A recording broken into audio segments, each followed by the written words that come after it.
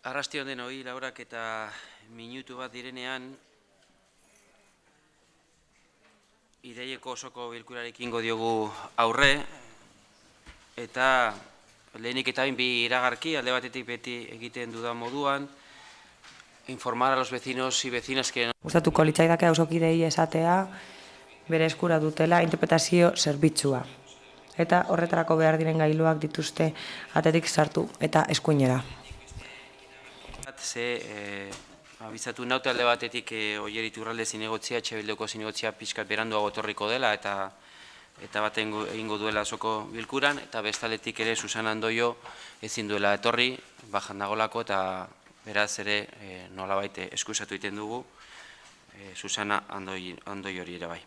Beraz, hasiko gara gai zerrendarekin, 157.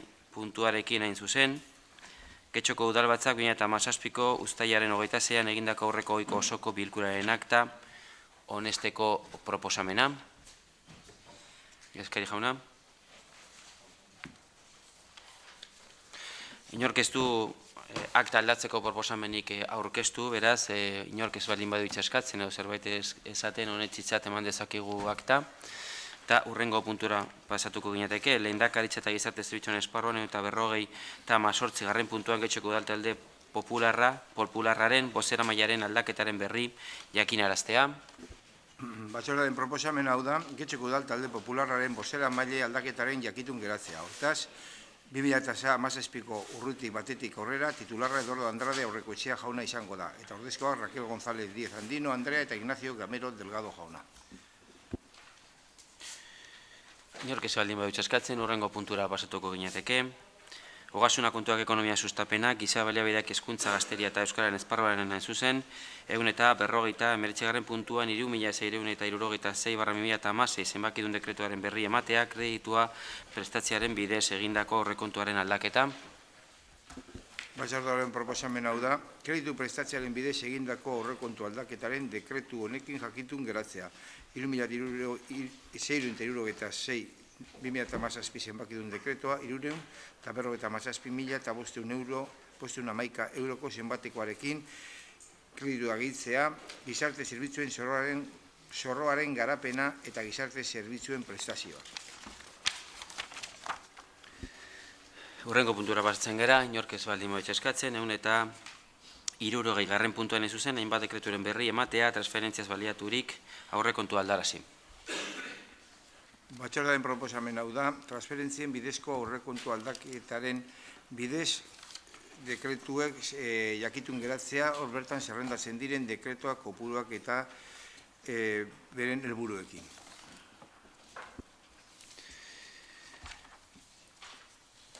Urrengo puntura pasatzen gara beraz, hirigintza obrak eta zerbitzuak eta ingurumenaren esparruaren barruan, 161. puntuan hain zuzen, Getxoko Udalaren eta Vivienda y Suelo de Euskadi S.A. Euskadiko Etxebizitza eta Lurra E.A. Sozietate Publikoaren arteko lankidetza hitzarmena onesteko proposamena 24 gidoia 2 Iturribarri gidoi 2 egikeratze unitatearen alokairuko babes publikoko etxebizitza sustatzeko. Batzordearen proposamen hau da, lehenengoa.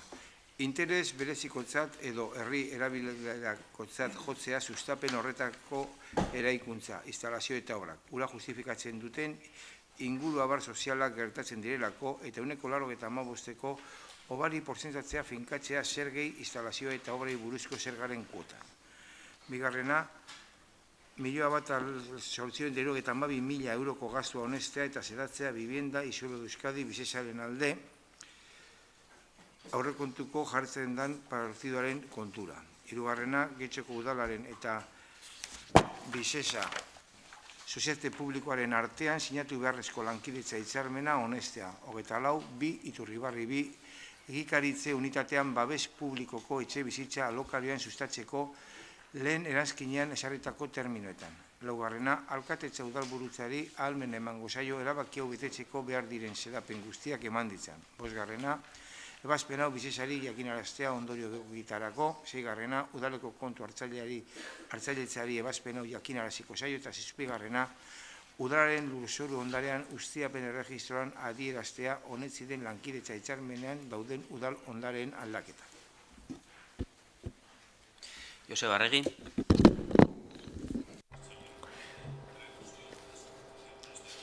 Osoko bilkurak onartzeko ekartzen dugu Bisesarekin negoziatutako lankidetza hitzarmena babes ofizialeko etxebizitzen inguruan. Horrela, 126 etxebizitza eraikiko dira alokairuan. Hain zuzen ere, Iturribarren dauden 2 lursailetan. Lursail horiek, dakigun bezala, lagapen urbanistikoaren bidez eskuratu dira. Adostutako terminoak eta hitzarmenean jasotakoak hauek dira. Babes ofizialeko 88 etxebizitza eraikitzea alokairuan.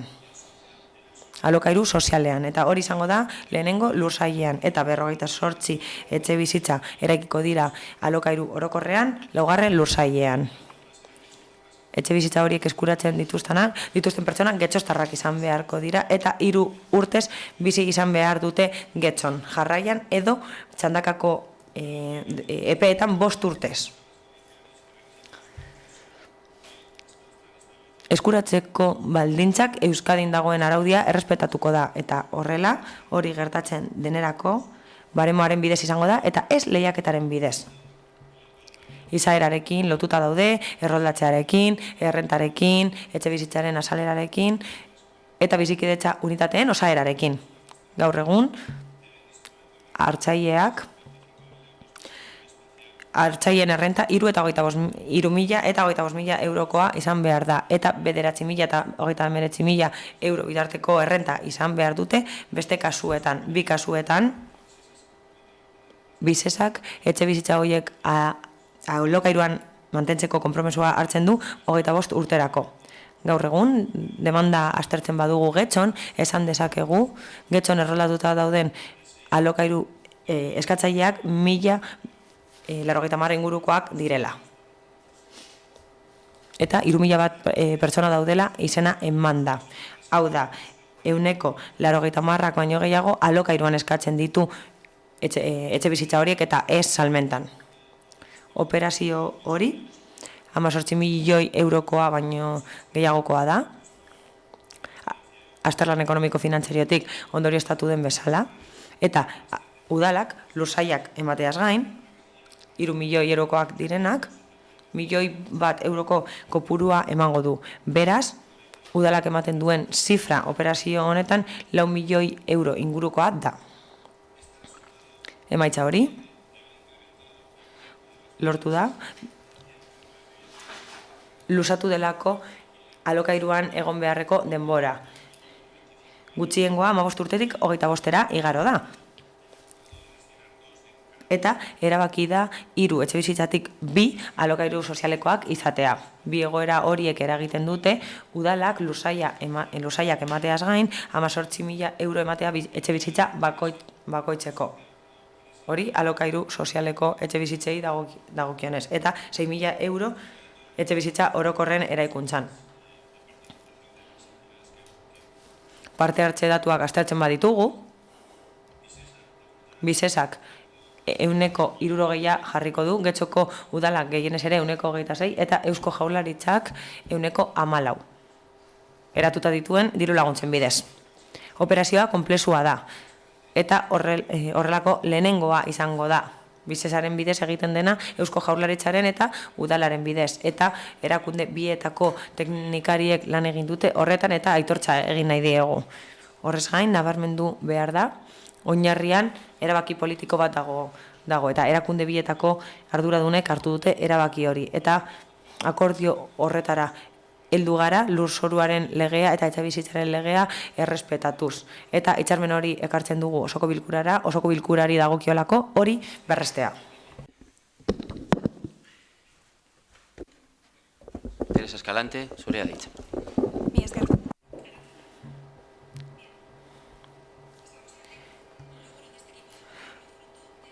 Gobernu taldearen lorpena da hau.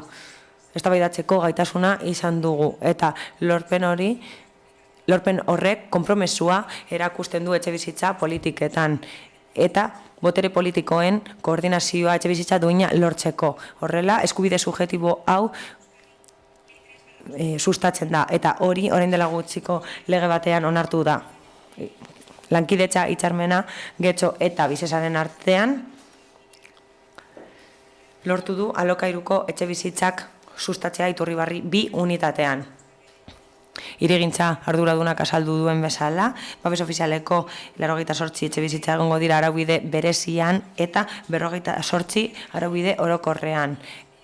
Eta egoera txarrenean dauden pertsonek eskuratu ahalko dituzte 3 urtez jarraian bizi direla Getxon bizi direla egiaztatzen badute, hori eskuratu ahal izango dute. Horretarako Getxok lursaiak eskualdatuko ditu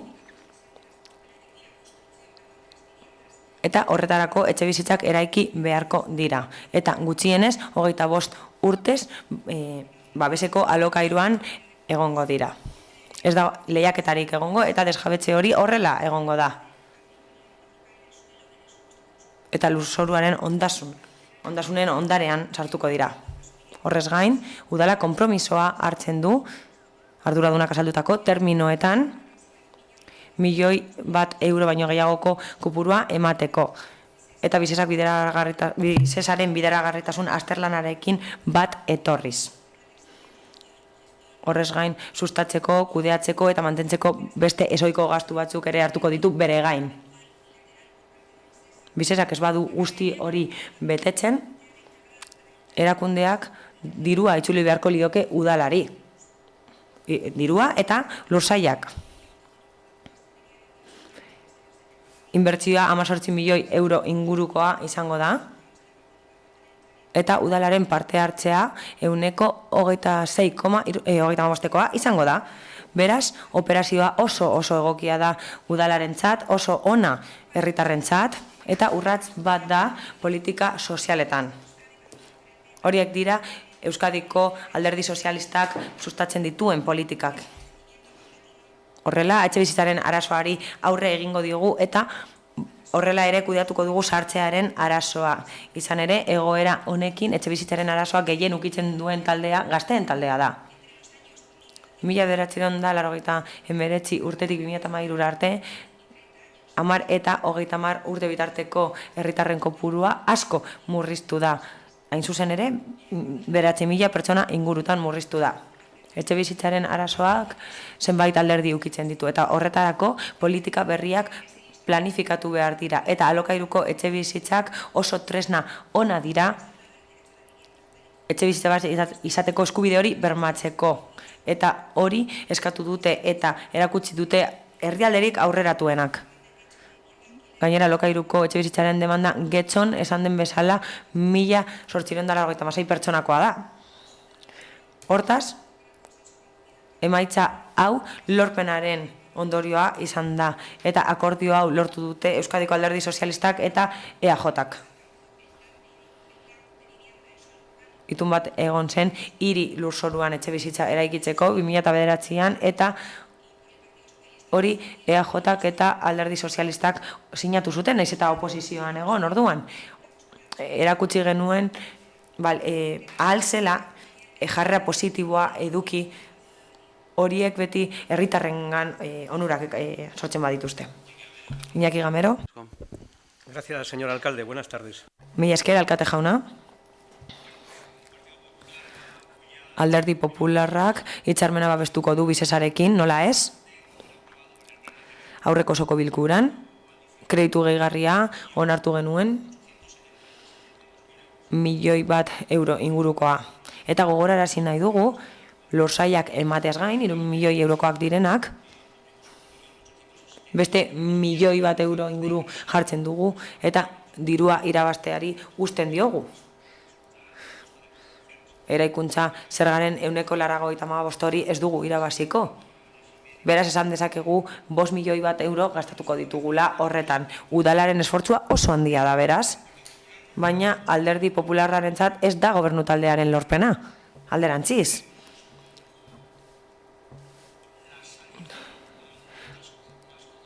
Gure ustez, horrela atasko batean sartuko gara kudeaketari dagokionez. Eta datu batzuk emango ditut orain hori erakusteko.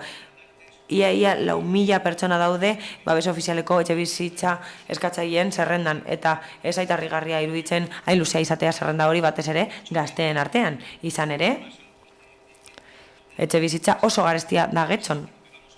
Eta guretzat ez da lorpena naiz eta onartuko dugun.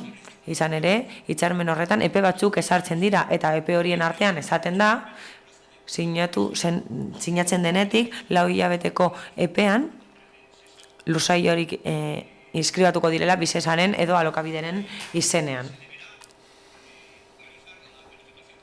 Horrela, behin-behineko sailkapena egingo da, babes ofizialeko etxe bizitza bezala sailkatzeko, eta hori eginda 4 hilabeteko epean, sinatzen denetik, 16 hilabeteko beste epe bat emango da obrak hasteko.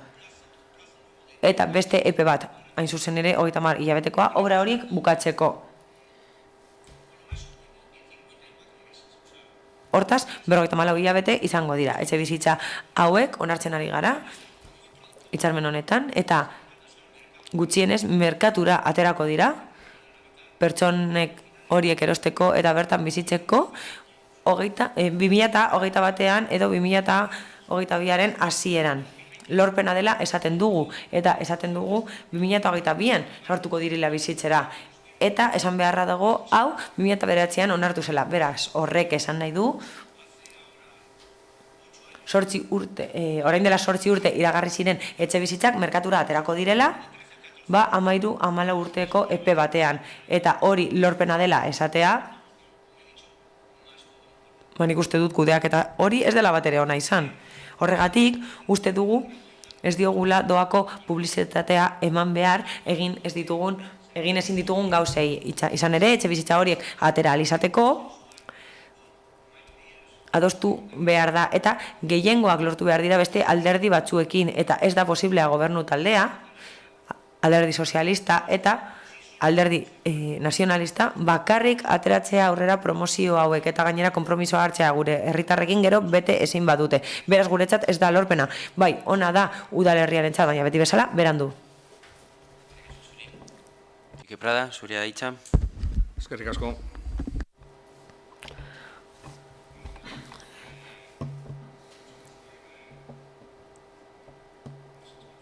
Guketik alderdi positiboak nabarmenduko ditugu. Bengoz jarrera egokiak ikusten ditugu. Gukek askotan defendatu ditu, eta gobernu taldeak badaki horretan gaudela. Adibidez, 2016 garren urtearen hasieran, etxe bizitzaren inguruko bilera bat izan genuen, eta zenbait alderdi komentatu genituen, guretzat oso garrantzitsuak direnak. Akordionek, partzialki, horietako batzuk betetzen ditu, eta beste batzuk ez. Gukentzat, batzuk eskandaloa direla esan dezakegu. Denok dakigu arazoa hor dagoela, eta etxe bizitza politika azkenengo hamarkadetan ez da ona izan. Azkenengo hamarkadan oinarritu gaitezke, baina nahiko txarrak izan dira. Gobernu talde hau, 2009tik indarrean dagoen etxe bizitza plana izan du, eta gizarte alarma egon dela esan dezakegu. Gazte asko herritik joan direlako 2012an, 2013an eta 2014an. Hori egiten zuen aldi berean, lurzoruaren ondarea eta ondasuna Getxo Antzokian inbertitu zuen. 7,5 2014an, eskandalo bada guretzat. Gobernu talde honek ezin du hitz egin etxe bizitza politikari buruz. Dagoen egoerarekin zaila da gauza batzuk azaltzea, ez dakit inkoherentzia den, baina errealitatea da, Getxo, azkenengo bagoian dagoela etxe bizitza politikari dagokionez, etxe bizitza arazoa daukagu gazteentzat, errealitatea da. Gobernuak abandonatuta izan ditu gazteak, atxor arte, kudeak eta txarra, eskandaloa. Hori argi ustea nahi genuke. Hala ere egia da, akordio hau, guken ideietara hurbiltzen dela. Etxe bizitza politikari dagokionez, alokairu politikari dagokionez, eta behingoz ikusten dugu gobernu taldea proaktiboa dela. Horrez gain, beste itzal batzuk ere baditu. Ez gara xehetasunetan sartuko, baina akordioa gukentzat alderdi batzuk hobe daitezkeela, batez ere ekonomia eta gizarte gaiei dagokienez. pentsatzen dugu ona izango litzatekeela beste alderdi batzuek parte hartzea.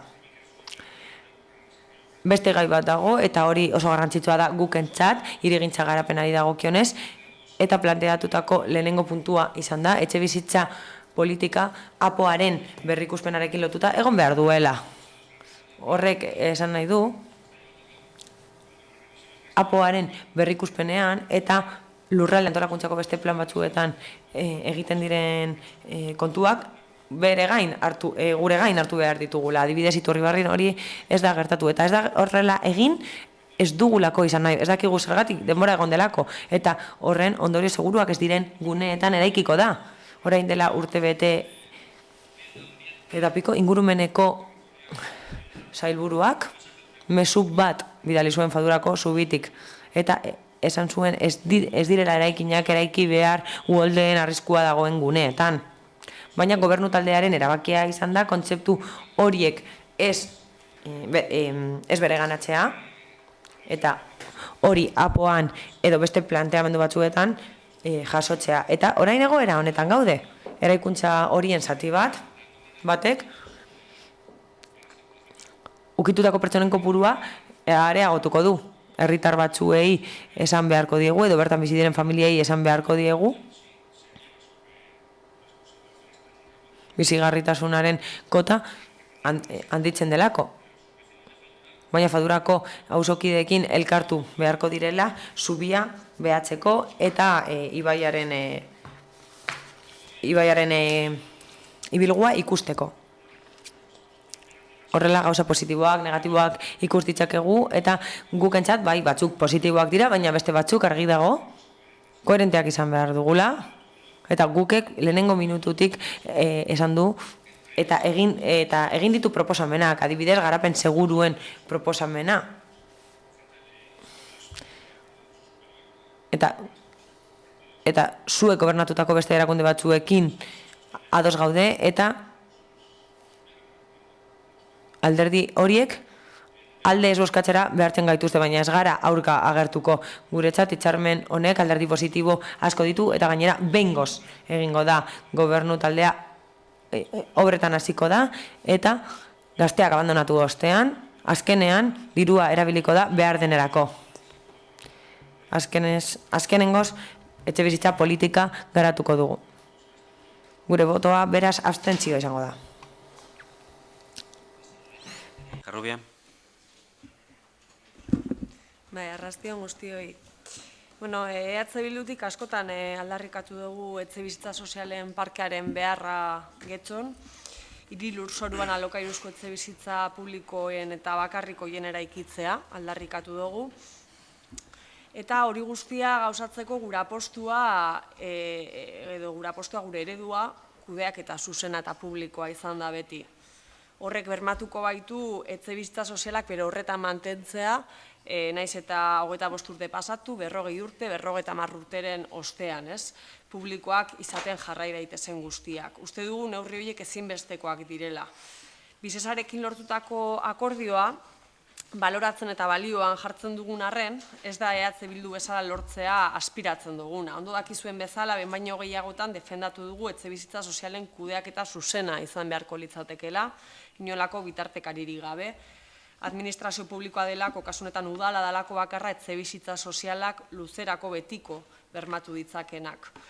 Halere etxebizitza sozialen aldeko gure apostua argia eta sendoa da. Getxok etxebizitza sozialen parkea izan dezan, norbanakoaren baldintza pertsonalen arabera, ere aldatzeko aukera emango dion sistema osatzea gure herrian, gure apostua da. Bide horretan, esan bezala, urratsa hauek baloratzen ditugu, eta horrela adierazi genuen ere aurreko udalbatzan kredito hori babestu genuenean, gure baiezkoarekin, baina oraindik ere uste dugu hobetzeko ezaugarriak badituela. Horregatik guztiagatik oraingoan abstenitu egingo gara.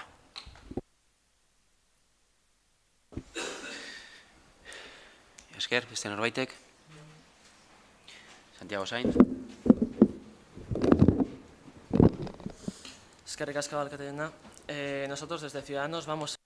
Ciudadanosetik proposamena babestuko dugu, uste dugu beharrezkoa dela, uste dugu funtseskoa dela, etxebizitza politika bezala, estrategikoa da udalerriarentzat, baina ezin dugu ahaztu hori ez dela konponbide bakarra. 8 urte eman ditugu 2009an sinatu zenetik EAJ eta PSE-ren artean, eta etxebizitza gutxi eraiki direla azkenean.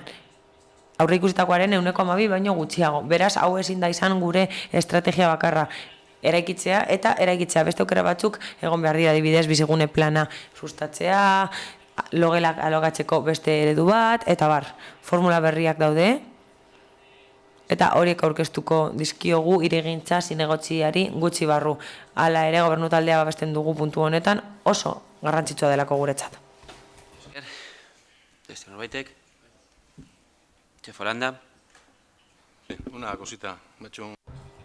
Teresak keinu bat egin dit, eta zerbait esan nahi dut.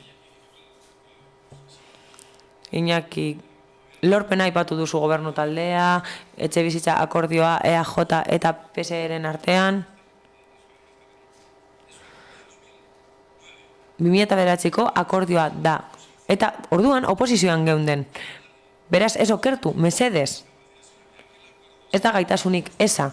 Akordio hori sinatu genuen PSE oposizioan zegoenean, eta orduan EAJak bakarrik agintzen zuen, eta gutxiengo batean egon zen, gainera aurrekontuak ez ziren onartu, baina guk erantzukizuna erakutsi genuen, etxebizitza plana egiteko hiri lurzoruan. Ez dakigu zer den urbanizagharria, zer ez, baina hori egin genuen erantzukizunagatik. Ez dakit ona den, baina ni alibiatuta sentitzen naiz, eta gainera ez da inora agertuko kontra. Eta hori gertatzen zen lehen. Beti esaten genuen ezetz garai horretan. Gutxiengoan zegoen gobernuaren proposamen guztiei esaten genien ezetz. Eta batzuetan guk erantzukizunagatik baietz esaten genuen garrantzitsuak iruditzen zitzaizkigulako herritarrentzat. Eta hori egin dugu beti oposizioan eta gobernu taldean. Beste batzuek ez bezala. Iñaki Gamero. Eskerrik asko alkate jauna.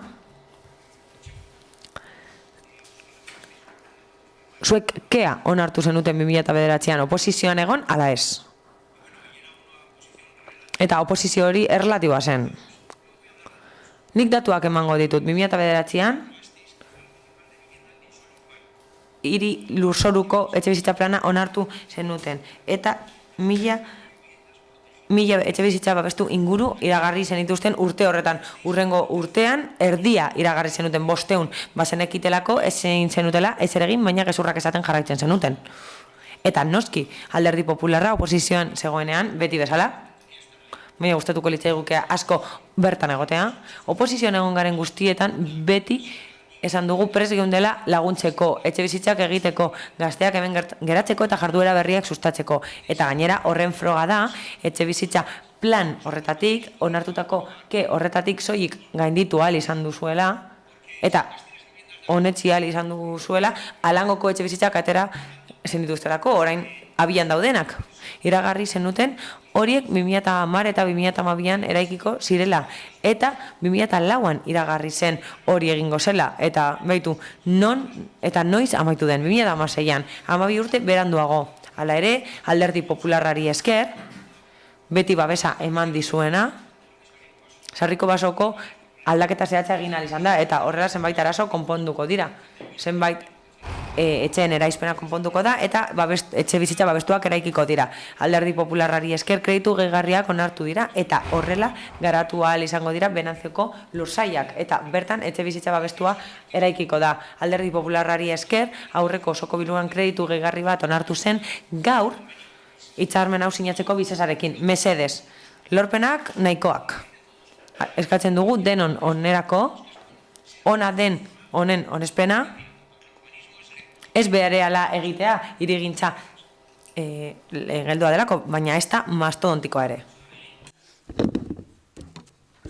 Bueno, hoy mi opinión no era un día de... Bueno, nire iritzia ez da edo zer dela ere beti positibo izango dela. Ez hori da EH Bilduren irudiaren arabera barkatuko diguzue, baina bizesa entitate nagusia da Eusko Jaurlaritzak erabiltzen duen instrumentu bezala, erakunde publikoa da, udala ere erakunde publikoa da, orduan ezakit noren bitartez egin nahi duzuen. Benetan pentsatzen baldin badugu edo sinisten baldin badugu erakundeen arteko elkarlanean gero egia da ikusi behar dela nork markatzen dituen legeak eta arauak. Baina deigarri egin zaigu abstentzio hori.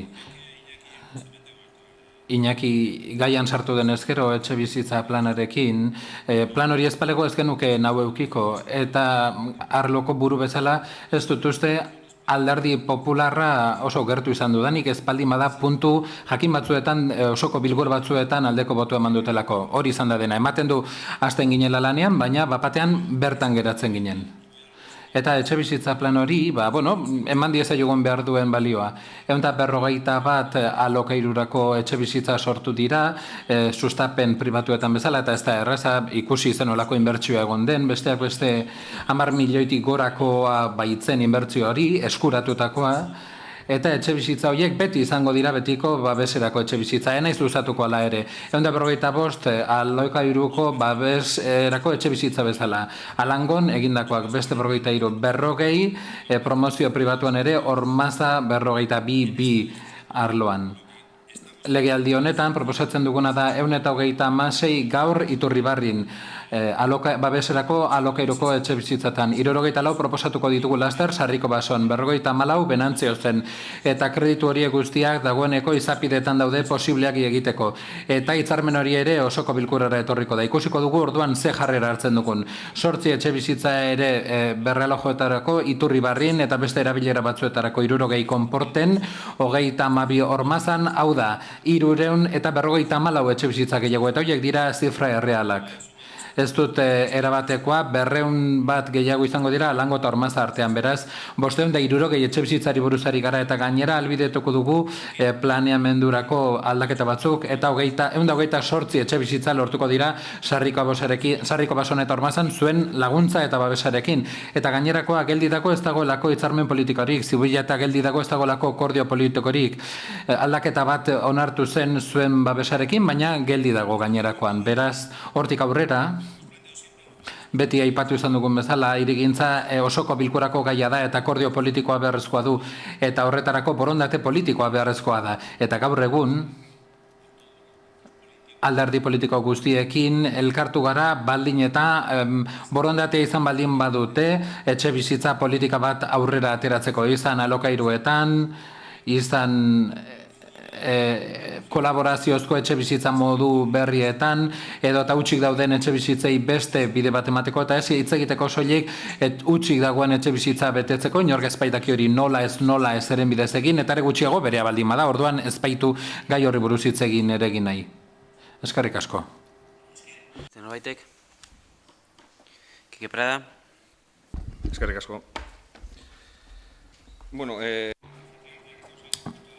Etxe bizitza politikari buruzari garen ezkero, barkatu baina ez gaude erabat ados, alderdi guztiekin egon izan zaretela akordiotara iristeko, egia dagu guk lehen etxe izan ditugula lurraldearekin egon diren gauza batzuk, zuk aipatu dituzten beste gauza batzuekin alderatuta edo hiek kontuan hartuta, plan orokorra berriz aztertu denetik hemen nahiko nabarmenak dira, integrazioari dagokionez, eta ez dakit gobernu taldeak ez dion zen horri adarretatik heldu nahi izan, baina hemen gaude gai batzuk planteatu genituen, oraindik ez dugu erantzunik jaso, gai partikularren bat ere aipatu dugu, eta espero dut horretan lanean segituko dugula, baina beste gai bi aipatu nahiko nituzke. Joseba bai egia da, lehenbiziko helburua da, utxik dauden etxe bizitzen gaia guk horren aurka bozkatu genuela,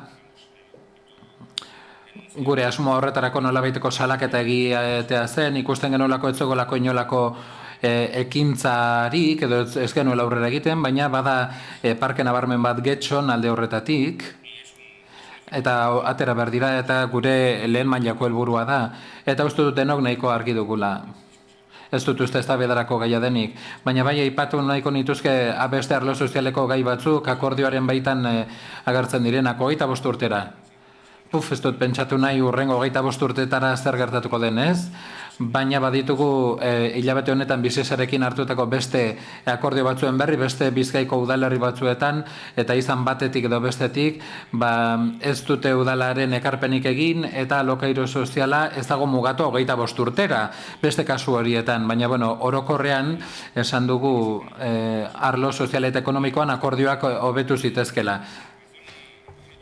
Baina aldi berean eredu territorialari eta garapenari begira, ematen du kontradikziozko plana dela edo kontraesanezkoa badugulako eredu bat, oinarritzen dena iraungita dagoen araudi batean, ez dituena kontuan hartzen seguruak ez diren arloak eta inguruak eta beste batzuk, hormazan bai, ematen du hor beste buelta bat eman zaiola gaiari, proiektu hobetu eginda, perspektiba aldatu egin zaio, behintzat beste ikusmira bat eman zaio, lurralde ordenamenduaren beste irizpide batzuk erabili dira eta gure gustukoak dira. Benantzion ematen du betikoarekin gabiltzala, orduan pixka bat galduta gaude, ez dakigu lurraldearekin dagoen harreman hau, hirigintzan jarduterakoan, ez dakigu lehengo ereduan dagoen, etorkizunari begira dagoen eta getxotarrek eskatzen dutena kontuan hartzen duen, orduan tesitura horretan oinarritzen dugu gure erantzuna. Edo zein kasutan prest gaude hizketan jarraitzeko eta espero dugu gai zehatzen batean aurrera egitea. Nerea Gijarrubia. Egia izan, ze aspektutan edo iruditzen zaigun hobekuntzak egon behar dilera edo egon beharko liratekela, eta horien artean da, hain zuzen ere, 25 urteko epemuga hori. Guk esaten dugunean parke iraunkor bat eta etxebizitza sozialen parke iraunkor bat beharko genukela akordioan jasotzen den bezala 25 urterako bitartean ematen du aukera, lusatzeko aukera, baina ez du bermatzen. 25 urteren ostean etxebizitza horiek ere parke sozial edo etxebizitza parke sozialen baitan egongo diren edo bakarrik emango diren aukera saltzeko edo erosketa egiteko. Hori da besteak beste aspektu bat uste duguna hobetzekoa dela eta orain da momentua horrelako politikak martzan jartzeko eta sustatzeko, baina baita ere bermatzeko datozen urtetan hamarkadetan ere horrelako aukerak, horrelako baliabideak ere egongo direla getxoztarren esku. Joseba Arregi, azkenengo txanda. Bueno, porque quede claro.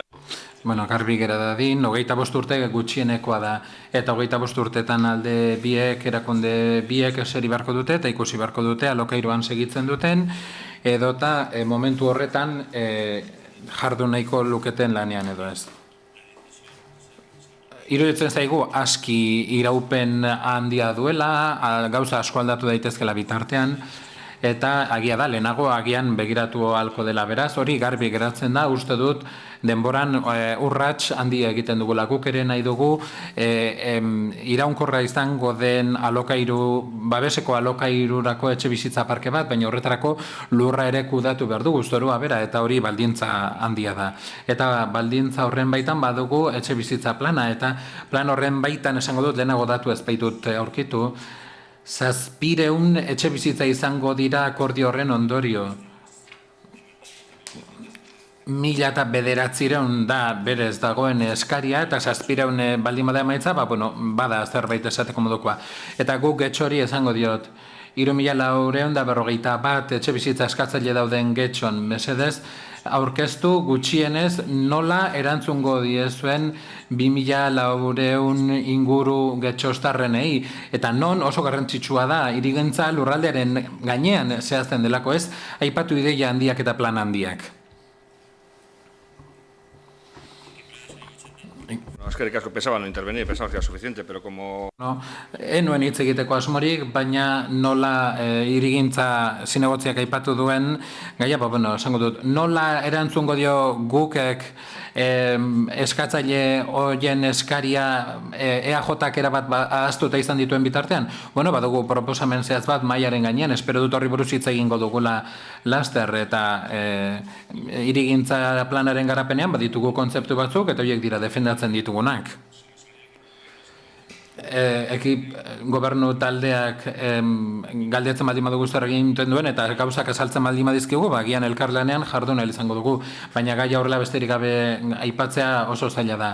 Gure asmorik onenean egia da guken asmoa da Getxok izatea bere etxe bizitza parke soziala, 25 urteko epearen gaia aipatu dugu, guri ere agertu zaigu udalak agian hartu beharko luke parte bat baldin eta gero egunen batean saltzen baldin badira etxe bizitza horiek, baina prest gaude eta uste dugu etxe bizitza parke iraunkor bat izan behar duela Getxok, baina lehenago esaten nuen bezala, gure jarrera ona da, baina koherenteak gara gure planteamenduekin ezagutzen dituzue, baina ez eskatu guri gu konpontzeko gure ardura ez dena, naiz eta gu hemen gauden laguntzeko. Bosketara pasatzen gara, proposamenaren alde, jeltzaleak, sozialistak, Alderdi Popularra eta Ciudadanos, abstentzioak, guk Getxo eta EH Bildu, beraz onetsita geratzen da proposamena, eta hurrengora pasatzen gara, saltzen gara mozio eta interpelazioen esparruan, 172. puntuan, Eusko Alderdi Jeltzaleak eta guk udal taldeek elkarrekin batean aurkeztutako mozioa Kataluniaren egoera. Koli, Iturbe. Bai, arratsaldeon. Getxoko udalak bere kezka adierazi eta baztertu egiten du egitateen bidez Kataluniako autonomian eragin den esku hartzeagaitik eta estatuko segurtasun indar eta kidegoek egindako operazio polizialagaitik. Zeinaren bidez erregistroak eta atxiloketak egin baitiren generalitateko instalazioetan eta beren arduradun legitimoei. Bigarrena, Getxoko udalak Espainiako gobernuari eskatzen dio bertan behera utz diezala oinarrizko eta funtsezko askatasunen errepresio estrategia demokraziaren oinarrizko printzipioen aurkakoa. Hirugarrena, Getxoko udalak berretsi egiten du funtsezko printzipio demokratik guztiekiko konpromisoa eta elkartasun adierazten die Kataluniako herriari eta baita demokraziaren aurkako errepresio politikoa Espainiako gobernuak gitatutako pairatzen diharduten pertsona eta erakunde guztiei. Eta laugarrena, Getxoko udalak dei egiten du Kataluniako herriaren asmo demokratikoaren adierazpena ahalbidetzera eta bere erabakiak errespetatzera. Eskerrik asko. Beste norbaitek. Paula Mieba. Bai, por acuerdo con el... Bai, gaztelaniaz ere irakurriko dut, gaztelaniazkoa irakurtzen edo entzuten ez duten entzat. Behintzat etxetik ere jarraitu ahal izan dezaten. PNV-ek eta guk udal taldeek elkarrekin batean aurkeztutako mozioa Kataluniaren egoera. Lehenengo puntuak, Getxoko udalak bere kezka adierazi eta baztertu egiten du egitaten bidez Kataluniako autonomian eragin den esku hartzeagatik eta estatuko segurtasun indar eta kidegoek egindako operazio polizialagatik zeinaren bidez erregistroak eta atxiloketak egin baitiren generalitateko instalazioetan eta beren arduradun legitimoei. Bi, Getxoko udalak Espainiako gobernuari eskatzen dio bertan bera utz dezala oinarrizko eta funtsezko askatasunaren represio estrategia demokraziaren oinarrizko printzipioen aurkakoa, hiru Getxoko udalak berretsi egiten du funtsezko printzipio demokratiko guztiekiko konpromisoa eta elkartasuna adierazten die Kataluniako herriari eta baita demokraziaren aurkako represio politikoa Espainiako gobernuak gidatutakoa pairatzen diharduten pertsona eta erakunde guztiei. Lau, Getxoko udalak dei egiten du Kataluniako herriaren asmo demokratikoaren adierazpen albideratzera eta bere erabakiak errespetatzera. Eskerrik asko. Baitek. Ibon Rodríguez eraitza.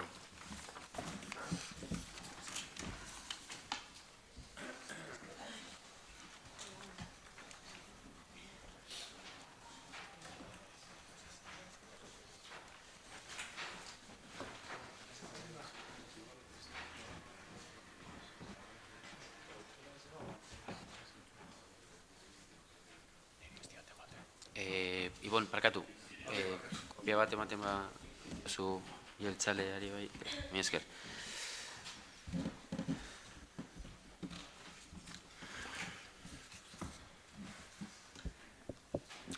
Irakurriko dut orduan.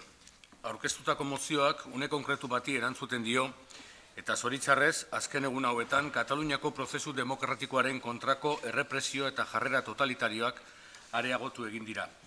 Hori dela eta mozio bera osatu behar dela uste dugu eta zentzu horretan honako ekarpen gehigarriak egin nahi ditugu. Gehitzeko puntuak. 5. Modu demokratikoan aukeratuak izan diren Kataluniako alkateak deklaratzera deitzea irmoki salatzen dugu. Demokrazioa praktikan jartzea albidetu nahi duten alkateak inputatzea deitoratzen dugu. 6. Getxoko udalak babes osoa eskaintzen dio Parlament de Kataluniak urriaren batean erreferenduna egiteko hartu duen erabakiari zein gizartearen gehiengo zabal batek sustatu eta babesten duen. Halaber eskatzen du Kataluniako gizarteak demokratikoki erabakitzen duena errespetatzeko. Zazpigarrena, Getxoko udalak balorean jarri nahi du errepresio egun hauetan Kataluniako gizarteak erakutsi duen erantzun baketsua, biolentziari eta errepresioari jokabide baketsuak aurpegiratu diete. Baketsuak eta demokratikoak izan dira Kataluniako erakundeek eta herritarrek eginiko urrats guztiak, eta horien aurrean estatuak inposizio, zigorra eta indarra besterik ez du erakutsi. Zeharkako proposamen bat daukagu mahai gainean, eta beraz guk Getxori eta jeltzalei dagokie onartu ala ez, mozioko testuan sartzeko ala ez. Koldo Iturbe. Bai, ondo dakizuenez, guk eta Euskal Alderdi Jeltzaleak aurkeztutako mozioa gaur Gasteizen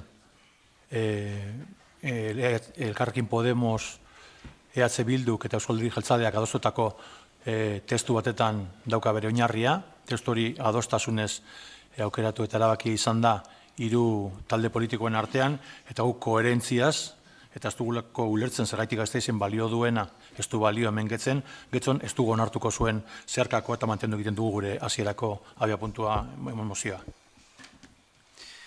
Eskerrik asko, jarraitzen dugu beraz eztabaidarekin, beste norbaitek hitza hartu nahi baldin badu, xe da momentua.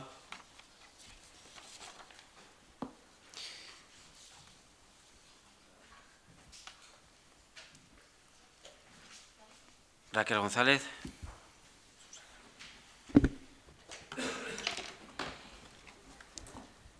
Bueno, a nosotros nos preocupa y mucho. Guk eskatzen gaitu askok Eusko Alderdi Jeltzaleak gai honekin ze jarrera hartzen duen, nola gora egiten duen pixkanaka muturreko jarrera batera. Alderdi honek hasieran adierazpen ezberdinak egiten zituen segun ze agintarik hitz egiten zuen, ez zegoelako argi ze irizpide garbi zegoen eta orain gaude egoerarik txarrenean. Eusko Alderdi Jeltzaleak babesten du eta txalotu egiten du ilegaltasuna eta radikaltasuna. Horrek bultzatzen gaitu ez egonkortasunera, kaosera, eta hori da Euskal gizarteak eta getxotarrek eskatzen dutena, eta hori da guk hemen ordezkatzen duguna. Diskurtsoa oinarritzen duzu, oso modu populistan, larriki populista da, esaten duzuelako jartzen dituzuela hautestontzi batzuk, eta nola den erabakitzeko eskubide hori, nola ez diguzue usten boto ematen, baina modu eskutuan ez duzu aipatzen Espainiar guztien eskubideak urratzen direla, beste batzuek, gutxi batzuek uste dutelako gainerako guztien gainetik daudela, eta boterea dutelako erakunde batzuen baitan, gainerako guztiak zapaltzen gaituzte, eta hori da dagoen gauzarik larriena, oinarritzen zarete ongi mozorrotutako gezur batean, askatasunari eta demokrazioari eraso argia egiten dioten hitz hauetan, ez delako boto emateko aukera. Ez utzi diezaiegun legea urratzen, guk babestu egingo diegu, ez da bakarrik hautestontziak jartzea, ez utzi diezaiegun elkarbizitza hondatzen, kaleetan, eta guk txalo egingo diegu. Ez da ustea erabakitzen baizik eta batzuek kaosa sortuko dute inguruan, enpresek alde egin dezaten, dena hondatu dadin, lanpostuak alde itezen, hori da une honetan Eusko Alderdi Jeltzaleak nahi duena, eta niri hori oso larria eta negargarria iruditzen zait hemen aginduan zaudetelako. Eta hori nolabait buruan larriki burua galtzearen adibide izan daiteke. Nik uste dut lehenago hemen izan zen garai bat etzela hobea izan, eta garai hori errepikatu ez dadin eskatzen diot Eusko Alderdi Jeltzaleari moziotik alde egin dezan eta bueltatu daitezela dadila moderaziora eta estatu zuzenbideari eta demokraziari berriro ere errespetu oso erantzun diezaion.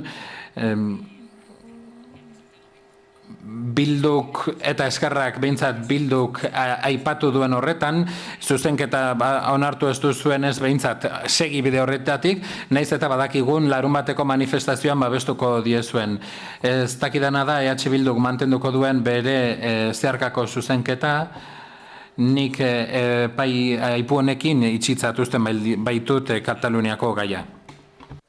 Bai, eskatu di lehenengo Teresa Escalante eta gero Santi zurea datzan, Gracias. Bien, no se puede... Bai, ezin definitu daiteke elkarbizitza erkidego politiko batean, baldin eta aurrez aurre edo modu erasokorrean jartzen baldin badira batzuen eta besteen asmoak, eta demokraziarik ezin da sortu legerik gabe, naiz eta asmoa baldin bada lege horiek aldatzea. Guk uste dugu, bai alderdi popularrak, bai gobernu katalanak, ez dutela gaitasunik politika erabiltzeko gatazken ebazpenerako. Estatutaren impugnazioa, erreferendumean gizarte katalanak onartu zuena, barne ministerioaren erabilera modu berezian egitea Kataluniaren aurka eta katalanen aurka, edota iruzurrez jantzitako edo betetako gobernuaren beste zenbait arau separatistak diren gaiak eta iritziak sustatu egin dituzte. Alderdi Popularraren gobernuak bakarrik azaldu du deitu edo berak legea bete nahi duela, eta hori besterik ez nork esango luke. Eta zuzenbide penala oso modu berezian eta oso txalogarrian erabili izan du. Ez da egongo konponbide politikorik, ez baldin bada politika egiten eta ez baldin badago elkarri entzuteko gaitasunik. Espainiako gobernuaren eta alde bakarreko bide independentistaren artean elkarrizketa beharrezkoa da. Eta horretarako konstituzioaren moldaketa federala egin behar dago. Espainiaren izaera plurinazionala onartuko duena, esparru federal batean onartuko dituenak zein diren dauden arazoak, eta hori delako azken batean benetako gatazka. Horgatik guk ez dugu babestuko alde bakarreko erreferendumik, ez baitu ez demokrazian bermerik ez inolakorik, modu ez bat ere txukunean egindakoa, errolda zuzenik ez daukana, interventoreek alde bakarra babesten duten kasu batean, gutxieneko partaidetzarik ez duen batean, beste gabezia batzuk aipatu gabe. Eskerrik asko, alkate jauna. Desde Ciudadanos ya no sé. Ciudadanos herritarraketik lehenago ere aipatu izan dugu, parlamentean hitz egin dugu honi buruz, eta ez getxon hemen ez baita horretarako hitz egiteko lekua, baina gauza bera esaten dugu ez mozioni eta ez Kataluniako prozesari, eta hori esaten dugu mozionek egiten duen bakarra dela babestu egiten ditu politika nazionalistak, eta horrek gizartearen apurketa eragin du Katalunian, eta beraz ezin ditugu babestu, benetan horrek asko kezkatzen gaituelako, hemen Eusko Alderdi Jeltzaleak hartzen duen posizioak. Izan ere, hemen gobernuko ardura duen bezala, erantzukizunez jardun beharko lukeela, Kataluniako egoera ez baita getxoko kale guztietan etengabe aipatzen den zerbait, eta horregatik uste dugu, hemen etengabe aipatzen dena da, zein den gure espaloien egoera, babesi gabe ondo zein dut ez dauden parkeak, getxoko trafikoak, algortakoa, besteak beste, eta ez Kataluniako prozesua da egoera, horregatik ez ezko ematen diogu mozio honi, ez dugulako getxoko gizartea banatu nahi, eta gainera Kataluniako gaia ez da demokraziari dagokion gaia, baizik eta alde bakarreko independentzia adierazpen bati buruzari gara, eta batzuentzat ematen du helburuak bidea justifikatzen duela, eta horregatik prozesuaren aurka gaude. Gainera, ezin ahaz dezakegu Kataluniako parlamentuak bi lege onartu dituela, lege horiek bertan bera utzi zituzten referendumarena eta behin-behinekotasun juridikoarena, parlamenta ez delako gai horiek onartzeko bertan bera geratuta daude, eta gainera ez dute onartu edo entzungor egin diote Auzitegi Gorenak eta estatutuaren bermeen kontseiluak esaten dutena ere ez dute entzun, eta gainera parlamentuko letraduen edo legelarien gomendioak ere ez dituzte entzun. Beraz, zein da jokoa, argi dago erantzuna kasu honetan ezezkoa dela, eta ez bakarrik oposizioaren eskubideak urratzen direlako, eta ezin ahaz dezakegu Kataluniako gizartearen erdia baino gehiago direla, beraz, zilegitasun handia du oposizioak ere ikusteko zein den bere jarrera eta zer den nahi duena, eta horregatik kasu honetan ez dira errespetatu, ez da parlamentaren araudia. Horregatik guk esango dugu ezetz aurka gaudela mozio honen eta prozesuaren aurka. Eta gainera, esan dezagun modu argian, azkenengo tanta baliz bezala, parlamenta itxi eginda, eztabaidarik egon ez dadin bertan, eta beraz nor da demokraziaren aurka dabilena, zuzenbide estatua, saiatzen ari dena antolaketa juridikoa babesten, edota parlamentoa itxi dutenak bertan eztabaidarik egon ez dadin urriaren bata bitartean. Nik uste dut erantzuna argi dagoela. Gainera, horretaz gain, demokrazia gabezia hitz egiten dute eta errepresio politikoaz, baina kontuan izan behar dugu, botere judizialaren eragina bakarrik dela prebarikazio eta funts publikoen erabilera okerra egin duten pertsonen aurka dabilela zehazki, eta horregatik uste dugu, zuzenbide estatua modu honean lanean ari dela antolamendu juridikoari jarraituz eta Europari begiratzen baldin badiogu, ikus dezakegu erreferendumak ez duela babesik ez batzordean, ez Veneziako batzordean, eta bera da Europako Kontseiluaren aholkulari biek eskatzen dutelako Espainiako antolamendu juridikoa eta auzitegi konstituzionalaren irizpenak jarraitzeko agindua. Horregatik eskatzen diegu guki eta EAJ-ari mozioa ez aurkeztea. Eskerrik asko. Beste norbaitek, Kole Iturbe. Egia esan, genukan asmorik erantzuteko beste maila batzuetan ematen dalako eta emango dalako eztabaida hau. Baina nik uste dute zentzunak behar duela eztabaida honek. Eta memoria historika baita ere. Aipatzen danean legalitatea eta legalitatearen argudio eta aitzaki hori erabiltzen danean, nik galdetzen dio nire buruari 2006 urtean Kataluniako parlamentuak onartzen duenean estatutuaren proposamen berria eta gero Espainiako gorteak ere onartu egiten dutenean estatuto hori eta gero Kataluniako herriak bozkatu eta onartu egiten duenean 75%rekin gitxi gora bera estatuto hori nun gelditzen dan zuen legalitatea, gero legalitate hori erabili eta elegite baten bitartez bertan bera uzten duzuenean. Jakineko nuke Kataluniako parlamentuak hainbat eta hainbat alditan eskatzen dionean estatuari kontsultak egitearena, pakto fiskala eta abar, eta abar, eta abar, nun gelditzen dan esesko ematen diozunean legalitatearen bide hori, aukera hori, nun gelditzen dan. Eta amaitzeko, nik koherentzia eskatuko nizueke, benetan legalitatean sinisten baduzue, zuen legalitatean, bete egizue Euskal Herriko, Euskadiko estatutoa, hor pendiente dauzkazue 37 transferentzia, legeak estatutoa, lege organikoa baita, legeak agintzen dituenak mesedez, bete egizue, eta orduan sinistuko zaituztegiu. Momentu horretar arte, egongo gara Kataluniako herriarekin. Uste dugulako, ate guztiak itxi dizkiezuelako, beraien bidea legalitatearen barruan, zuen legalitatearen barruan, aurrera eramateko. Itxi egin dizkiozue. Zuen erantzuna, ez da izan inundik inora baiezkoa guztiz eseskoa izan da. Eta gure ustez, erantzuna galderan dago. Erantzuna galdeketan dago. Esker, beste norbaitek. Ibon Rodríguez. Bai, arratzaldeon. Bueno, lehen, Koldok esan dago ez duela ulertzen zergaitik duela egun batzuk balio zuen mozioa orain ez duelako balio. Egun horretan, esun dugun bezala, egun horretan gauza asko gertatu dielako. Eta beraz, mozio horrek erantzuten zion une zehatz bati, baina esan bezala eta esan dugun bezala zioan gauzak asko usteldu dira. Usteldu dira Espainiar estatua ustelduta dagoen moduan. Azken finean, 78ko erregimena porrota agerian geratu da, eta agerian geratzen ari da era totalitario eta fascista batean.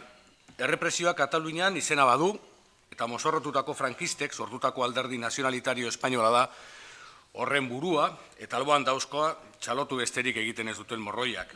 Horregatik aurkeztu dugu, onartu ez duzuen zeharkako hau. Ez delako nahikoa momentu batzuetan erdibidean ibiltzea, eta jarrera garbiak hartu behar direla. Are gehiago, prozeso demokratikoaren alde egin behar dugunean gure ustez, zalantza izpiuri gabe. Espainiar nazionalitarismoak, hainbat kuarteletan aporreioz oiokatzen duten demokrata legal hoiek egunen batean etorriko direlako gure kontra, eta askotan etorri dira beste bide batzuk erabiltzen. Eta gero, beste hainbat gauza esan dira, hasiko naiz Santiagotik, gezurra esan duzu, ez gaude independentzia aldarrikapen alde bakartasunaren baten aurrean, baizik eta erabakitzeko eskubidearen aurrean. Katalanek nahi dutena da bozkatzea, eta bakoitzak bozka dezala nahi duena. Independentzia bai, ala independentzia ez. Zalantzari gabe badauz, independentziaren alde dauzenak, eta beste batzuk, independentziaren alde ez daudenak, baina bozkatu egin nahi dutena. Eta bozkatzearen aldekoak bai direla gehiengoak Kataluniako parlamentuan eta Kataluniako gizartean. Etzazue zeuen ordezkaritzarekin beste guztia hartu nahi. Eta gero esaten duzu, botere judizialak delituak jarraitzen dituela. Ez delituak edo ustez gerta daitezken delituak. Eta honekin ja lotzen az ere Alderdi Popularrak esan duenakin, azkenean hemen askotan aipatzen da legalitatea bete egin behar dela, baina une honetan Alderdi Popularra era traketz batean ari da legalitatea ez betetzen. Askotan aipatu egin da, Konstituzioaren 155. artikulua eta 155. artikulua de facto Katalunian eraginda dago. Noiztikan fiskal batek erabakitzen du zer egin dezaketen poliziak? Noiz hasi zen olako demokrazia bat? Noiz erabakitzen du epaile batek zeintzu dira elkarte bateko eskumenak eta zeintzuk ez? Noiztik erabakitzen du ministro batek zer diru gastatu dezaken autonomia batek eta beste batek? Bakarrik, 155 artikulu hori ezartzen baldin bada, baina 155 artikulu horren ezarpenean badauz baldintza batzuk, oraingo gobernuak betetzen ari ez dana. Eta baldintza horietarako beharrezkoa da adibidez senatuan eztabaida ematea. Eta baldintza horretarako beharrezkoa da lege dekretu bat agertzea. Eta berez lege dekretu horrek arautuko lukela gobernuak egin dezakena. Guztia honez dut nik esaten, zeagian ni oso independentista naz eta asmatu itzen dut, baina esaten du Javier Pérez Royo, jakingo duzunez, da zuzenbide konstituzionalean aditua eta nik dakidanez ez da ez katalana, ez euskalduna. Baina, bueno, horrek esaten du Alderdi Popularrak legalitatea erabiltzen du era traketz batean, baina nik suposatzen dut ere legalitatea bete egin behar zala baita ere egoitzak diru beltzean ordaintzen zirenean, edota lehiaketak moldatzen zirenean lagunen alde, edota egoitza batzuetan epaileek eskatutako froga maiukadaz apurtzen ziren ordenadoretan, momentu horretan ere suposatzen du legalitatea bete egin behar zala. Eta kasu horretan ez zuen izan Alderdi Popularrak horren beste premia legalitatea mantentzeko. Gero, legea eta elkar bizitza aipatzen du Alderdi Popularra. Lehen esan dut, baina goratuko dut ore. Polizi Nazionaleko komisaldegietan barnean ez kanpoan dagoen jendea, ze baten batek esan dezake, bueno, kanpoan dagoena badakizu militanteak dira edo Euskalon zeintzu dira eta bakoitzak esan dezake nahi duena. Bueno, lehengunean Podemosek Zaragozan antolatu zen horretan, kanpoan zeuden hor, fasisten artean bazeuden Alderdi Popularrekoak eta poliziak ere, baina bueno, polizieko kuarteletan antolatu indira agurrak, gudara jungo balira bezala, a por ellos, eta hor poliziak, bandera espainolean sartuta eta alakoak. Hoi dira zeuen elkar bizitza. Hemen elkar bizitza apurtzen duen bakarra da poliziak bidaltzen duena. Elkar bizitza apurtzen duen bakarra da alkatei eskatzen diena, beraiek egezan dutena eta egin dutena bete ez dezatela, eta elkar bizitza apurtzen duen bakarra da legeen atzean, gotorleku bezala, izkutatzen dana, gai ez delako hitz egiteko. Eta azkenik Alderdi Sozialista, hasierako diskursoa etzegoen txarto. Ara, denok itzein behar dugu, batzui, aztu egiten zaie, bere momentuan ere ibiliziela gobernuan, eta bere momentuan gauzak egin zituztela, eta horiek ere kontuan izan behar dute. Gero ja, etorri danean, plurinazionaltasun famatu hori, Alderdi Sozialistak aldarrikatu duena, hori ja, ikusi behar dugu, plurinazionaltasun famatu hori, baldin bada, nazioak onartzea eta nazio guztiei, eskubide guztiek onartzea deno berdin gara, beraz gu badaukagu aukera, zer nahi dugun izatea erabakitzeko eta katalanak ere, ondo. Baina gero ja aipatu duzue, finantziazioa hori da, benetako arazoa eta hori da ezaretela enteratu. Eskerrik asko. Esker. Hola, Mieba. Bai, eskerrik asko, alkate jauna. Bueno, por donde... Ez dakit nondik hasi. Gure aldetik faltan bota dugu Alderdi Sozialista idazlan honetan. Legebiltzarrean landu zen, esan den bezala, eta pentsatu genuen euren ikuspuntua ekarri alzutela. Faltan botatzen ditugu, beraz, eta ez dakigu berez bat egiten duten beste formatu bat itxango balitz, eta puntu batzuk aldatuko balira. Esan dut ez daudela ados gauza batekin, ez da bestearekin ere. Hortaz, espero dugu, noizbait jakitea zer egingo luketen haiek. Idazlan hauekin bat ez badatoz. Ez dugu ulertzen alde batera jartzen diren, edo Zaragozako ekitaldien aurka dauden. Gainera, kontatu digute boikoteatzen saiatu zirela, eta ez dakigu zergatik. EH Bilduri esan nahiko nioke, ados gaudela emendakinean proposatutakoarekin, bai, eguneratu behar da, baina orain dela 2 egun idatzi bada emendakina, orain arte ere gauza asko gertatu dira, eta gezurra badirudi ere, orain ere gauza gertatzen ari dira une honetan, eta beti egongo gara apur bat atzeratuta. Beraz, interesgarria da, erabakitzeko eskubideaz hitz egitea, eta ez erreferenduma izatea izpide. Ciudadanos eta Alderdi Popularrari esan behar diogu, kontua ez dela Katalunia, basiek eta erabakitzeko eskubidea, eta hori ere garrantzitsua dela hemen. Proposamen bat egongo da, aurrerago, hitz egiteko, adibidez, zer gertatzen da Ibarbengoako parkinarekin. Bertan eskatzen zaio jendeari erabakitzeko. Eta askotan, zenbait taldeetatik eskatu dugu, gure proposamenetan parte hartzea egotea eta jendeak parte hartzea eta erabakitzea. Ezin dugu esan alde gaudela eta jendeak parte hartzearen alde gaudela eta erabakiak hartzearen alde, euren burua adierazteko eta gero orain altueran ez egotea. Kontua ez da independentzia bai edo ez. Esan den bezala, independentziaren alde eta aurka dauden guztiek bozkatu alko dute eta denek baliatu alko dute eskubide hori. Baita, bozkatu nahi ez dutenek ere. Guretzat nahiko unkigarria eta mingarria izan da egondako pertsekuzioa. Guretzat eskandalo bat izan da. Eztabaidatzeko eskatu dute pertsona batzuek eta esfortzua eskatu diete bi aldeei. Erruduna ez da parte bat baizik eta biak. Guk uste dugu gainera Alderdi Popularra ez dela inor bizikidetzaz, legalitateaz eta barrez hitz egiteko. Nik uste dut itxaron behar duela eta ustelkeria atzean geratzen denean hitz egitea. Gainera ezin da adierazpen kategorikorik egin egunero gertatzen direlako gauza berriak. Izan ere, dikotomia horiek dira gure arazoa. Bai edo ez, txuri edo beltz, zurekin edo zure aurka, hori esan da gure arazoa. Guk uste dugu akordioak izateko eta akordiotara heltzeko moduak aldatu behar direla. Eta adostu ezin bada, islariak aldatu beharko dira edo hitz egiteko moduak. Ezin da esan, hau gaizki egiten baduzu, ez naiz jesarriko hitz egitera. Nik uste dut horrela, ez duela inork irabaziko, harremanak apurtuko dira, lasaitasuna apurtuko da, eta ez eskatzen dutenagatik, hau da, erabakitzeagatik. Nik uste dut Alderdi Popularra lanean ari dela lasaitasuna apurtzeko. Kataluniako herritarrak lasai bizi ziren, eta erakutsi dute, bakean erabakitzeko eskubidea eskatzen duten arren, naiz eta konstituzioan ez agertu arren, oso modu baketsu eta baketsuan egiten ari direla, eta gainera jai giroan egiten ari dira. Guk uste dugu arazo hori konpondu aldela demokrazia handiagoz. Kontuak desberdin kudeatuz. Politika feminizatuz.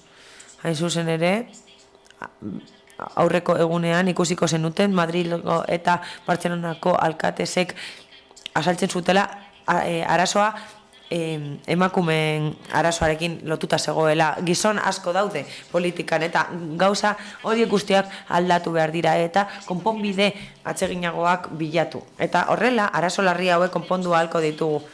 Ez dugu uste, honelako egoeretan egongo ginatekeela, eztabaida atseginagoa izan balitz. Arazo hau politikoa da. Konstituzionalak esaten duena aipatzeak ez du balio, atzera joan behar gara. Arazo politikoa da, ezin da judizializatu. Arazo hori politikaren bidez konpondu beharko litzateke. Carmenak esan zuen bezala, demokrazia entzutea da, desberdina dena errespetatzea, eta batzuetan pentsatzen eta aldarrikatzen dugunaren parte bati uko egin behar diogu erdibideak aurkitzeko. Ez gara esloganetan geratu behar, ez da besteek esaten dutenaren aurrean barra egin ere, bakarrik errespetuaz bada ere. Espazio erosoak bilatu behar ditugu, pertsona berekoirik gabe, ondo legoke bermeak egotea eta bi aldeak ondo kudeatzea kontu hau irtenbideak benetan eraginkorrak izateko.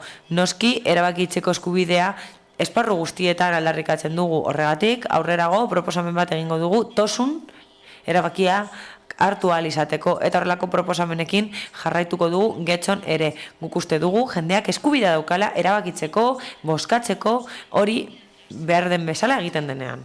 Eta inoz bada atzean usten.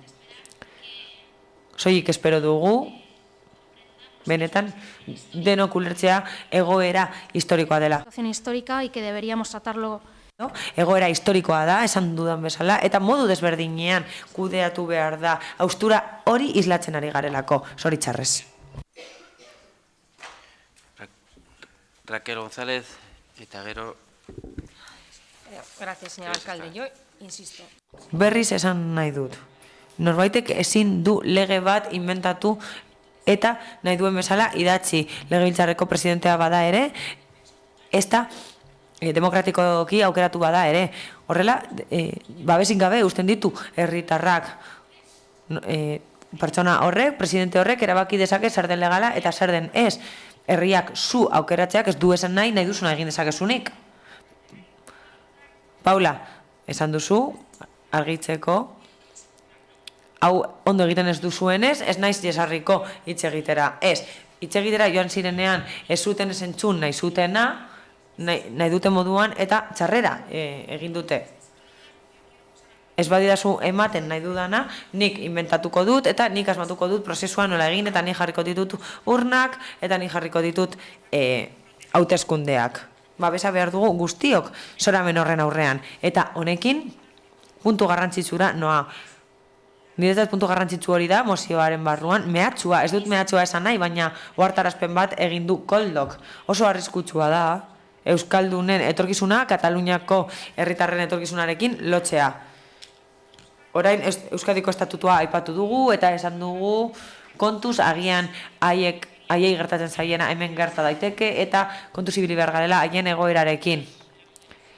Moderaziotik asko urruntzen ari zarete, eta egonkortasunetik ere, eta itzaldi hori bildurena da, eta ez zuena, eta hor hasiko da arazoa, eta Katalunian bezala hasiko gara. Katalunian horrela hasi ziren, eta kupen eskutik hasi zen arazoa, eta bilduren anaiarrebak direla esan dezakegu. Eta hori ez da nik getxostarrentzat eta Euskadiko herritarrentzat nahi dudan etorkizuna. Iboni esan nahi diot zuen legalitatea aipatzen duzula, baina legalitatea guztiontzat da, eta zuk esaten baduzu legalitatearen gainetik zaudetela gutxi esan dezaket. Zuen legalitatea aipatzen duzue. Eta gero azaltzen duzuen nola ez dugun betetzen 155. artikulua. Legalitatea nahi dugu, ala ez. Legea betetzea nahi dugu, ala ez. Edo bakarrik egokia denean guretzat.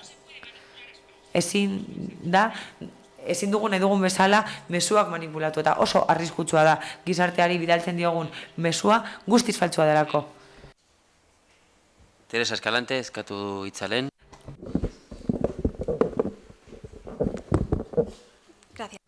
Eskerrik asko. Lehenik eta behin, EH Bildu, inork ez du zalantzan jartzen sozialistak gobernuan zeudenean oso egoera desberdina zela. Baliteke hobetu ahal izatea egoera hori, baina gaur egun oso desberdina da. Eta Alderdi Popularraren gobernuaren inflexio puntuan ikuste dut argia dela, estatutuaren ikuspuntutik, eta Alderdi Popularrarentzat ona den estrategiaren ikuspuntutik. Guken ordezkariari esan nahi diot, niretzat oso harrigarria dela ezkerreko talde batek horrelako adierazpenak egitea. Bai, koherentziaren barruan dago, nazionalisten barruan sartzen da ideia hori defendatzea, hau da nazionalitatea defenditzea, baina niretzat harrigarria da ezkerreko talde baten ahotsez hori eskutea. Guretzat oso zaila izan da zuzenbideko estatu sozialaren bermeak lortzea eta legea herritarra babesteko dago. Lege bat da, eta berme bat da herritarrarentzat. Gukeko ordezkariaren arabera bihar ultraeskuineko alderdi batek estatua zentralizatu nahi badu eta demokratikoki hitz egiten badu eta ideia argi bat erakusten badu estatu autonomikoa abolitzeko, ziurazki gukeko ordezkariak defendatuko luke, erabakitzeko eskubidea egongo liratekeelako eta denek edukiko luketelako erabakitzeko eskubide hori niretzat inkoherentzia batzuk dira. Eta alderdi sozialistak ez du alde batera egiten, alderdi sozialistaren jarrera argia da. Baten aurka agertzen da, gaizki egiten dutelako eta besteen aurka gainera batzuk besteak elikatzen dituzte. Baina hori beste historio bat da. Alderdi sozialista izan da, hain zuzen ere, bakarra, diputatuen kongresuan ekimen bat aurkeztu duena eztabaidatzeko eta bazterketarik gabe, horrela akordio bat eta itun bat sortzeko erreforma hori, lurralde erreforma hori egiteko. Gauza asko izango nituzke aipatzeko. Bai, 2 minutu dauzka guztiak eta gainditu da dituzu. No se habla, es curioso, viniendo de un partido de izquierda. Bitxia da, ezkerreko alderdi bat izanik ez duzuela aipatzen osasuna, zerbitzu publikoak, bapatean, arazo guztiak dira, eskubide nazionalak, identitate eskubideak defendatzea, non daude eskubide sozialak, non daude herritarrek ezkerreko alderdi bezala eskatzen dizkiguten eskubideak. Ibon Rodríguez? Etan gauzak argitzearren, gure legalitatea eta zuen legalitatea eta guregan inpostatuta dagoelako. Zuen legalitatea oinarrituta dago militarren mehatzupean onartu egin zen konstituzio batean, konstituzio horren idazle batzuk frankistak ziren, zeuen alderdietako sortzaileak, eta ere gehiago horretan dago oinarrituta zeuen legalitatea, baina ere gehiago, igual zaharkituta dago, ze plen honetan gaudenon artean, bakar batek izan zuen aukera konstituzio horri bozka emateko. Eta, por cierto, eseskoa emango zio segurazki.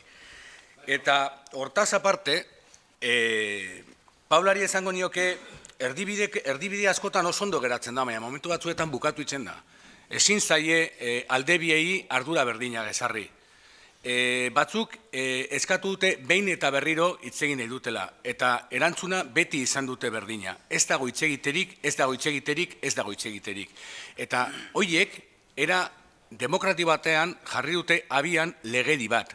Eta legedi hori batzuentzat igual izango da deprisa korriendo eginda, baina behintzat ez da izan militarren mehatxupean egin.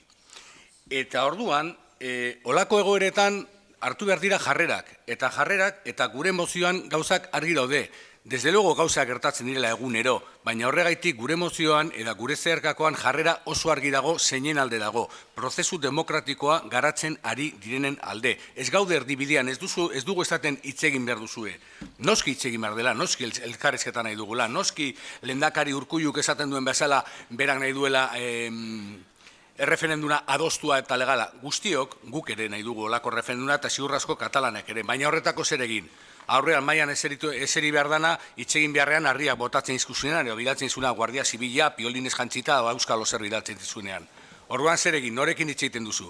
Beti egongo gara, ea noiz eseriko zain, beste aurrian, ala alde bakartasunak ematen dizun koherentziarekin aurrea egingo duzu. Ba hori, ziurazki, eta hori da Katalunian egiten ari direna, eta hori da gure ustez Euskal Herriak inbarko lukena. Eta horrekin, eta eskerreko alderdiek lehen aipatu duzula, eskerreko alderdiak dira batzuk eta gogoratzen dira eskerreko alderdiak direla, baina ez dira gogoratzen horretarako, adibidez, zorra muga aldatzen dutenean konstituzioan abuztu batean alderdi popularrarekin batera. Baina eskerreko alderdietan ibili da beti herrien autodeterminazio, herrien autodeterminazio eskubidea, hori bada eskerreko alderdien ezaugarri bat, eta eskerreko gutxi izango da herrien autodeterminazioa ukatzen duena. Guardia Zibila erabilita, legea erabilita eta nahi duzuena erabilita. Eskerrik asko. Paula Mieba. Bai, eskerrik. Berriz ere, ez dugu independentzia aipatu, ez gara autodeterminazioaz ari. ez dakit alderdi sozialistak entzun duen, baina berriz esango dut, eta berriz ere esan nahi dut, ez garela bakarrik ari erabakitzeko eskubidea esparru batean. Gero, erabakitzeko eskubidea defendatuko dugu esparru gehiagotan. Hain zuzen ere esparru asko daude bizitzan eta ez bakarrik lurraldearekin lotuta dagoena. Horrez gain, bai, egia da, bi parteak izan direla erantzuleak eta horren arduradunak. Hori esan dugu, baina ze partearen arabera pentsa dezakegu bat bestea baino erantzukizun handiagoa izan duela, baina bai, ikuspuntuak argi daude. Batzuek esan dute erantzukizuna egon dela eta besteek ezetz. Zu gehiago hori ikusi dugu eta horrela militarra, guardia zibila eta polizia pilo dago Katalunian. Eta jendea guztiz harrituta dago. Ezin dugu esan egoera radikala dela. Azkenean, egiten dena da Kataluniaren kontuak intervenitu, polizia intervenitu, eta bakarrik Espainiako gobernuak jartzen dituen baliabideak utzi dira bertan. Eta orduan erabakitzen da lasaitasuna eramango dela bertara. Eta niretzat hori ez da lasaitasuna bermatzea, baizik eta ordura arte zegoen bizikidetza apurtzea. Kataluniako jendeari galdetzen diogunean, ikusten dugu zer pentsatzen duten, egunero gertatzen dena ikusten dugu, eta horien iritzia badakigu zein den. Nahiko esoikoa da, eta esaten da salbuespeneko egoera dela, zerbaitengatik izango da. Besterik ez dugu independentzia aipatu, ez gara autodeterminazioa sari, pentsatzen dugu jendeak erabakitzeko eskubidea izan behar duela. Legea badago, bai, errespetatu behar da, aldatu daiteke, bai, eta egokitu behar gara, eta une bakoitzean eskatzen den horretara, egokitu behar gara. Teresak esaten duen bezala, egoera bat badago pentsatu beharko genuke eta ebaluatu zenbateraino egokitu gaitezkeen herritarren eskaeretara. Eta agian egongo da legeren batean jasota. Besterik ez. Beti esango badugu ez direla legeak aldatzen eta parte bat bakarrik hartzen bada kontuan, hormaren kontra joko dugu eta zubiak sortu beharrean dikotomiak izango dira nagusi. Koldo Iturbe. Simplemente por... Gaztelan esango dut, agian euskaraz ez duzuelako ulertu. Alderdi Popularreko ordezkariari esaten diot, ez dut mehatxurik egin, eta ez dut Gernikako estatutua aipatu mehatxu bezala. Alderdi Popularrari esan dio, legalitatea bada irizpide bakarra, zergatik Gernikako estatutuarekin ez du Alderdi Popularrak berdin jokatzen. Lege organikoaren parte dira hemen eta Espainiako Legebiltzarrean onartu zen lege hori eta zuek bete behar duzue denek bezala. Katalanek, Katalunian eta Espainiako Legebiltzarrean hori bete behar da. Eta zergatik zuek ez duzue Gernikako estatutua betetzen, hori da nik esan dudana. Eta horretan geratu naiz.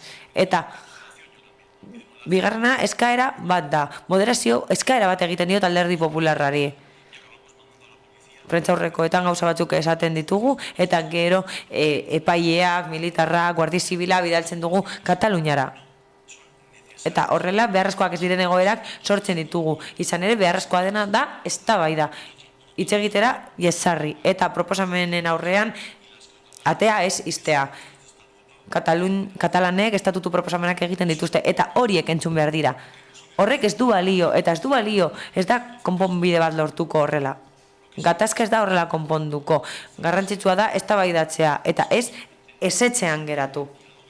Hitz egin, eztabaidatu eta ateak ireki. Ateak eta bideak ireki horrela egoera hori konpondu halko da. Mila esker.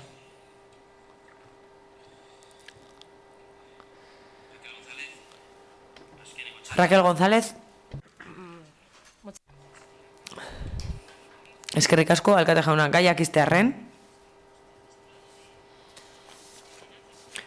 Mehatxuak eta harriak botatzea aipatu duzue.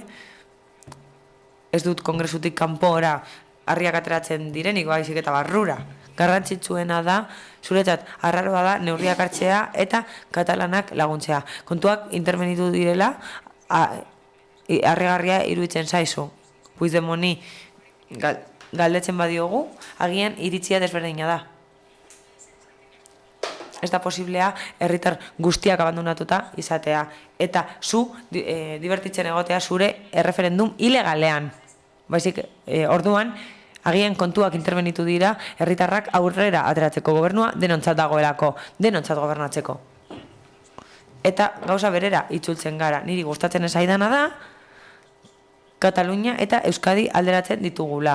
Kataluniak daukan arazoa dauka erreferendum ilegal bat egin duelako. Eta Euskadiren egoera desberdina da. Orain arte, egonkorra izan da, transferentziak egin dira, ordenean, batzuk, eginda daudenak egian zaindu behar dituzue, berriak egin baino lehen, hezkuntza, osasuna, pisa txostenak erakutsi du, atzeragoa zela, ospitaleen datuetan, eskubidean zaudete, eskatzen jarraitzeko, baina niri gustatuko litzaidake, hobeto kudeatzea daudenak.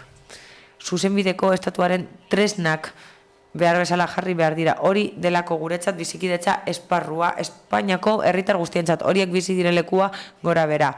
Demokratikoki pertsona bat aukeratu da legabiltzarra zuzentzeko, baina horrek ez dio eskubidea ematen nahi duena egiteko. Eta horrela jartzen bada, eta hori egin nahi badu, gobernu zentralaren bete beharra da, herritar guztiak salbu jartzea. Ibon Rodríguez. Hemen, egia esateko, itzien dezakegu legalitateaz, konstituzioaz, nahi duzuenaz, baina hemen, benetako arazoa da, zeuen ideia dala Espainia una grande y libre, eta horretan segitzen duzuela. Eta ointxe bertan azaldu duzue, osea, hemen azaldu zarete PNV-ren aurrean, hola, aholkuak ematen, eta PNV-ek saldu nahi du aldebikotasun bat, eta aldebikotasunaren aurrean, normalean Urkullu lehendakariari, Alfonso Alonso sargento txuskeroak emasaten dio zer egin behar duen, edo zer egin behar ez duen. Baina hartuko duzuk hartu duzun argudio hori, Raquel, hau da, gizon batek gehiengoa duelako, eta era demokratikoan aukeratua izan dalako, ez daukala zilegitasuna nahi duena egiteko. Adibidez, bankoei zorra barkatzeko, adibidez, Mozal legea onartzeko, adibidez, Guer legea onartzeko, zertarako dauka daumena. Kontua da, azken finean, zeuen benetako una grande y libre horretan, beti ari zarete nundik sartu, eta zeuen argudioak aldatzen dituzue, gaur gauza bat esanez, eta beste gauza bat esanez. Badago sare sozialetik, seguru ikusi duzuela, 2006 urtean, Mariano Rajoyk, zeuen presidentea, eta zeuen presidentea dino, gurea ez darako, edo behintzat, nirea, desde luego ez da, erreferenduna eskatzen, Katalunian. Mariano Rajoy, 2006 urtean. Orain, legala ez dana, Mariano Rajoyk eskatzen zuen. Beraz, konstituzioaren atzean jarri zaitezkete, edo onartu etzen duten estatutuaren atzean, edo nahi duzuenen atzean. Legedia aipatu dezakezue, baina zuen legedia ez duzue betetzen, eta azken finean, esan bezala, kuarteletan eta hainbat lekutan agertu da benetan zein da gertatzen dana, Zaragozan ere egon zan, kalean, agerian zer da gertatzen dana, eta da, Espainia una grande y libre hori da zuen nahi duzuena, eta horren kontra ez dago ezer egiterik, bai, badago. Herriaren koherentzia eta alde bakartasunez egiten dan bidea, inor ez dagoenean bitartean aurrean hitzeiteko. Eskerrik asko. Esker. Bosketara pasatzen gera, Jeff Holandak eskatu du, azkenengo txanda. Ez, badaukazue azkenengo txanda bat, alderdi sozialistaren aldi, behaz, hartzazu, problemarik gabe, azkena da. Parkatu, ez da alderdiaren txanda, baizik eta Ibonek egindako aipamena. Hemen gauden guztion artean, batek bakarra eman zion ezetza konstituzio honi. Eta okerrez banau, bakarra ni naiz. Dino, posiblea den ala ez? Bai, barne araudia horrelako kasuak ere arautzen ditu, baina sartzen baldin bagara luzioen esparro horretan, usteot amaite ezin izango dela eztabaida. Emango dizut beste 2 minutu alderdi sozialista dagozkien azkeneko 2 minutu hori. Hori ez du erabiliko. Ez duzu erabiliko? No, ez da alderdi sozialistaren zan da, baizik eta kokotalaren nau, abuelo zebolleta ematen du, hori zaharrena naiz, eta koño, beti. Eta aquí hubo uno que votó no a la Constitución, hori da arrazoia, baina... 2 minutu dituzu, azaldu nahi duzu. Baina, bueno, pero no es réplica ni contrarréplica, es simplemente por la mención que ha hecho. Y efectivamente... Bakarrik da egin duen aipuarengatik 78an ezezkoa eman nion konstituzioari botoa Espainiako konstituzioari. Orduan alderdi batean nengoen, gaur egun ez dagoena. Izan zen leloa, ¿no? Porque... Zuelako behar bezala Euskal Herriko asmoa betetzen eta horregatik jaunak agindu bezala batzuk marxistak, leninista eta independentistak ginen eta gaztetan izan ez danak berak jakingo du, zer galdu duen eta bukatuko dut. Barrura begira eta gogoetak egindakoan honek eramaten zaitu beste maila batzuetara, gauden bezala gaude, bakoitza bere tokian eta ni saiatzen naiz oraindik hobetzen. Zuri. Bosketara partzen gara beraz. Mozioaren alde, jeltzaleak eta guk getxok kontutan harturik guk getxok falta badaukala, zinegotze bat ez dagoela presente. Abstentzioak EH Bildu, baina Oier Iturralderen boska ezin da zenbatu, ze Oier Iturralde saltu daia puntua zabalik zegonean, eta horrengoan eskatuko nizuke mesedez baimena sartzeko, ze bestela igual ez dugu gauza ondo kontrolatzen. Mozioaren kontra, Alderdi Popularra, Ciudadanos eta Alderdi Sozialista, Euskadiko Eskerra. Beraz, honetzita geratzen da mozioa eta hurrengora pasatzen gara. 176 garren puntuan nahi zuzen, PP Udaltaldeak aurkeztutako mozioa, gure udalerriaren egoera. Iñaki Gamero, zurea da hitza. Gracias, señor alcalde. Eskerrik asko alkate jauna.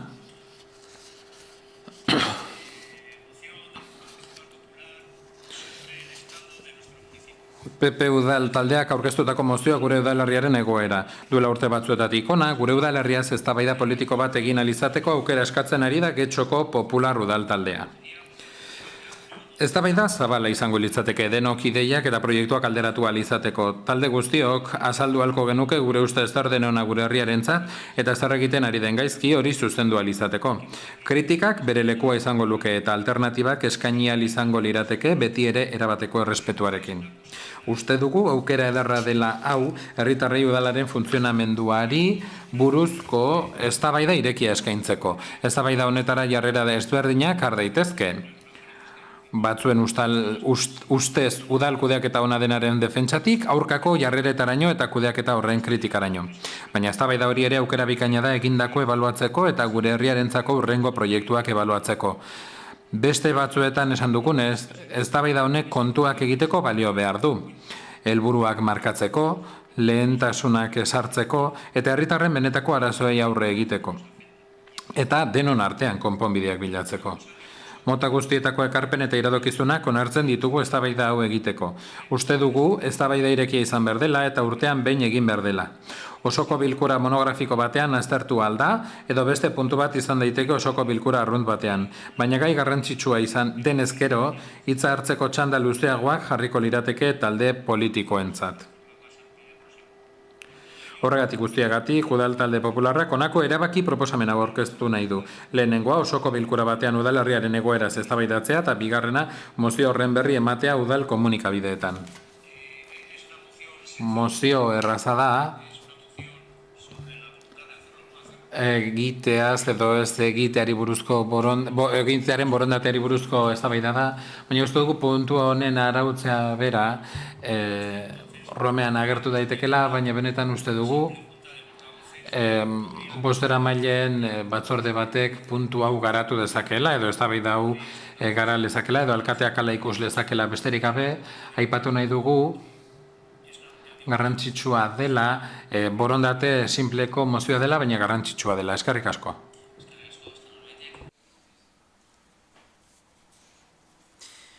Teresa Escalante, zurea da hitza.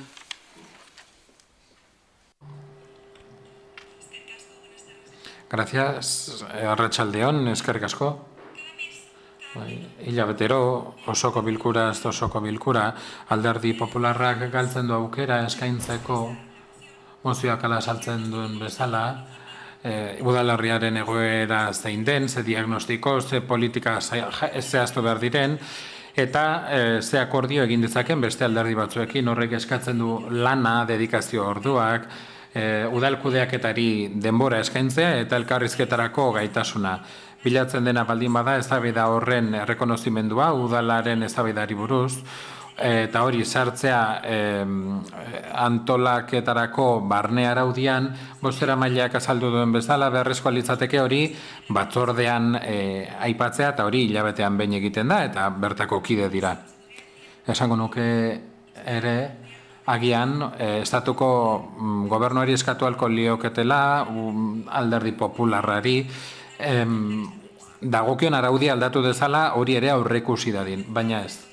Egiten duena, guztiz kontrakoa, kasu honetan Getxoko alderdi popularrak mozio itxura ematen dio, lazotxo bat jartzen dio, eta eguneko gai ordenean zehazten du. Eta Getxoko herritarrek jakin behar dute alderdi popularrak lan hau egiteko, badituela 5 zinegotzi eta 2 aholkulari, 3 horietatik liberatuta daudela, udalak soldata publikoa jartzen diena, eta 2 gainera lana uztartzen dute dagokion zinegotzi ardurarekin.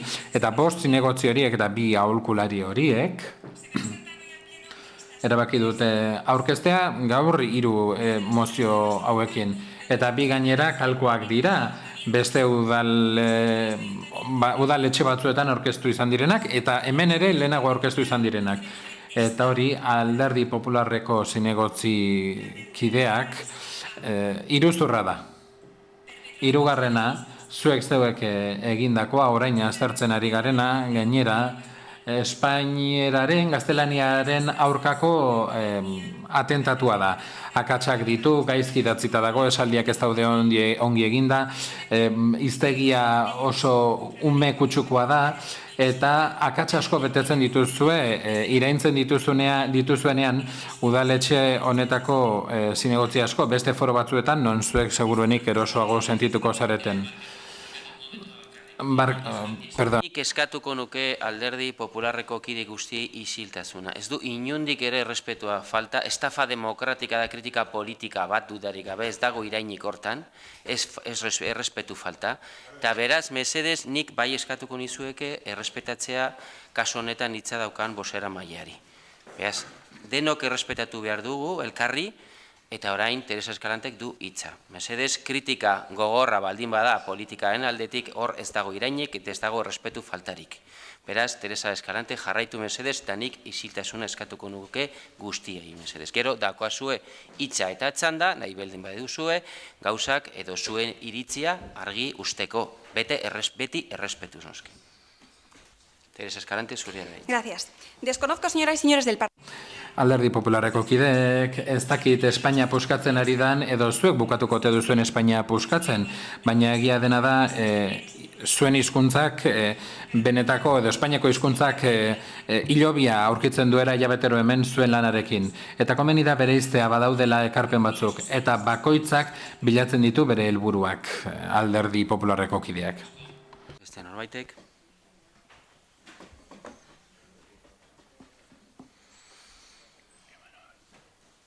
Koldo Iturbe.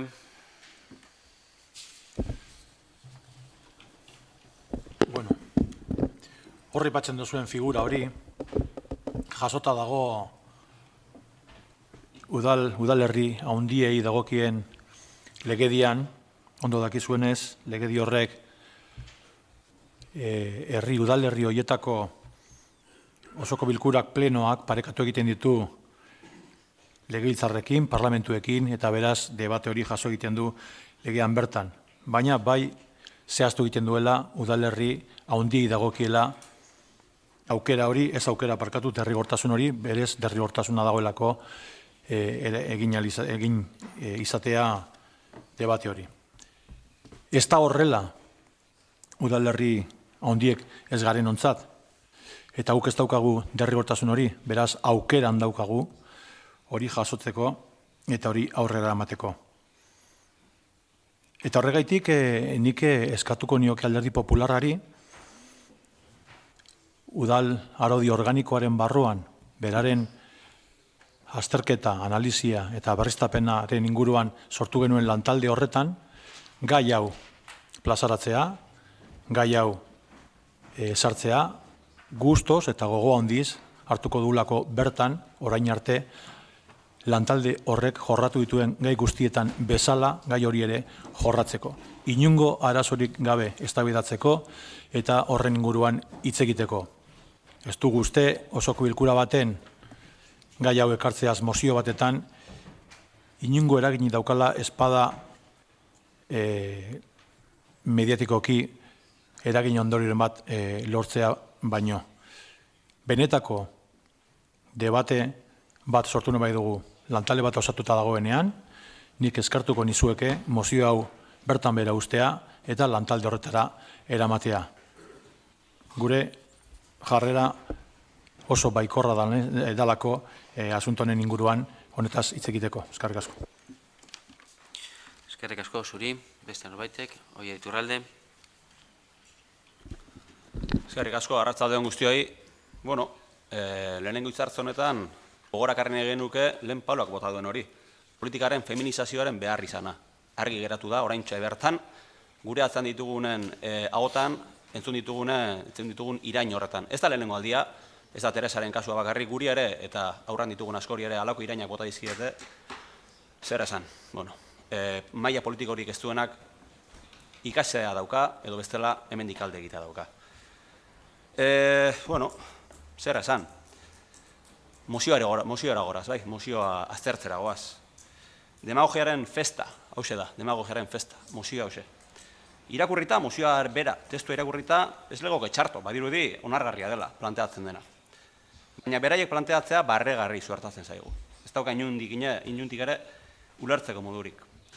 Urte honetan, Alderdi Popularrak eskutuan eta ilunpean egin du akordioa gobernu taldearekin. Eta akordio horrek ahalbidetu du neurri batean, 2017 urtean aurrekontuen inguruko eztabaida ez egotea. Eztabaida egotea nahi dute, baina gero eskutuatu egiten dute.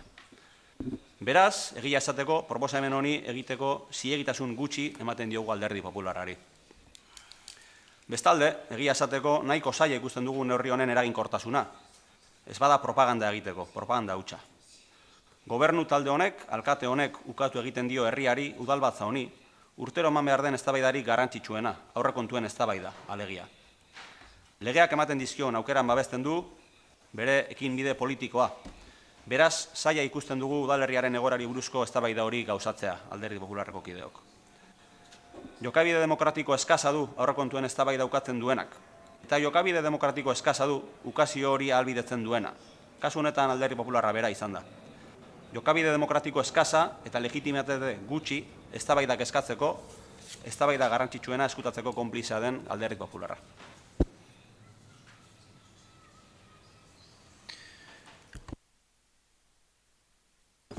Bai, Santiago Sainz. Buenas tardes, de nuevo. Arratsaldeon, bai. Guri proposamen interesgarria iruditzen zaigu, baina lare ez dago bilatzen duguna. Gure ideia izango litzateke urteko oroit idazki bat egitea, aurkeztutako mozio guztiekin, eta denetan asaltzea zein egin diren eta zein ez, eta egin ez izan ez direnak, asaltzea zergatik ez diren egin, hala azaldu dezala udal taldeak edo gobernu taldeak. Herritarrek jakin dezaten zer den bete dena eta zer ez behin onartu eta gero horregatik guk abstentzioa egin da hartuko dugun erabakia mozio honen aurrean. Uste dugulako benetan urteko oroit idazki hori egin beharko litzatekela eta lehenago ere aipatu izan dugu osoko bilkuraren batera. Hori da guztia, eskerrik asko. Bai, eskerrik asko. Bueno, por nuestra parte... Bai, gure aldetik ez da txarra proposatzen dena, baina egia da guk antzeko zerbait ekarri izan duguna, gu Romeko taldera bidali izan gaituzte, eta guk badakigu, edo jakina da gu jadanik ez garela horko taldekideak, eta orduan aktak eskatu behar izan ditugu, salatu behar izan dugu aktak ematen ez zitzezkigula, uste dugu gardentasunaren gaia hor argi geratu dela, oraindik puntu haula dela, ez dena behar bezala landu, eta gure alde izan arren oraindik ebazpen bat non esaten zaigun eskubidea dugun akta horiek izateko oraindik ez ditugu. Eta naiz eta horrez egon eta oraindik aktak ez izan, benetan izan behar ditugunak ala eskubidea dugulako honen alde botoa eman dezakegu. Eta uste dut 2013ko urtarrilean ere ekarri zena eta orduan ere onartu zena. Beraz, jakin nahiko genuke berriz onartu ezkero zer gertatzen den nolabait testimonialki mozioa geratzearen kontu hori. Eta ez dakit hau zehazki datorren gobernu taldea lehengoan etzela izan Telesazpiko tertulia batean eta beraien falta sumatu genuela eta horre eztabaidan aritu ginen hainbat gairi buruz. Etzen luze joan, ordu bete baino etzelako izan, baina nahiko atsegina izan zen, eta hor udal edo gobernu taldeko bi alderdiak faltan sumatu genituen, eta eztabaida hori benetan gertatzen baldin bada, espero dugu ados egotea, eta eztabaida horretan parte hartzea biek.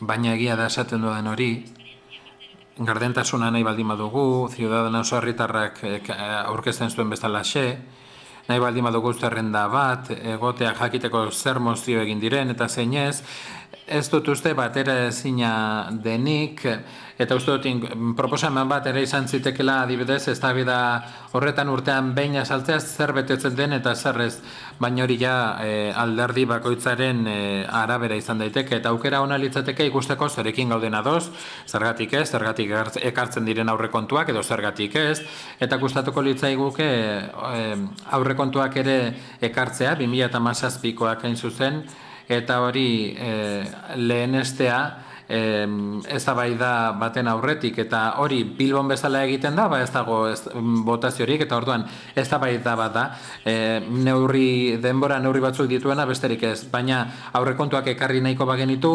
eztabaidatu ez ezik, bozkatu ere egin ahalko genuke, eta jakingo genuke alderdi bakoitzak ze iritzi duen ekartzen den horri buruz, demokraziari buruzari gara, eta ea kontuan izango dugun, izaten dugun hori, eta jakin guk aldeko botoa emango dugula. Chef. No, es por la mención que ha hecho. Guk Getxoko bozeramaileak egin duena ipuari erantzun nahiko nioke. Alderdi sozialistari niri neuri dei egin zidaten astearte arratsaldean. Eztabaida ostegunean zen, eta nik dagoeneko konpromiso batzuk hartuak nituen, herritar batzuekin bilera batzuk nituen, atzera ezinezkoak, eta gero ikusi dut eztabaida hori, Jolanda edo Arantza izeneko aurkezle badago, Jolanda dena, eta berak aditzera eman zuen bai alderdi jeltzalea, bai ni neu alderdi sozialista, biok erabaki genuela ez joatea. Iradoki zuen beldur konturen bat, uste dut ala saltzen dela edabide digitalen batean. Ez, aste arte arratsaldea zen, gu bi pertsona gara, ni neu, erabateko dedikazioa duena, eta horregatik nintzen joan, etzen besterik egon. Eta bide batez, gaineratuko dut, udalaren egoerari buruz, nik uste dut soberan dagoela, horri buruz osoko bilkura guztietan hitz egiten dugulako, eta ez bakarrik udal herriari buruz, baizik eta egoera internazionalari buruz, behin aipatzen hasita. Iñaki Gamero.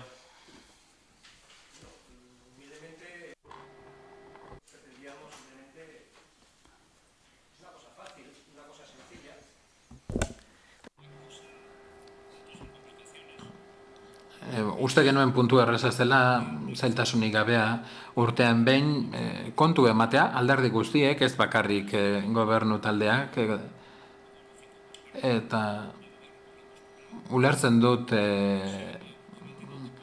nolabait eztabaida hori ukatzea gobernu taldeak, azken batean kontuak eman beharko ditulako, baina beste alderdiek ere kontuak eman beharko genituzke eta alternatibak proposatu. Nik uste dut demokrazia ekintza handiagori, gure auzokidei begira, ezin dela egin, ez bada kontu ematea, ez bakarrik webguneetan eta gardentasun eta prozesu parte hartzailei buruz hitz egitea, ez bada hemen, foro honetan, non guztiak ordezkatuta gauden, jorratzea. Romean egin daiteke, lantalde horretan, tipo honetako eztabaida izan liteke, baina agian beste gai batzui buruz hitz egin beharko litzateke epe luzeagoekin. Ez dut ulertzen, gainerako alderdien jarrera oposizioan gauden alderdion jarrera. baliabide gutxi ditugulako gobernua kontrolatzeko, eta hau azkarra eta erreza izan daiteke, eta ez dugu izan nahi, eta ez dut ulertzen. Eta uste dut galtzen dugun aukera bat dela. Teresa, minduta ikusten zaitut, amorratuta, minetik eta amorrutik ez da ona etortzea. Gu gara lehenbizikoak, demostratu behar dugunak, errespetua adierazi behar dugunak, nik zu eta zure taldea, eta gainerako guztiak denak errespetatuko zaituztet, lankide zaituzte dalako, eta zilegitasun bat duzuelako iritzia izateko, baina beti errespetuaren bidez. Entzun ditut gustatu ez zaizkidan gauzak, baina mina eta morrua ez dira aholkulari onak. Besterik ez. Uste nuen traba edo arazorik gabeko mozioa izango zela, eztabaida bat nahi genuen udalerriaren egoerari buruz, denok kontu eman dezagun. Eskerrik asko. Eskerrik asko. Eskerrik asko. Bai, Iñaki, posten naiz. Orain gainera, pentsamendua irakurtzen didazu baita sentitzen dudana, eta zoragarria da hori egiteko gaitasuna izatea. Nik iritzi bat eman dut, zuen aurrean, ez zarete guztiak berdin, desberdintasunak daude lekuaren arabera, eta pertsonak bakoitzak bere burua definitzen du, ez talde bateko kide izateagatik. Esaten ari naizena iritzi bat da, zuen aurrean, azaltzen ari naiz, modu lasaiean, non erantzuteko txanda bat duzuen, baita bigarren erantzun bat egiteko ere.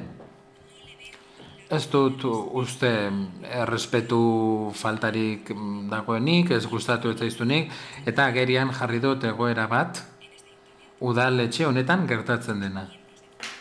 Zure alderdiko kide askok isiltzen dute, osoko bilkuran, eta bota egiten dituzte beste leku batzuetan, non ez dagoen berdintasuna, ez dagoen erantzuteko aukera, atakei erantzuteko aukerarik ez dagoen lekuetan. Hori da, amorruatik erantzutea, ez ni orain egiten ari naizena, ni aurpegia ematen ari naiz.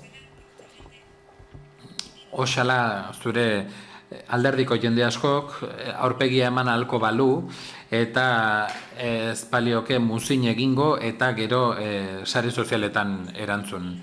Eta hitz gordinak ezan. Uste dut gaia larria dela, eta errespetuari faltatzea uste dut besterik gabe, zer esango dizut, baina ordezkari publiko bezala eta horretaz baliatzea hori oso itxusia da.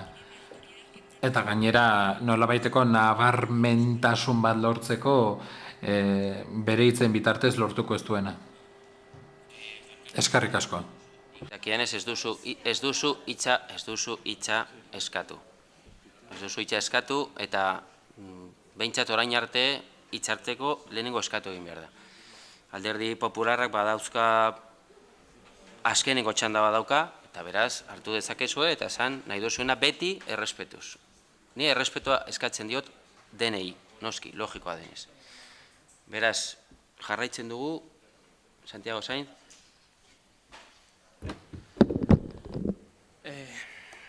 Por volver otra vez a... Mozioaren eztabaidara itzulita, Alderdi Popularreko ordezkariari esango nioke azkarra eta arina aurrekontuen bitartez egin ditekela elkarrizketa hori, baina aurrekontuen bitartez egingo bagenu hori ondo legoke, baina alderdi jeltzalearekin akordioa eginda eta espaldin bada egiten, orduan zaila izango da alako erantzun bat. Zan da alderdi popularri dagokenez? Bai. Voy a ser muy breve, pero... Bai, oso labur erantzungo dut, Santiago. Eta EH Bildu ere erantzungo diot. Esaten duzue, guk ukatu izan dugula eztabaida, adostu dugulako aurrekontuak, adostu eta akordio bidez lortu ditugulako, edo lotu ditugulako gobernu taldearekin. Agian, gezurti edo iruzurgilez deituko didazue, baina esaidazue ala baldin bada. Hemen aurrekontuak itundu dituzten bakarrak legealdi hauetan, EH Bildu eta EAJ izan dira. zuen abstentzioarekin baimena eman zenieten, aukera eman zenieten aurrekontu horiek aurrera ateratzeko. Egia da hori, ala ez? Oier Iturralde. Oso harro gaude horretaz. Oso harro gaude, akordioa lortu izanaz, elkarlanaren bidez, gauza onak eta gauza txarrekin, noski, negoziazio guztietan gertatzen den bezala, baina oso harro gaude. Oso harro gaude. Guk agerian egin dugulako guzti hori. Ez zuek bezala, eskutuan, hor dago gure aldea. Iñaki, ez dago beste alderik. Eta erakorrik usut, Wikipediak demagogiak zelan izendatzen duen. Hain zuzen ere zuek egiten duzuelako, agian batez ere gogoratzeko zer den. Jendartearen aurreiritziak, emozioak, beldurrak eta itxaropenaz baliatzea, horrela botere politikoa lortzeko, zuen alde, gehienetan erretorika eta propagandaren bidez erabiliz. Uste dut, nahiko agerian geratzen dela mozio hau, demagogikoa dela. Eta hain zuzen ere horregatik esesko borobia bozkatuko dugu.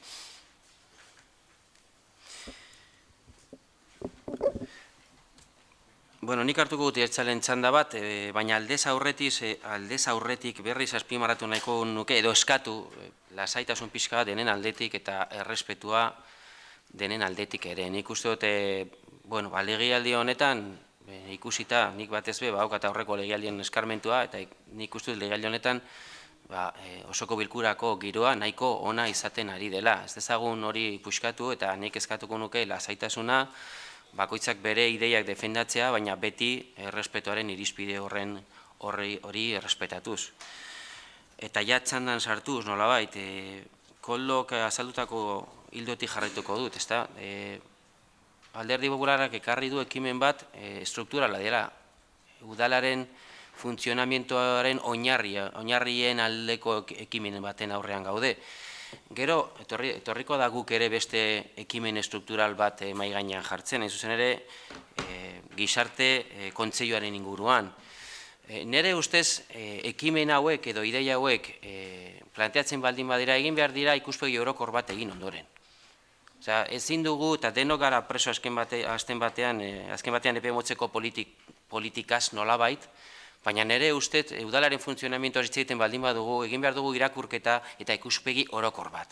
Hau da, nola nahi dugu antolatu osoko bilkura, nola nahi dugu antolatu udala, eta hori izen badauka, barne araudia. Bertan, gogoeta sakon bat egiten da eta arautu egiten da osoko bilkuraren funtzionamentua ere.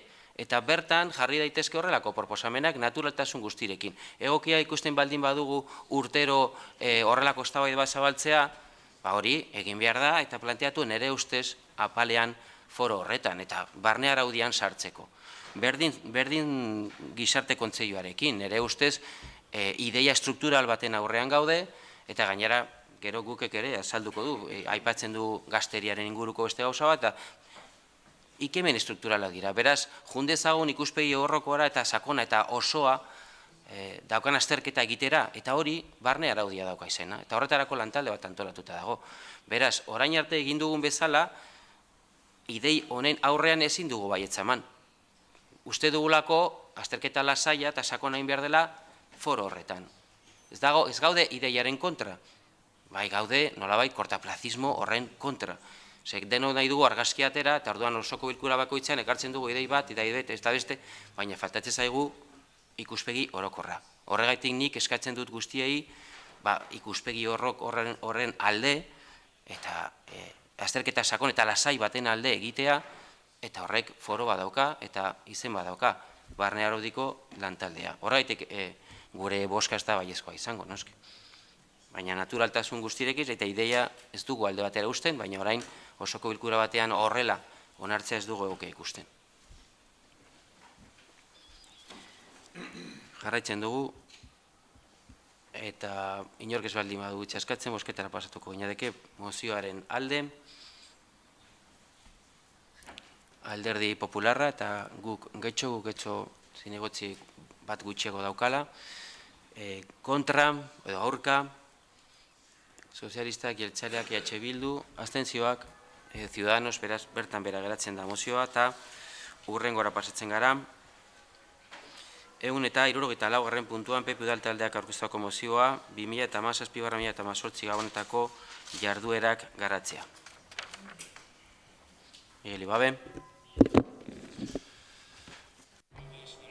Eskerrik asko, alkate jauna. PP udaltaldeak aurkeztutako mozioa 2017-2018 Gabonetako jarduerak garatzea. Udaltalde popularrak mozio honen bitartez laguntzen jarraitu nahi du Gabonetan udalerrian egiten diren jolas jarduerak sustatzeko. Gabonetako porrak data gozoak dira eta familia osoarentzako jarduerak egiten dira, hala nola Getxolandia. Baina mozio honetan ez ditugu zerrendatu nahi Getxon egiten diren jarduera guztiak, gobernu taldea goratzeko. Ez, mozio honetan denok zubiak eraiki eta sortu behar ditugu herritarren mesedetan. Arrazoi horrengatik, udaltalde honek algortan egiten ziren jarduerak berriro egin gura ditu, hala nola, izotpista edo udalerriko zona honetan jarduera berriak sartu, areetako Getxolandiaren osagarri direnak. Familiako jarduerak mesedetzeko eta udalerria dinamizatzeko sortzen diren ideian naiz ekimen guztiak egokiak dira, eta popular udaltaldearen babesa jasoko dute. Horregatik guztiagatik, udaltalde popularrak ondorengo erabaki proposamena aurkezten du. Lehenengoa, udaleko osoko bilkurak, gobernu taldeari eskatzen dio Gabonetan algortako izotpista edo beste jarduera alternatiboren bat. Getxolandiaren osagarri dena bultzatzeko. Bigarrena, mozionen berri ematea udalaren edabidetan. Eskerrik asko. Eskerrik asko. Beste norbaitek. Bai, Santiago Sainz.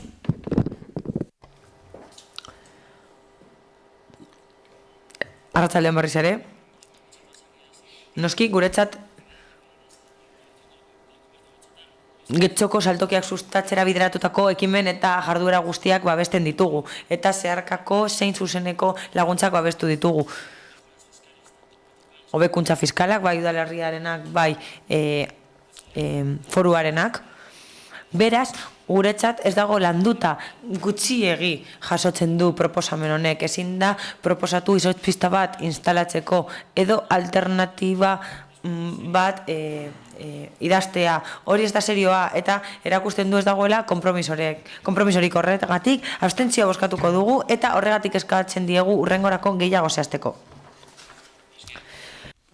Enrique Olaso, zurea da hitza. Arratsaldeon guztioi. Guk ere uste dugu hemen zeozer falta dela, agian aurrekontua, agian beste proposamen zehatzak, nahastu egiten dira hemen gabonak eta proposamen, argia ez den proposamen bat, baina aprobetxatu daiteke, nola egiteko, hausnarketa bat egiteko, eta bai esango nuke, gabonak badutela balorekin lotutako zeo zer, hemen ere argi dago elkartasun balorea indartu behar dela, ontxe bertan ikusten ari garen moduan, orain dela gitxi hemen Getxon bertan egindako munduko arrosak izan da horren erakuslea eta ideia polita izango litzateke elkartasuna bultzatzen duen honelako beste ekintza bat izatea. Azkenean behar dugu gizartea indartu, gizartearen partaidetza hobetu, eta simbolikoa diren gauzetara pasatuta, begira, Gabona lotzen dugu ume txiki batekin, lortzen dugu bere etxean jaio ez den ume batekin, simbolikoa, lortzen dugu bazterrean dagoen ume batekin, lotzen dugu eulesiarekin, bazterrekoekin dagoen ume batekin, eta badagoz bazterrekoak ere gure gizartean, badagoz etxegabekoak daudenak gure gizartean, eta horiekiko elkartasuna bultzatzea eta gure konpromisoa adieraztea Europa mailan ere atzo amaitu zen bat. Eta Getxon hartu ahal izango genuke horren falta den zatia, ezta? Adibidez, irakurriko du momentu baten, España se comprometió a acoger a 17.337 personas. Espainia konpromisoa hartu zuen zenbait pertsona hartzeko. Italia eta Greziatik eta Libanotik datozenak. Ez da, aste bat falta, baina Espainiak 1.200 pertsona inguru hartu ditu. Zer, konpromisoak baditugu, elkartasuna dago bitartean, Gabona dira epeonak, eta badagoz gauza asko egiteko. Esker, beste norbaitek. Bai, Maite Arraitza. Bai, arratsaldeon. Bueno, guri ere mozio hau zehaztasun gabeko mozioa iruditzen zaigu, ez da bertan ezer konkretatzen, gainera, uste dugu Gabonetan ez ezik urte osoan ere egin behar dirala dinamika ezberdinak herria sustatzeko, eta horregatik ezezko bozka emango diogu, zehaztasun gabeko eta kutsu populista eta demago daukalako uste dugu mozio hau, eta bestelako proposamen txukunago eta serioago baten aurrean bai bozkatuko genuke baietz edo abstenituko ginateke.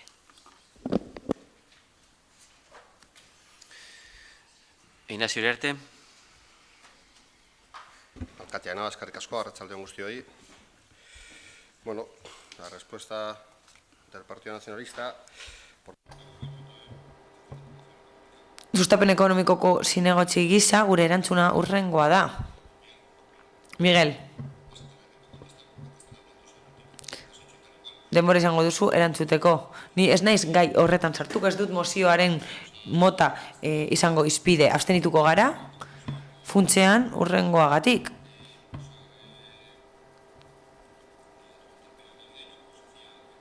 Gabonetan garai batean izotz pista sustatu zen algortan eta bere garaian aztertu genuen momentuz erabaki da ez jartzea, baina beste gai batzuk jorratuko ditugu. Zehazki esan daiteke, erregeen kabalgata aldatuko da, obera. Horrez gain, esan daiteke, Gabonetako argiak ez dituela kudeatuko partzialki udalak eta saltzaileen elkarteak, baizik eta udalak kudeatuko dituela osorik, eta aukera egongo da adjudikatuta dagoenean horiek aurkezteko, esan daiteke, noski Getxolandia mantentzen dela, aurrentzako tailerrak egongo dira Romoko kulturetxean, aurrentzako antzerkia, eta hau da, kulturetxearen jarduerak mantentzen dira, baina beste batzuk ez, saltokien dinamizazioa bultzatuko da, eta ez ditut guztiak aipatuko, baina esan nahi dut, diru laguntza batzuk eman direla konkurrentziarako, udalerriaren dinamizazio ekonomikorako, eta elkarteek aurkezten dituzte zenbait ekintza Gabonetan egiteko. Horrez gain,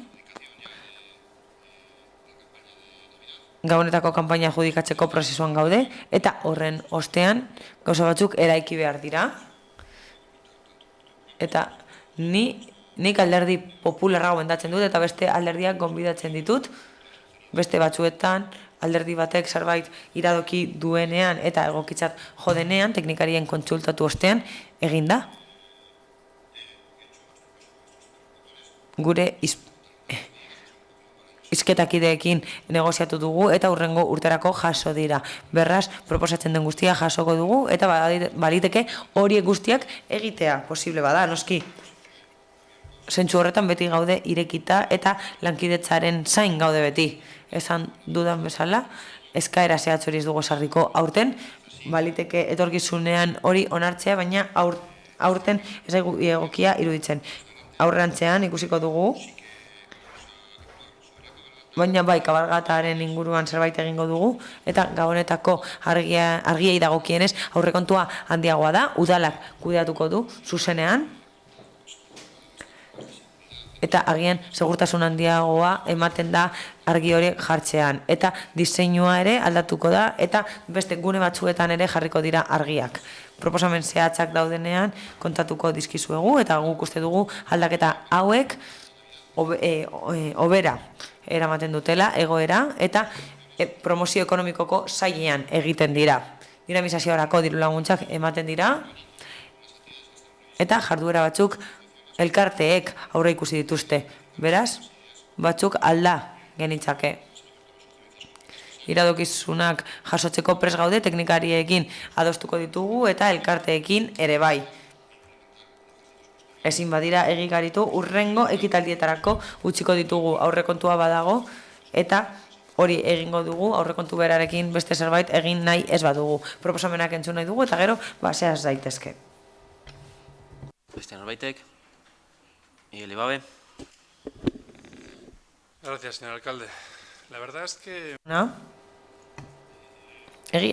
Egia esan, penagarria da, honelako mozio bat hain simplea eta herritarren onurako, hain zuzen ere Algortako aurrentzat onuragarria den mozio hau horrela, sailkatzea, esatea populista dela, landu gabe dagoela, demagogia dagoela, eta bar, EH Bilduri esango nioke kamerara begiratzeko eta getxostarrei esateko, hori haiei esker ez direla horrelako aurrentzako jarduerak sustatzen.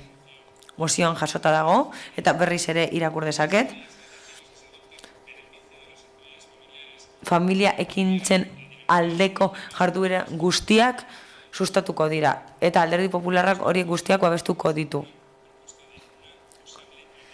Ideia posible bat ekarri dugu, baina irekita uzten dugu osoko bilkurak erabaki ahal izateko zer egin nahi dugun Algortan. Niretzat ez da baliagarria Podemos etortzea, zen niretzat Podemos da. Carmena da guken ideologoa, edo omen da. Bitxia da guk esatea demagogia dela. Eta Enrikek aipatu du ume bat, errefusiatuak, elkartasuna, horrek ez du esertarako balio. Enrike begiratu, kamerara begiratu eta Algortako herritarrei esan guk taldeari esker ekimen hau ez doala aurrera, aurka bozkatuko duzuelako. Begiratu, kamera eta esaiozue. Zuentzat, Gabonak urrutiko herrialde ez hitz egitea da. Alderdi Popularren mozioa oso zehatza da, eta gainera irekia, eta denon artean eztabaida dezakegu eta zerbait eskatu gobernu taldeari. Eta hori ona izango da Getxoko familia eta aurrentzat. Biratu eta kamerara begiratu. Gukek ez du bozkatu eta ez du babestuko kanpoko herrialdei begiratzen diegulako eta ezaigulako asola Getxoko jendea. EH Bildurekin bat egin eta EH Bildurekin batera esan garrantzitsuena da kanporako elkartasuna eta ez bertako saltokiak eta bertako jolas jarduerak babestea hemen Getxon eta zehazki Algortan. Horregatik niretzat patetikoa da mozio hau hain simplea dena eta akordioa bilatzen duena ez onartzea. Eztabaida sustatzea bilatzen da eta esan dudan bezala zubiak eraiki nahi dira gure auzokideen onurarako. Hasi zarete atakatzen. Eta azkenean ikusten dena da, osoko bilkura hauetan, lekuko ez gain, ikusten da Alderdi Popularrak esate duen guztia beti dela txarra. Beti da negatiboa. Beti da Madrid. Gu hemen gaude lanean udalerriaren alde, Getxostarren alde, eta zehazki hau egiten dugu Algortaren alde, ez egin barrerik, serioa da esaten duguna, eta aurka zaudetenez esaiozue kamerari lehen esan dizue dana.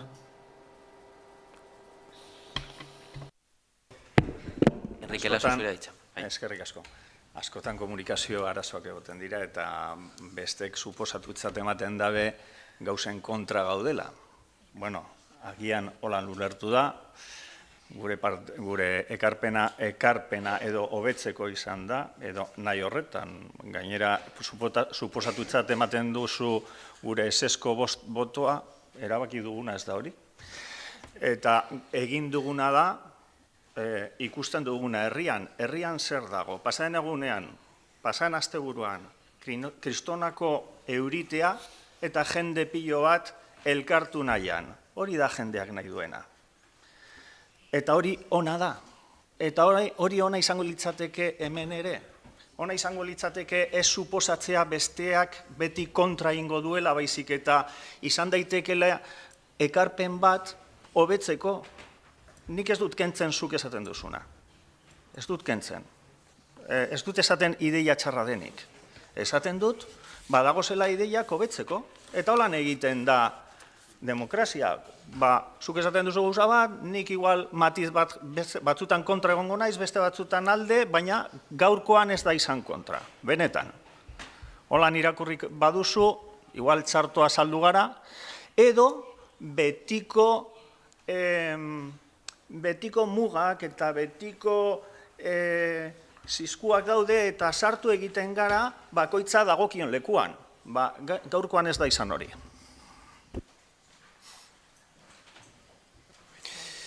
Maite Arraitza, esker. Bueno, guk kamarari ez diogu begiratu behar ezer sustatzeko, ezer proposatzeko.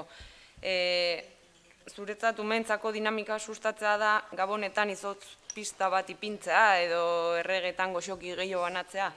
Guk uste dugu umeen dinamikak urte osoan sustatu eta landu behar dirala, eta nahi badezue hau landu egin dezakeguna da umeekin modu parte hartzaile batean kontseilu bat sortu eta bertan proposamenak atera eta dinamikak sustatu.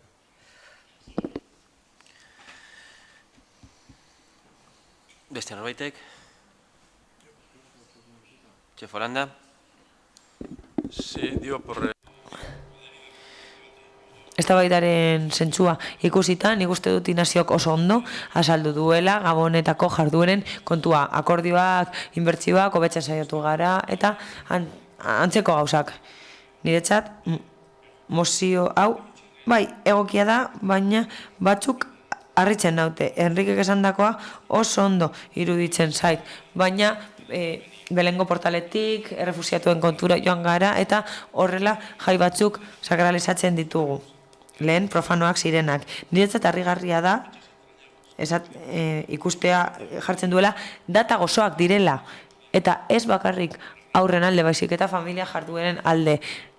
Ez dugu berriz familia eredua izpide izango. Ezin dut jasan, eta esan behar dut. Beti esan behar duzue zerbait giroa animatzeko. Esaten da, kontua ez dela jarduerak goratzea gobernu taldearen aldea. Nik flipatzen dut, benetan, ni Baltasar izango naiz, eta alkatea ez daki zer. 20 kilo hartzen baditut ere, olentzera izango naiz. Ez dut ulertzen gobernu taldea goratzearen ideia hori. Zorionez, Inaziok erantzun du, eta argudioak eman ditu, eta aurrekontua hasitze egin du. Garrasa gehiago, gozoki gehiago, bai. Errege gehiago, bai. Jarriko ditugu, 3 gutxi dira, behar dena. Zentzu horretan, ni guztiz nago ideia horrekin, baina mesedez.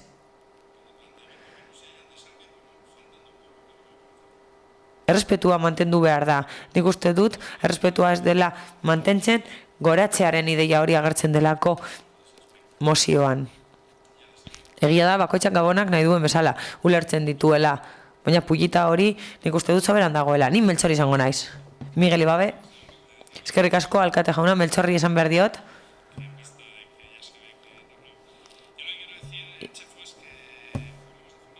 Familia aipatu dugu. Familia giroko festak direlako eta Getxolandia ere jarri delako. Berriz esan nahi dugu, familia mota guztiak hartzen ditugula barne. Familia eredua aipatzen baduzuzuk, hori da zure arazoa, zure arazo pertsonala. Ze familia eredua guretzat argi dago zein den. Eta puiak eta puitak aipatzen baditugu. Esan dugu ez dugula nahi gobernu taldean goratu, baina ez ditugu iruzur demokratikoak aipatu. Zure alderdikideak aipatu duen bezala aurreko mozioan. Hau, tonua normala da, kolokiala, erregeak aipatu ditugu, olentzeroa izan alzara, 20 kilo hartzen badituzu, bai, ez dut ez esaten, baina mesedez, ez nahaztu zuk nahi dituzun familia ereduak, edo zuk nahi duzuna, ez nahaztu Gabonak gozoak diren ala ez nahaztu eta ez ikusi horren atzean puila bat dagoela. Oso mozio simplea da, oso argi dago idatzita, beraz, den bezalakoa da, eta ez dauka tramparik.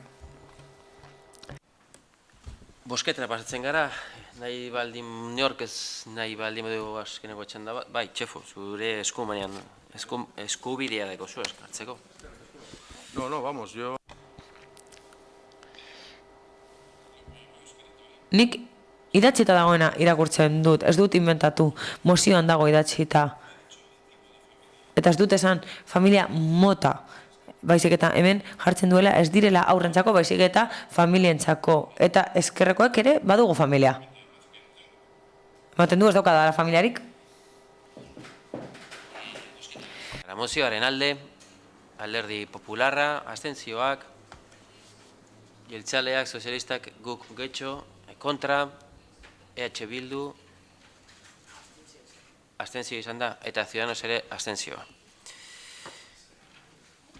Urrengora pastzen gara beraz, 175. puntuan PP Udaltaldeak aurkeztutako mozioa turismoaren sektoreari babes ematea. Bai, Miguel Ibabe. Gracias, señor alcalde. Eskerrik asko alkate jauna. PP Udaltaldeak aurkeztutako mozioa turismoaren sektoreari babes ematea. Ernai Ezker Abertzaleko Gazte Erakundeak kanpaina erradikala abiatu du Euskadin turistak areagotzearen aurka eta manifestazioa egin zuen Euskal Turismo ereduaren aurka abuztuaren 17an, Donostian, Gipuzkoako hiriburuko aste nagusian. Halaber, Ernaik ohartarazi zuen honelako manifestazioak egin gura zituela 3 euskal hiriburuetan. Modu berean, Donostiar hiriburuko kaleetan kartelak eta pintadak agertu dira, Tourist Go Home turista kanpora leloarekin. Mezu batzuetan kanpoko bisitariak kiskaltzeko deia egin dute. Ernaik Gasteizen egin zuen manifestazioan, Andramari Zuriaren jaietan, Alderdi Demokratikoei herria erailtzea leporatu zieten, eta etaren presoen aldeko oihuak botatzen zituzten. Etzaiak ez duen esatzen hartzen, gazteok inoiz baino biziago gaude. Merezi duten erantzuna emango diegu erantzi zuten. Larderiazko jarrera hauen helburua Euskadiko turismo denboraldia boikotatzea da. Kupekin lotutako talde eta erakunde erradikalek Katalunia, Balear eta Valentziako turismoaren aurka egiten dituzten sabotajeen kanpainaren testuinguruan indarkeriazko erasoekin turisten, hotelen, turismo autobusen eta barren aurka kokatzen dira. Gogora ekarri behar dugu ala, etak jarduera terroristaren behin betiko utzi zuenetik turismoa 138 hasi dela Euskadin. Eta horrela, 4.100.000 milioi euro sortzen dituela urtean 75.000 lanpostu sortzen dituela Euskal Autonomia Erkidegoan gizarte seguratzaren afiliatuen 8,5% eta ia Euskal BPG-aren 6% dela. EAen turismoaren alorrean 9.845 enpresa daude. Euskadiko turismoaren aurkako kanpaina erradikal eta oportunista honek datuen bilakaera positiboa arriskutan jartzen du. Datuek erakusten baitute Euskal turismoaren industria aberastasun eta lanpostu gehien sortzen dituen sektore ekonomikoa dela. Horregatik turismoaren sektorea gure nortasun abegikor eta irekiaren ezaugarri denez gero, Udaltalde Popularrak erabaki proposamen hau aurkezten du. Bat, gure babesa erakustea turismoaren sektoreari lotutako langile, enpresaburu eta autonomoei. EAEren garapenean funtsezko eragileak diren aldetik. 2. Interes turistikoen aurkako ekintza violentoak eta Ernai Ezker Abertzalearen Gazte Erakundeak Euskal Turismoaren kontra egindako manifestazioak gaitzestea. 3. Larderiazko kanpaina honek entorkizunean Euskadira etor daitezkeen tristengan izan ditzaketen ondorioei aurre egiteko neurriak bultzatzea. 4. Egungo Euskal Turismo eredua finkatu eta hobetzeko helburuz lan egiteko konpromisoa adieraztea, kalitatearen eta jasangarritasunaren parametroak kontuan hartuta. Eta 5. Mozio honen berri emango zaie udalerriko komunikabidei. Bai, beste norbaitek. Nerea Gijarrubi, parkatu. Eskatu irantzuk. Guk zeharkakoa aurkeztuko dugu. Zure datzan da. Bai, lehenengo banandu eta gero irakurri bai.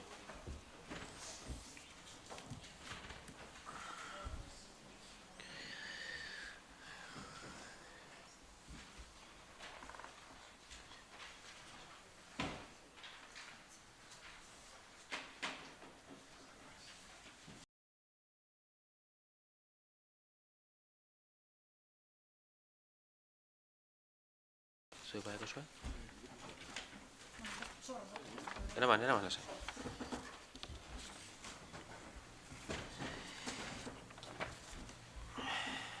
Muy bien, tengo aquí. Lleva aquí. Vale.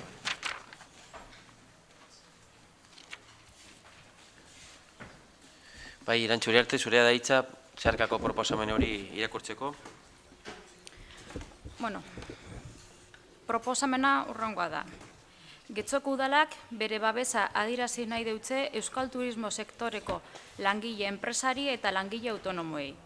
Turismoa lehen mailako sektore ekonomikoa eta kulturala da.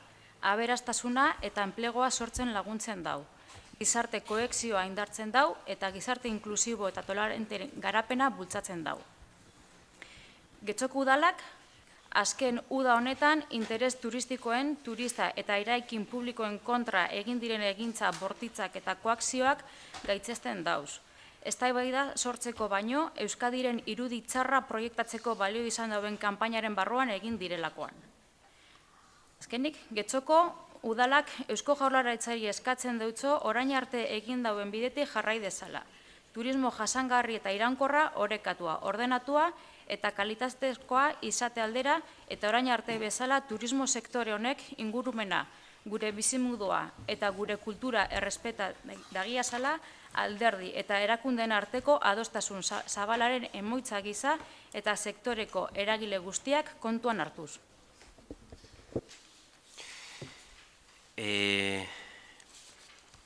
Jeltzaren aldetik beraz, proposamen bat bideratu da Alderdi Popularrari, ez dakit hortan zuek daukazue hitza, onartzeko ala ez onartzeko?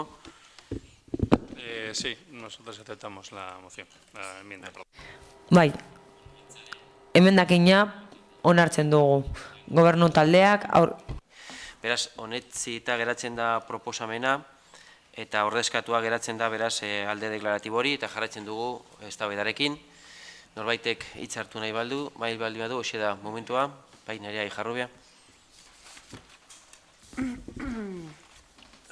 Bueno, arratsalde on berriro guztioi. Seriotasun gutxi emandakioke gai ezberdinak eta sasi argumentazio nahasia baliatzen duen mozioari. Are gehiago, EH Bilduk oraingoan ere ez dio batere seriotasunik aitortzen honako mozioari. Halere, utzi guzue pare bat gauza argitzen. Alde batetik enteratu zaitezten uda honetan gertatu denaz, eta ez ezazue arazo sozial bat turismoaren apologia demagogikoaz eskutatzen saiatu. Uda honetan, turismoak dakartzan zerbitzuen irregulartasunezak estanda egin du. Ehundaka bizilagun medioetara atera eta euren auzoetan turismo politika konkretuen ondorioz bizi dituzten egoera lasgarriak salatu dituzte. Donostiako Aldezarreko auzokideen lekukotzak izan dira adierazgarrienak, baina Donostian bezala, beste Euskal Herriko beste txoko batzuetan, turismoaren gaindierak edo irregulartasunezak antzeko egoerak eragin izan ditu. Inguruaren kontserbazio eza batzuetan, saturazioa, neurri gabeko sarata. Inork ez du ukatzen, turismoak herri baten garapenean lagundu dezakeen eta laguntzen duen elementua izan daitekeela. Galdera eta eztabaida beste bat da. Nola baina, ze motatako turismoa nahi dugu. Udan gertatutakoa turismoaren politiken porrota edota politika esen adierazgarri argienak izan dira. Horrelako fenomeno batek herritarren bizikalitatean, lan baldintzetan, edota etxebizitzaren espekulazioan eragina daukanean eta beste alde batera begiratzen denean, arazoak handitzeaz gain, estanda ere egin dezaketelako plazara jauzi, eta hori da zuzen ere uda honetan gertatu dena. Arazo politiko batek, arazo dimentsio soziala hartu du eta auzokideen elkarteek, hainbat eragilek eta alderdiek ere horren inguruko irakurketa eta salaketa egin dute. Arazoak dimentsio soziala hartu izanak bultzatu ditu udal administrazioak eta ostean ere beste instituzio batzuei erregulatze egoki baten bidean urratsak ematera. Urratsak edo zenbait neurri hartzera. Orain dela pare bat egun atzo uste dut, ikusi alizan genuela hiriburuetako alkateak, Eudel eta Eusko Jaurlaritza esanez 2500 etxebizitza inguru irregular daudela hiriburuetan. Turismoan arazoa zegoenik ukatzen zutenak turismoaren inguruko politikak berrikusten ari dira, berbekin gauza bat, ekintzekin beste bat. EH Bildutik argi eta garbi zalatu dugu turismoaren irregulartasuneza eta horrek auzokidei eragindako kalteak. Eta argi eta garbi izan dugu arazoa ez dela turismoa, errepikatzen dut. Batzuek sustatu nahi duzuen bezala, baizik eta turismo eredua da arazoa. Eta hemen eztabaidagai izan behar dena. Jakin badakigu baina, zuentzat, Alderdi Popularrentzat, zaila egiten zaizuela olako ñabardurak antzematea. Eta askotan manipulazio eta gezurraren lokatzan eroso zaudete zuek koplak idatzi eta zuek sinistu egiten dituzue. Eta turismo mota horrek sortzen dituen zapalkuntzak agerian geratu dira. Lehen ere esan dudan bezala, ostalaritza sektorean, gaztei batez ere sartzen usten zaizkien lan baldintzak azkarrak, edota turismoa etxebizitza librearekin espekulatzeko beste bide bat bihurtzen denean, baita turismoaren kontrolezak bizilaguna eta ingurunei eragin diezaizkiekeen kalteak ere. Horiek dira turismo eredu basati batek dakartzan ondorioak. Eta soko bilkura honetan ere ez ditugu baldintzak latzoiek hain urruti. Udako turismo mulego mugikorretan udal gobernu talde honek lan baldintza lotzagarriak sustatu egin izan ditu, eta egun apur bat hobetu baditu ere, oraindik ere ez du lortu behar bezalako duintasuna. Hori alda, gure osokidentzako nahi duguna. Uste dugu, urratz batzuk eman diren arren, asko dagoela eremu horretan hobetzeko, beti ere diru iturrien gainetik, herritarren bizi baldintzak eta inguruak hobesten badira, eta horiek bermatzeko erregulazio egokiak egiten badira. Batzuk baina ezin diozue inora begiratu begietan dolarren simboloa jarri barik. Turismo mota hori egon direnean salatzaien artean ernai gaztantolakundea ere egon da noski. Irudimena erabili eta hainbat ekimen egin dituzte kalean, baita manifestazioak ere. Zuok baina ernai gaztantolakundea kriminalizatzeko zuen saiakera politikoan ez duzu etzitzen. Horretarako sasi argudio politikoak erabili eta dena nahasten duzue. Horretan profesionalak zarete. Atzegin ez duzuen guztia erasotzat saldu nahi diguzue, horretarako asmatu zenuten Mozal legea, ezaterako. Esaten dizuegu askotan, naiz eta zuek ez errespetatu, baina esaten duzuen bezala inmaite duzuen konstituzioa, zuen konstituzioan, 20. artikuloa bada, eta horrek esaten du, albidetzen du adierazpen askatasuna. Ernaik edo beste eragile batek erabil dezaken artikuloa bere adierazpen askatasuna azaltzeko, eta euren diskurtso politiko eta soziala helarazteko, mozorrotzeko ere bai, eta kale erdian performance ezberdinak egiteko. Ez dakit zeren beldur zareten, betikoaz izango ote da jendarte kritiko eta eraldatzailea sustatzeaz, zeuen negozio zikinak egitea galaraziko duen jendartea aurrez aurre izateaz, horretaz zarete beldur. Esker, Enrique Olaso. Eskerrik asko berriro ere. Gai honetan, bi gai ikusten dugu mintzagai, alde batetik biolentzarena eta hor nahastu egiten dena, eta beste aldetik turismo modeloa eta gauza horiek. Guri lehenengo baten holan agertzeak ez zaigu bat ere gustatu. Guk uste dugu badagoela dinamika bat, trintxerak gero eta sakonagoak, gero eta bazterrekoak bazterrean eta horiek ez direla egokiak eta bestalde ikusten ditugu badaudela momentu batzuk horiek indartu egiten direla, adibidez momentu hau oso indartzekoa da bazterrak, badirudi badaudela gai batzuk bazterretan eroso mantentzen dituela persona eta talde askok, eta guk aldiz nahi dugu horrekin ahalik eta lasterren apurtu. Eta bilatu egiten dugu zein puntuak edo ekintzek apurtzen dute dinamika horrekin. Eta kasu honetan egingo dugu gauza bat. Guk uste dugu ez dela bat ere zilegizkoa agertzea EH Bildu eta aldearen kontra gai honetan. Guk uste dugu turismoa dela asunto bat eta kasu honetan ezela nahastu behar ernaik egindakoa. Are gehiago, eta honetan egingo dut EH Bildu taldearen defentsa bat. Abuztuan, EH Bilduk egin zuen trintxeren kontrako gauza bat. Egin zuen, El Mundo. Otegi rechaza los actos violentos. Otegi gaitzetzi egiten ditu eredu turistikoaren aurka egindako ekintzak, abuztuak 7. Araba, Al Noticias de Álava. EH Bildu konartzen die ostalariei mimatu eta zaindu behar dela turismoa.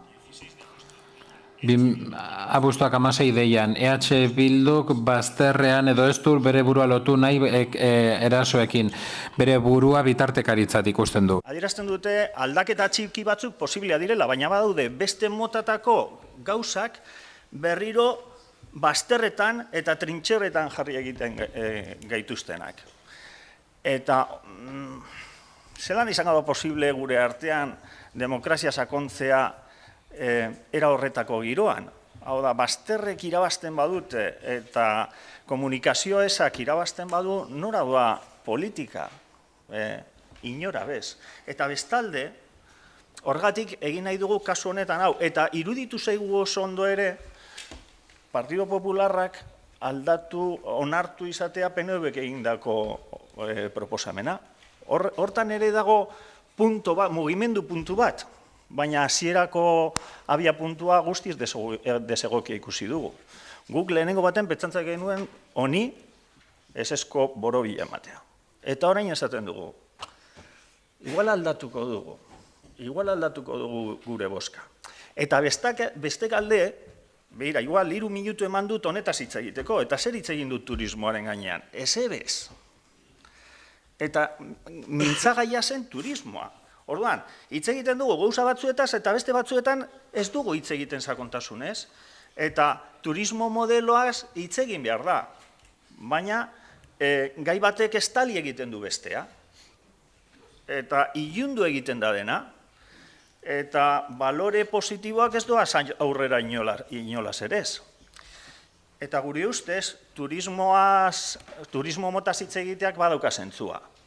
Eta ez da berdina turismo mota edo bestea, eta hitz egin behar da turismoaren masifikazioaz. Eta bestalde badaude, orain dela gutxi emandako txosten batzuk, getxon turismoa, ez doala horren txarto, baina horretaz ere hitz egin dugunean esan dugu, badaude gauza batzuk aztertu behar direnak, ezta? Eta aztertu beharko dira. Baina gauza bakoitzari bere momentua utzita, eta ez gauzak nastuta, eta alden neurrian trintxerak sakondu eta indartu barik, komunikazio bideak bideratuta. Miguel Ibabe. Nik esan behar dut, bakegile ez izena jarri ezazuk egula, uste dudalako, ez dakit egia esan, mozioan ez dugu aipatu EH Bildu, ezer ere ez, Ernairi buruz hitz egiten dugu, eta udan gertatu zenaz, behin eta berriz irakurri dut, eta EH Bildu aipatu ez da egiten beraz, gure aldetik ez dugu EH Bildu aipatu, ez zer ere ez, zuk aipatu dituzu, eta beraz zu izan zara, EH Bilduren bozera maile lan egin duzuna, eta beraz zuen liderrak dira Carmena eta Arnaldo Otegi. Ikusten dugu jadanik non gauden kokatuta. Inork ez du EH Bilduri buruz hitz egin, ez zer ere ez. Udan gertatutako zerbaiten berri eman dugu denok ikusi duguna, genuena, eta lotxagarria izan zena. Eta orain gainera, inork ez du esaten getxo ongi do gaizki doan, esan izan dugu turismo Euskadin bukatuztenetik etaren ekimen terrorista, 128 igo dela, eta inork ez du zalantzan jarri, turismoak gora egin duen ala ez, lubakiei buruz hitz egitea zure erabakia izan da. Inork ez du lubakiei buruz hitz egiten, aipatzen dugu gure babesa helaraztea, langile autonomo, enpresa, jende, gaitzestea gertatu ziren ekintzak, Euskadiko turismoarentzat oso txarrak izan zirenak, kanpaina igarota gertatu ziren eraginak nolabait gutxitzeko, eta denon konpromisoa horri heltzeko. Eta ondoren gero egonda zuzenketa bat, horrekin bat etorri dena nolabait. EH Bilduri buruz inork ez du hitz egin, lubakiei buruz inork ez du hitz egin, nien nago lubaki batean. Ez dakitzu lubaki batean zauten, Carmena eta Otegiren artean, egunen batean kontatuko diguzu, baina bakegile paper hori ez da nire ustez izan beharko zenukena, zuk izan beharko zenuke paper bat, gaitzesteko gertatu dena edo ez, eraikitzeko alde batera edo bestera. Baina ez maitasun osoz baten eta bestearen gogamenak baretzen eta goxatzen ibiltzea ustezko izaera ongi baten alde. EH Bilduri esan nahi diot bestalde, bereiek aipatzen dituzten performantziak kale borroka diren, beti entzuten dire gauza berriak egunero, eta nireak esan duenean performantziak diren eta aukera dutela kalean ala saltzeko performantz bidez. Konturatu gara beraientzat performantza kale borroka dela eta gauzak ikusteko modu bat da.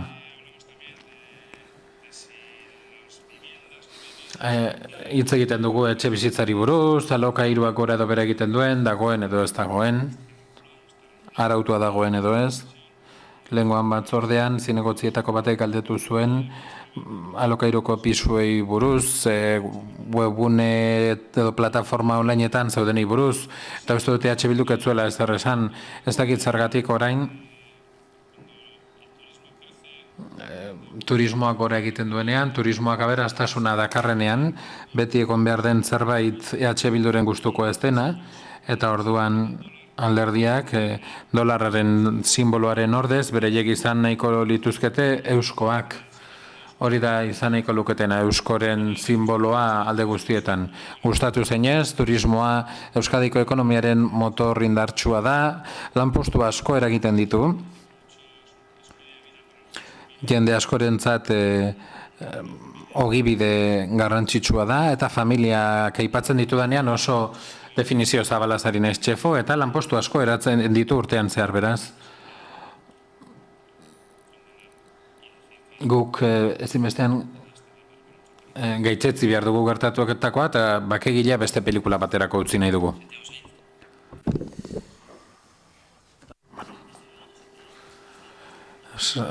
Gu ados gaude, datozen turistak babestu behar ditugu, turismoa aberastasun bidea da, eta Ezker Abertzalearen ekintza gaitzesgarrienak alde batera utzi behar ditugu, ematen du Kataluniako bide batzuekin bat datozela, baina guk mozioa babesten dugu, turismoa babestu behar dago eta gaitzetzi behar da gertatu. Eskerrik asko. Irantzu Uriartek du hitza. Jauna, arratsalde on danori. Gaur osoko bilkura honetara jatorkun gaia uda honetan pilpilean egondan gaia izan da. Tamalez bertoko zein kanpoko mediotan agertu diran barritzarrak izan dira eta BBC Newsen esaterako kanpoko medioetan. Mozioan azaldudan moduan, turismoa gure herriko garapen ekonomikorako baliabidea da. Guk be holan defendatzen dugu. Horregaitik, Euskadiko instituzio guztiek, bakotzak bere esparrutik, hainbat eta hainbat lan egin ondoren, gure kanponganako imagina asko eta asko landu eta promozionatu ondoren, urteotako lanak apurkan lekua bilatuz eta topatuz joan da. Baina, uda honetako tamalesko ekintzen gaitik, trastera botateko sorian egonda lan guzti hau. Tamalesko ekintza honek gertatu ziren momentu berean, gobernuak, basketurrek, kanpaina honek barazoak ekiditzeko apur bat, kanpaina bat jarri izan beharreban martxan sare sozialetan mugitzeko. Hashtag ongietorriak, hashtag welcome to the Basque Country izenekoa. Kanpaina honetan, herritarei eskatzen jake Euskal Herriko txokorik gustokonetatik minibideo bat grabatzea ongitorria munduko edozein hizkuntzatan esanez. Nor hobeto biztanleak baino ongitorria emoteko. Hainbat eta hainbat egin dugu berba oraintxe bertan, turismo modeloaren inguruan, eta bar. Baina, argi daukaguna da, turismo eta turisten kudeaketa ez da turistak etxera bialtza tourist go home esanez. Turismoaren kudeaketa politika egokiak ezartzean datza, garapen jasangarrirako. Getxon, sustapen ekonomiko arloan Getxo 2020 plana daukagu. Bertan, gure herriko sustapen ekonomikorako ardatzak ezarrita daukaguz. Euretariko bat turismoa da, kultura eta kirolaren bitartekoa adibidez. Gure legealdi planean argi eta garbitzi genduan zelako turismoa gura dugun gure herrirako. Daukagun turismoa finkatu eta datorrena era irankorrean garatu. Bai auzokidenganako natura eta ondararenganako errespetua azalduz. Hau da, gizarte eta inguru girogaren arteko oreka, herriko sustapen ekonomikoa garatuz. Hau lortzeko, beharrezkoan diran politika danak martxan jarri doguz eta jarriko doguz. Esaterako, sektoreagaz alkarlana, daukaguzun produktuak barriztu, produktu barriak sortu, herritik jendea sakabaratzeko ekintzak, bizitariak sasoiz kanpo erakartzeko ekintzak egin, dirulaguntzak enpresei jarri, gure kontratazioetan jarri genkezan legezko medio guztiak salarioak duinak izan daitezan, kompetitibitate programak, kalitate programak eta azkenekoa pilpilean dagoena, logela eta alkilerrei dakokina. Euskadiko sektore edo industriaren egoera eta realitate zein zan aztertu, arakatu eta abarren ostean, sektorearen eudelen babesagaz 2016ko Uztailaren 28an Eusko Legebiltzarrean EH Bilduren babesagaz turismoaren legea onartu zen. Oraintzu 2017ko Uztailaren 28an turismoaren legetik datorren etxebizitzen eta logelen alkilerren protokoloaren zirriborroa sinatu zen Eusko Jaurlaritza, Eudel eta 3 hiriburuen artean eta arain egun irailak 25ean protokoloa bera sinatu zen. Berton be, erronka bat daukagu, eta dagoeneko lanean gagoz udaleko hainbat arlo getxoko errealitatera guztia moldatu ahal izateko danon onurako eta era orekatuan gertatu daien. Turistek kalitatezko esperientza bat be bizi dagien. Guzti honegaitik be, eta batez be gaur turismoaren nazioarteko egunean, Getxotik gobernuagaz zein aldundiagaz alkarlanean jarraituko dugu Euskadi, Bizkaia eta Getxo dagokion lekuan egon daiten. Turismoa be nortasun agiria izan daiten. Gaur, nazioarteko turismoaren egunean eta turismo irankorraren urtean, Getxotik be, Welcome to the Basque Country and to Getxo, ondo etorriak izan zaiteze, bienvenidos, soyez bienvenus, willkommen, benvenuti, jalan bazalan. Eskerrik asko. Beste norbaitek? Nerea Ijarrubia? Bueno, ez dakit lehenengo interbentzioan argi geratu den, baina batzuk entzun da, ez dakit ez duzuen ulertu edo, gu ez gaudela EH Bilduk aipatu dugun bezala udan zehar, ez gaudela turismoaren kontra, bezik eta turismo eredu baten kontra. Ez duena errespetatzen ez ingurumena, ez duena errespetatzen ez da pertsonen eskubideak, eta argi daukagu zen izan behar den eredua. Eta horregatik, irantzuk aipatu duen lege hori ondino indarrean ez dagoena, baina hor, guk argi daukagu, eta argi utzi dugu ere, esan dudan bezala, turismo mota hori, nahi duguna gure herrirako, Euskal Herrirako nahi dugun turismo mota hori, badala ingurumenarekin sostengarria dena, pertsonen eskubideak errespetatuko duena, deszentralizatua izango dena, eta urte osokoa izango dena. Ez bakarrik garai konkretu batean zentratuko dena. Inondik inora ez da izan polemika sortzea gure helburua, baizik eta konponbideak topatzea, eta horrela egin izan dugu. Argi daukagu ere, eta nik uste dut askotan saiatzen garela eztabaidak beste parametro batzutan kokatzea, eta desbideratzea benetan zein dan erroa, arazonen erroa, eta arazonen erroa ezan dudan bezala lehenengo interbentzio horretan izan da arazo bat egon dela, arazo bat sortu dela leku ezberdinetan, eta horren aurrean auzokideak bizilagunak ere kaleratera direla eta salatu dutela egoera hori. Eta hori agerikoa da. Horren aurrean zer egin? Goazen erregulatzera eta erregulazio konkretuak jartzera maigainean turismo eredua moldatzeko. Zagerian geratu dena izan da, orain arteko politikak ez duela benetan helburuak lortu eta porrot egin duela handi batean. Beraz, hori berrikusteko beharra dago, eta hor kokatu behar da eztabaida, ez beste inon. Ez gaude turismoaren kontra, batzuk saldu nahi izan duten bezala, inondik inora. Onartzen dugu eta aintzat hartzen dugu, baina badakigu ere, turismo eredu batek kalte handia egin dizaiokegula. Eta horren aurrean uste dugu, aipatu ditugun baloreak aintzat hartu behar direla.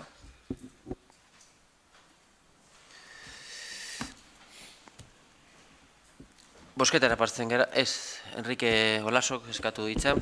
Ez, argi dago, batzutan, mezu batzu bidaltzea arriskutsua dela, eta batzutan ez dira ulertzen, eta, bueno, holan da. Guk zati baten hemen proposatzen denarekin ados gaude, baina eskatuko genuke ere honen inguruan dagoen beldurra eta beste lekuetan gertatzen ari dena ikusita gurean ere aztertu behar da ze motatako turismoa nahi dugu eta horren inguruan uste dugu ere azterketa apur bat sakonago egin behar dela. Nik uste dut ere eduki ditugun elkarrizketa batzuetan guztiok onartu dugu ere parametro batzuei begiratu behar zaiela, adibidez zuk lehen aipatu duzun alokairuen kontua, eta, bueno, badaude beste gauza batzuk hortik atera behar direnak. Horregatik abstenituko gara, baina berriro esaten dizut, ez dakit azkenengo zuen proposamenetan bozka egin diogu bati baietz, urrengoari supentsatzen zenuen ezetz, boska egin diogu abstentzioa, honetan aldatu dugu iritzia eta orain abstenituko gara. Dinot, jarraituko gara jokabide arriskutsu horrekin, naiz eta hori egitean batzuetan ere adjetiboak eta persona batzuen atzean jarri egiten gaitu zuen. Ez da holan,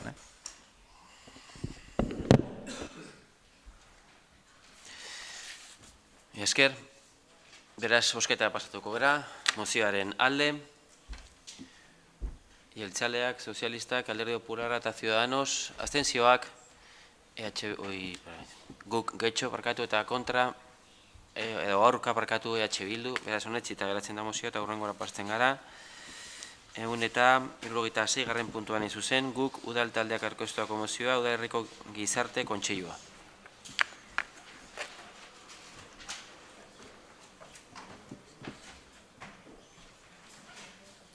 Enrique Olaso.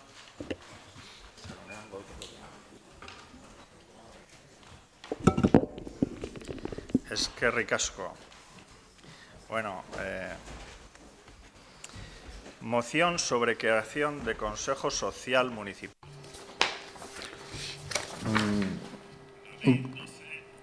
Mozio Udalerriko Gizarte Kontseilua sortzeari buruz.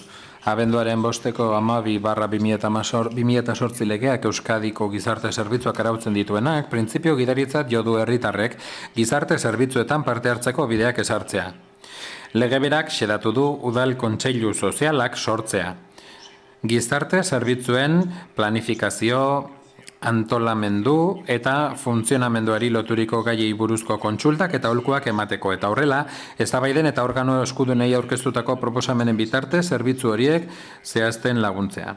Getxoko udalean emaitza oso onak dituen berdintasun kontseilua dagoen moduan, badaude beste sektore batzuk, hala nola haurrak, nagusiak, gazteak edo gizarte zerbitzuak, beste udal arloekin eraginak trukatzen dituztenak eta herritarrek ekarpen handia egin diezaiekete. Herritarrek kontseilu sozialean parte hartzeak, adibidez, Bilboko udalean eta beste batzuetan, erakutsi du erabilgarria dela eta kohesio soziala bultzatzen duela. Bestalde, gizarte zerbitzuen egoera eta bilakaeraren inguruko oinarrizko informazioari dagokionez, Getxoko udalean urteko txostenak dauzkagu, hala ere beste gai batzuei buruzko informazioaren falta handia antzematen dugu, eta kontseilu sozialak utxune hori bete ahal izango luke. Bere eginkizunen artean honako hauek egongo dira. Gizarte zerbitzuen arloak erabatera edo bestera eragiten dien pertsona guztien aldarrikapen, iritzi eta proposamenak entzutea, hobekuntza handia izango litzateke zerbitzu horiek planifikatzeari dagokionez, eta nabarmen lagunduko luke jardunbide nagusiak zehazten herritarren parte hartzea erreal bihurtuz. Are gehiago orain gure udalari dagozkion zorroko zerbitzuak zehazten ari direnean.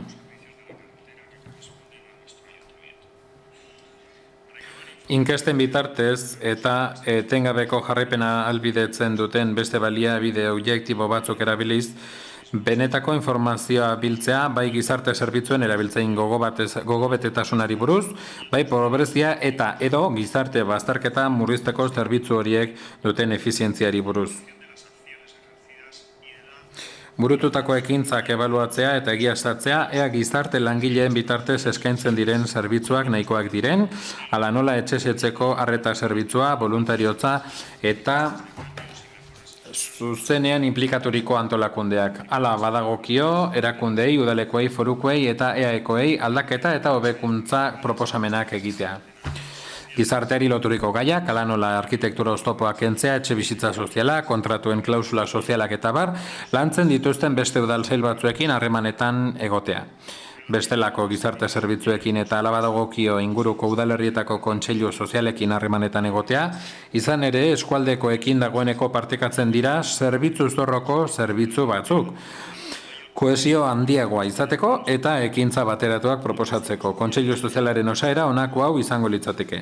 Alkatea edo berak eskuorde izendatutako pertsona eta udaltalde bakoitzaren ordezkari bana, gizarte zerbitzuetan eragina duten edo horiekin zerikusia duten eskumenak dituzten udalsailen edo zerbitzuen ordezkariak, antolamendu sindikalak, enpresa eta hirugarren sektoreko erakundeak, erabiltzaileen eta voluntarioen elkarteak, udaleko teknikariek eta une batean beharrezkoa izan daitezkeen profesionalek ere parte hartuko lukete aholkuak emanez. Hori guztia dela eta Getxoko udalari honako erabaki proposamen hau aurkezten diogu. Lehenbizikoa, lantalde bateratzea, gizarte zerbitzuen zuzendari teknikoa eta udal talde bakoitzaren ordezkari bana, lehenago azaldutako jardunbideak oinarri hartuta araudi bat egin dezan. Eta bigarrena, gehienez 6 hilabeteko epean, Kontseilu Sozialaren eraketa eta araudia Getxoko udalbatzan aurkeztea, onespena eman dezan.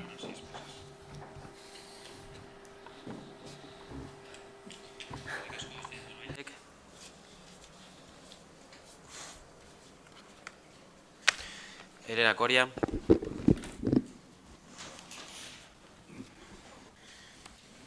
Eskerrik asko, arratsaldean guztioi.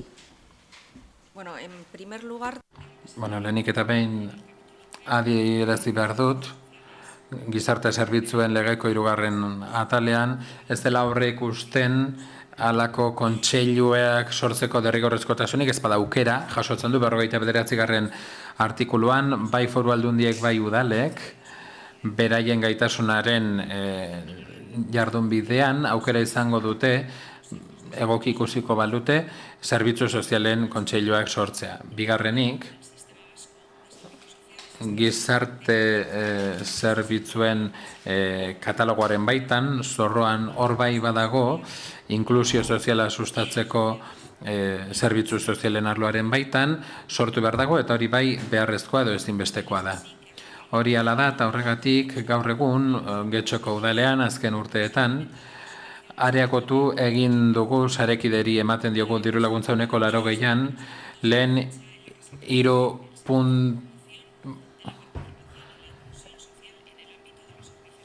herritarren parte hartzea eta inklusioa sustatzeko fitxan dauden 3 puntuak garatzeko agindua edo akordioa bilatuz diru laguntza horren bitartez. Eta horrela egin izan da kalitate arloaren bitartez. Beraz, dagoeneko neurketak egiten ditugu, aldian ikusteko zerbitzuen emaitza zein den, eta erabiltzaileen balorazioare ikusteko zein den. Eta ebaluazio horiekin, besteak beste hobekuntzak egiten ditugu, eta beharrezkoak diren aldaketak. 2018an, abian jarriko ditugu gainera, bilera parte hartzaileak, sektoreka, eta erabiltzaile zehatz batzuekin. Adibidez, zaintzaileen programako parte hartzaileekin eta eraberean ezin ditugu ahaztu aldian tutelatutako pisuetan bizi diren pertsonekin egiten diren bilerak edo Getxo lagunkoiako programetan egin diren bilerak. Beraz gaur egun eta urteak dira jadanik Getxon entzun egiten dira herritarren ideiak, iruzkinak eta kritikak afektatuenak bai aldetik eta bestetik gizarte zerbitzuen arloan. Bereiekin harremanetan jartzen gara, bai beste arlo udalerriko arlo batzuekin ere mozioan aipatzen den bezala. Eta kontseilua sortzearen aukera hor dago eta ez dugu baztertzen. Jakina da Getxoko aholku batzordeak aberasgarriak direla eta urteak dira lanean ari direla, baina orain zerbitzu zorroko errekerimendu eta eskakizunei erantzun behar diegu eta baliabide ekonomikoak eta pertsonalak horretara bideratu behar ditugu hoiei erantzuteko. Dependentziako lehenengo maila duten pertsonei erantzuteko behar bezala, egunean zeharreko zerbitzua eskaintzeko, bazterkeria egoera larrian dauden pertsonei behar duten atentzioa eskaintzeko, pertsonen arreta eta hartapen zerbitzu aldatzeko, etengabeko laguntza emateko gizarte arloko langilei eta horiek guztiak helburu berriak dira eta hala adierazita daude eta ez ordea kontseiluaren sorrera. Eta gainera adierazi nahi dut, zerbitzu sozialen arloaren baitan eudelekin lan egiten dugu eta bai hainbat arlo eta ekintza udalean daudenak bai 3. eta 4. sektoreko kide askorekin lanean ari gara dagozkion foroetan. Beraz, ez gaude aurka halako gizarte kontseilu bat sortzeko, baina ez zaigu unea iruditzen halako zerbait sortzeko. beste lehentasun batzuen tamaina handia delako eta erantzun eman behar diegulako eta beste bide batzuk ditugulako martxan eta horien bitartez mozioan aipatzen dituzuen helburuak betetzen ditugulako. Eta bukatzeko kontseilu horren sorrera jaso beharko genuke barne araudiaren lantaldean. Beste norbaitek? Miguel Ibabe. Gracias, señor alcalde. Eskerrik asko, alkate jauna. Bitxia iruditzen zait, eta nahiko harrigarria. Grazia egiten dit. Orain dela 3 mozio, esan duzu aurkeztu dugun mozioa, hutsa zela, landu gabea zela, gaizki eginda zegoela, zerbait esateagatik. Eta orain ona etortzen zarete mozio bat aurkezten duzue, eta ez nahi sartuko funtzioetan, legeetan, gero aztertu ahal ditugulako. Kontseilu soziala horrela antolatuta egongo da, alkatea egongo da, eta alkateak izendatzen duena. Eta udaleko sail guztietako ordezkari bat egongo da, sindikatuen ordezkariak egongo dira, eta nik galdetzen dut, zeintzuk elkarteetako zenbat kide egongo dira. Erabiltzaileen elkarteak, eta voluntariotza, zeintzuk zenbat kide elkarte bakoitzeko udaleko teknikarien laguntza izango dugu, ze teknikari, zein arloetakoak, eta edozein profesional, munduko edozein profesional, ona etortzen dena, eta ez dakit, zerbait egin nahi duena, beharrezkoa bada. Edozein profesional, irekia da ideia hori. Dagokion momentuan, zehaztu gabea, beharrezkoa dena, zertarako. Ona etortzen gara, orduan, eta aurreko mozioan esan diguzue, mozioa aurrentzako dela, landu gabe dagoela, eta ez dela ondo prestatu, ambiguoa delako eta orokorra delako, eta baita populista ere. Orain, bat-batean ikusten dugu, kontseilu soziala oso garrantzitsua dela Getxorentzat, eta ez dakigu nork osatuko duen, ez dakigu pertsona bat edo 50.000 pertsona egongo diren irekia, ezta? Bai. Nik ez dut lasaitu nahi, baina nik esan nahi duena da, kritika bat egiten bada une zehatz batean, gero ezin zarete etorri ordu erdi geroago eta zerbait okerrago egin. Gure inguruko udalerriak aztertzen baditugu, webgune bat azter dezakegu, eta ikus dezakegu non daude, nortzuk diren, Gasteizen dago, adibidez, kontseilu soziala, Logroñon ere bai, eta ideia bat egiteko ikusi ze jende dagoen beste maila batera, noski, baina pertsona bat dago, maikide bat, Herriesako abokatuen elkartekoa da, Alderdi Popularreko kide bat da, eta Ciudadanosek beste auzokide bat proposatu du, PSOEk beste bat, eta langileen batasun orokorrak ere beste bat, Herriesako Unibertsitatea, Comisiones Obreras, finantza erakundeek beste auzokide bat, tokiko batzordeko beste kide bat. Hau da, mugatzen da eta esaten da nortzuk diren auzokideak eta nortzuk izango diren kontseilu horretako partaideak, kontsultarako organo bat delako eta horretarako mozio bat prestatzen da, lantzen da eta azkenean mozioan badakigu nortzuk izango diren bertan egongo diren pertsonak. Sindikatuak zeintzuk dira kontuan hartzen dituguek. Eta elkarteak zeintzuk? Zenbat jende egon behar du elkarte batean, elkartea ordezteko 5 kide, 200, ze sektorekoak izango dira. Hori, ona ekarri behar da, eztabaidatzeko, osoko bilkuran eztabaidatzeko, edo hori pentsatzen dut nik. Are gehiago, eskatzen badiguzue, mozio simple batean ekartzeko. Nik uste dut honen ondorioz hausnartu behar dugula, eta egoera aztertu behar dugula. Nik uste dut, azkenean zuen azalean ere pairatzen duzuela, nola gauzak eta osoko bilkuraren zentzua ez den irudi kontziliadorea saltzea, baizik eta besteek egiten duguna egitea, proposamenak ekartzea, pentsatuta, adostuta eta hitz eginda daudenak. Eta horiek auzokideen onurarako izango dira. Mila esker.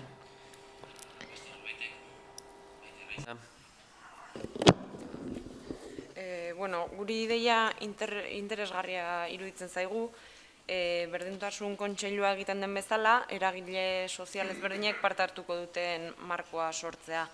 Egia da ere horrelako marko horretan, eragileek inzidentziko ahalmen handiagoa beharko luketela, parte hartzen bidez alor osoan eragiteko. Uste dugu baina oinarrian arazo bera dagoela, udal araudi organikoa berreskuratzeko beharra eta horretan herritarren parte hartze erreala bermatzeko beharra. 30 urte daukagun araudi batek ezin du baliogarri izan kultura politikoa aldatzen ari den jendarte batean. Horrek bermatu beharko du alor guztietan herritarren, norbanakoen zein kolektiboen parte hartzea egongo dela eta euren parte hartzeak udal politiketan eragina izango duela. Beste norbaitek? Santiago Sainz. Bueno, nosotros vemos que es una iniciativa. Guk uste dugu ekimen interesgarria dela eta alde bozkatuko dugu. Guk uste dugu sakonago aztertu eta landu aldela eta horrela batzorde batean lan dezakegu. Aukerako beste testu bat proposa dezakegu beste talde batzuek egindako ekarpenekin. Hala ere, guk esaten dugu, babestuko dugula eta berdintasun zinegotziari gogorarazi nahiko nioke, araudia begiratzea horrela apoaren berrikuspena bilatzeko eta hori ez litzatekelako izango horren barruan aztertzeko modukoa. Hala ere, berriro ere esaten dugu, ekimenaren alde bozkatuko dugula.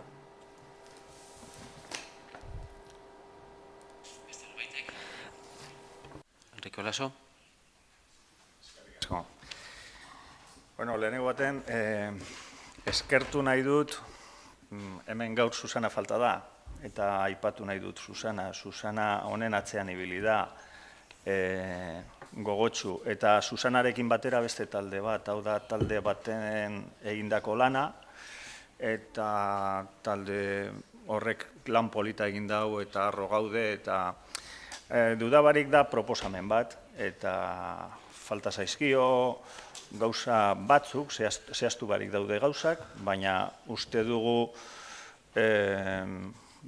honetan aurrera pausoak eman behar direla. Alde batetik, giza kontseiluak edo kontseilu sozialak importantea dira. Legean agertzen dira, berak esan du lehen, batzutan hautazko aukera moduan, baina argi dago gizarteak gero eta partaidetza gehiago eskatzen duela. Eta lehen ere beste adostasun batzuetan hemen agertu direnak, ez da joan lehenengo araudi osoa eta gero konkrezioa batzutan itxaroten badugu, dena borobildu arte aurrera pausurik ez genuke emango, eta 30 urte asko dira, egia da, arrazoia daukazu, esaten duzunean gauza hauek udal araudi barruan sartu behar direla, eta argi dago hori nahiko blokeatuta daukagula. Hau eta lehen zuk esan duzu aurrekoa ere, ados gaude, baina hori desblokeatu behar da. Baina desblokeatu behar horrek ez du kentzen aurrera pausua eman beharrik. Aurrera pausoak eman behar dira. Partaidietzaren kontua ez da gauza simple bat, ez da azkenengo pausua beste gauza batzuena, baizik eta herritarrak jartzea plaza honetan lehenengo lekuan. Eta horrek gero eta importantzia gehiago, horri gero eta importantzia gehiago ematen dio legeak, horri gero eta importantzia gehiago ematen dio gizarteak, eta guk ere eman behar diogu. Eta orduan, konbentzituta egon behar gara, baina zertaz konbentzituta, partaidetzaz konbentzituta. Eta partaidetzaren atzean dagoenaz. Irakurriko dut gauza simple bat.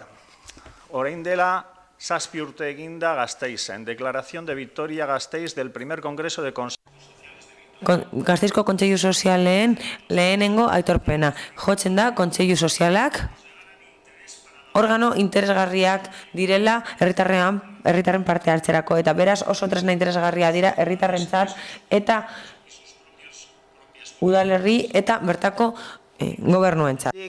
Badauka gaula bide bat, aurrera pausoak eman behar ditugu.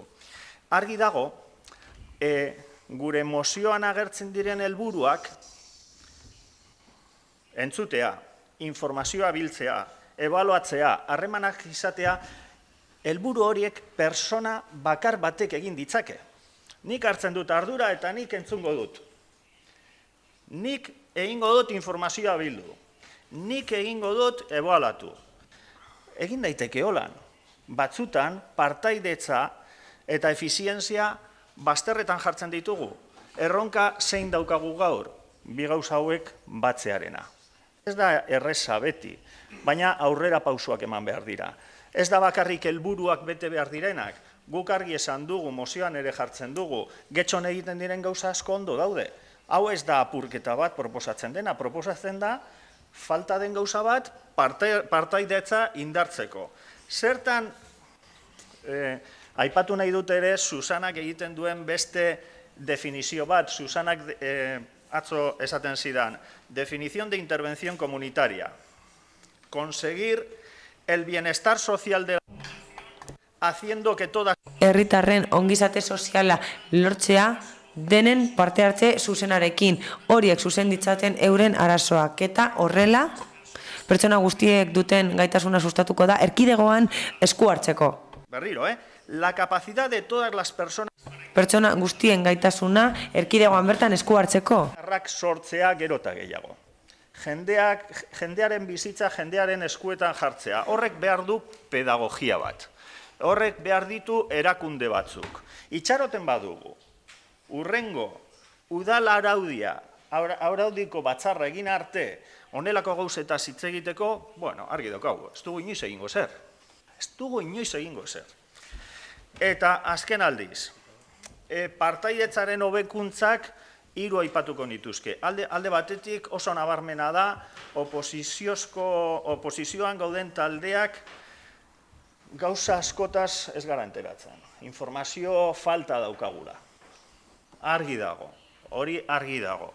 Eta hori partaidetza da. Argi dago ere momentu egokia zein da.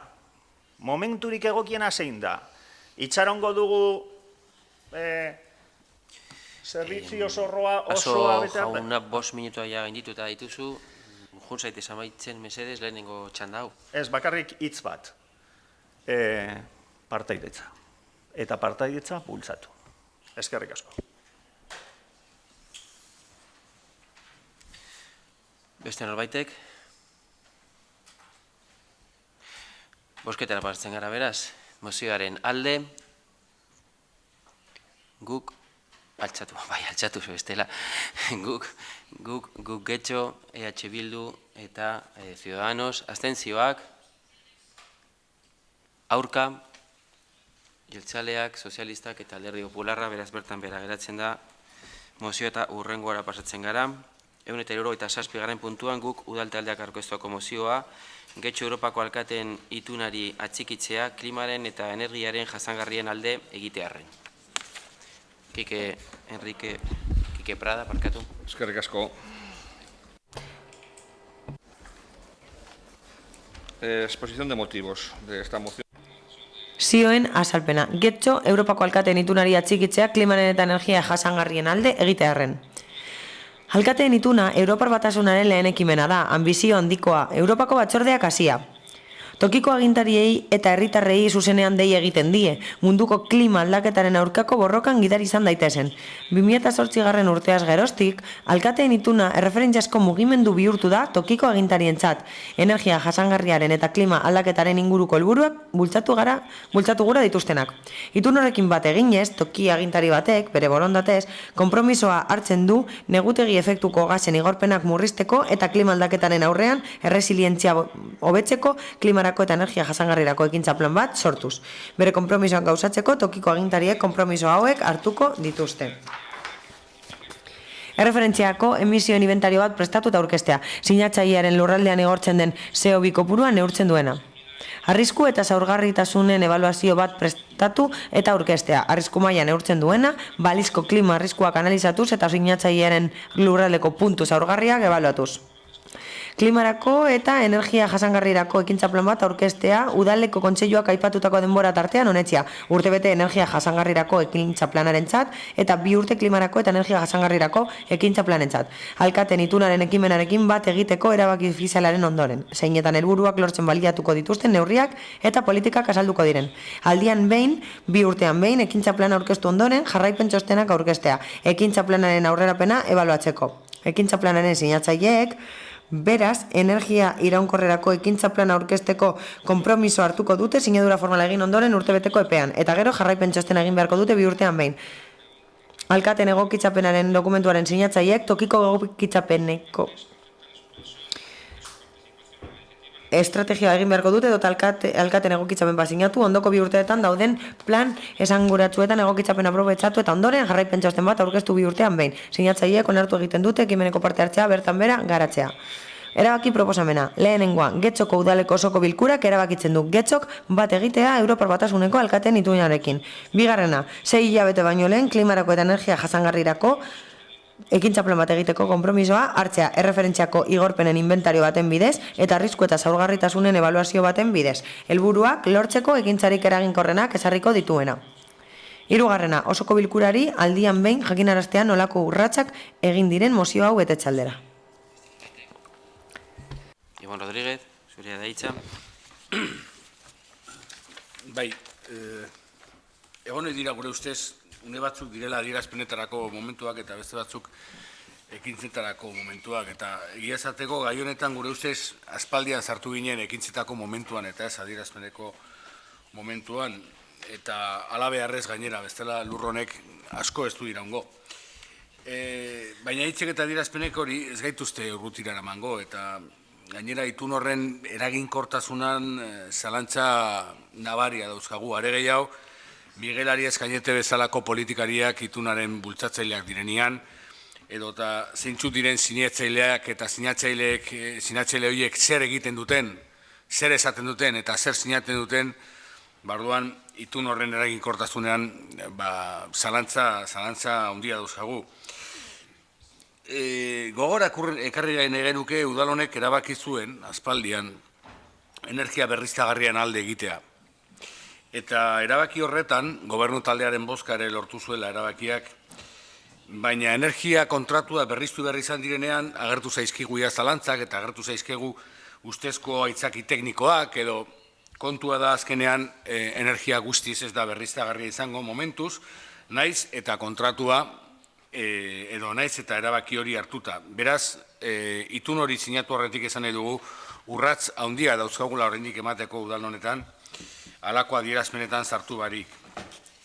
Gainera hurbil dago administrazio publikoaren jasangarritasuna energetikoaren legea, eta lege horrek benetan behartuko ditu administrazioak egin beharreko gauzak egitera. Ez horrelako itun batean, itun horren azkeneko sinatzailea uste dela Murziako hiriburua, eta pentsa ezakegu zen nolako gauzak egiten diran hango lurraldetatik. Bitartean, gure apostua esan bezala da, esan duguna, hemen onartu duguna, saiatuko garela egikaritzen, egia bihurtzen, eta aitzakien gainetik, gu saiatuko garela eta segituko dugula, aitzaki teknikoi jartzen dizkigutenean, hoiei aurre egiteko bideak emanez. Ez dugu txartu ikusten, itun horretan eskatzen dana, baina ez dugu itun horretan sinesten, ez diogu inolako eraginkortasunik ikusten, eta ikusten dugunez sinatzaileak zeintzuk izan diren, eta askotan sinatzaile horiek kutsatzaile nagusiak direla izan da, eraginkortasuna zalantzan jartzen dugu, beraz, azten ditu ingo gara. Eskerrik asko. Mila esker. Beste norbaitek. Iñaki Gamero. Labur.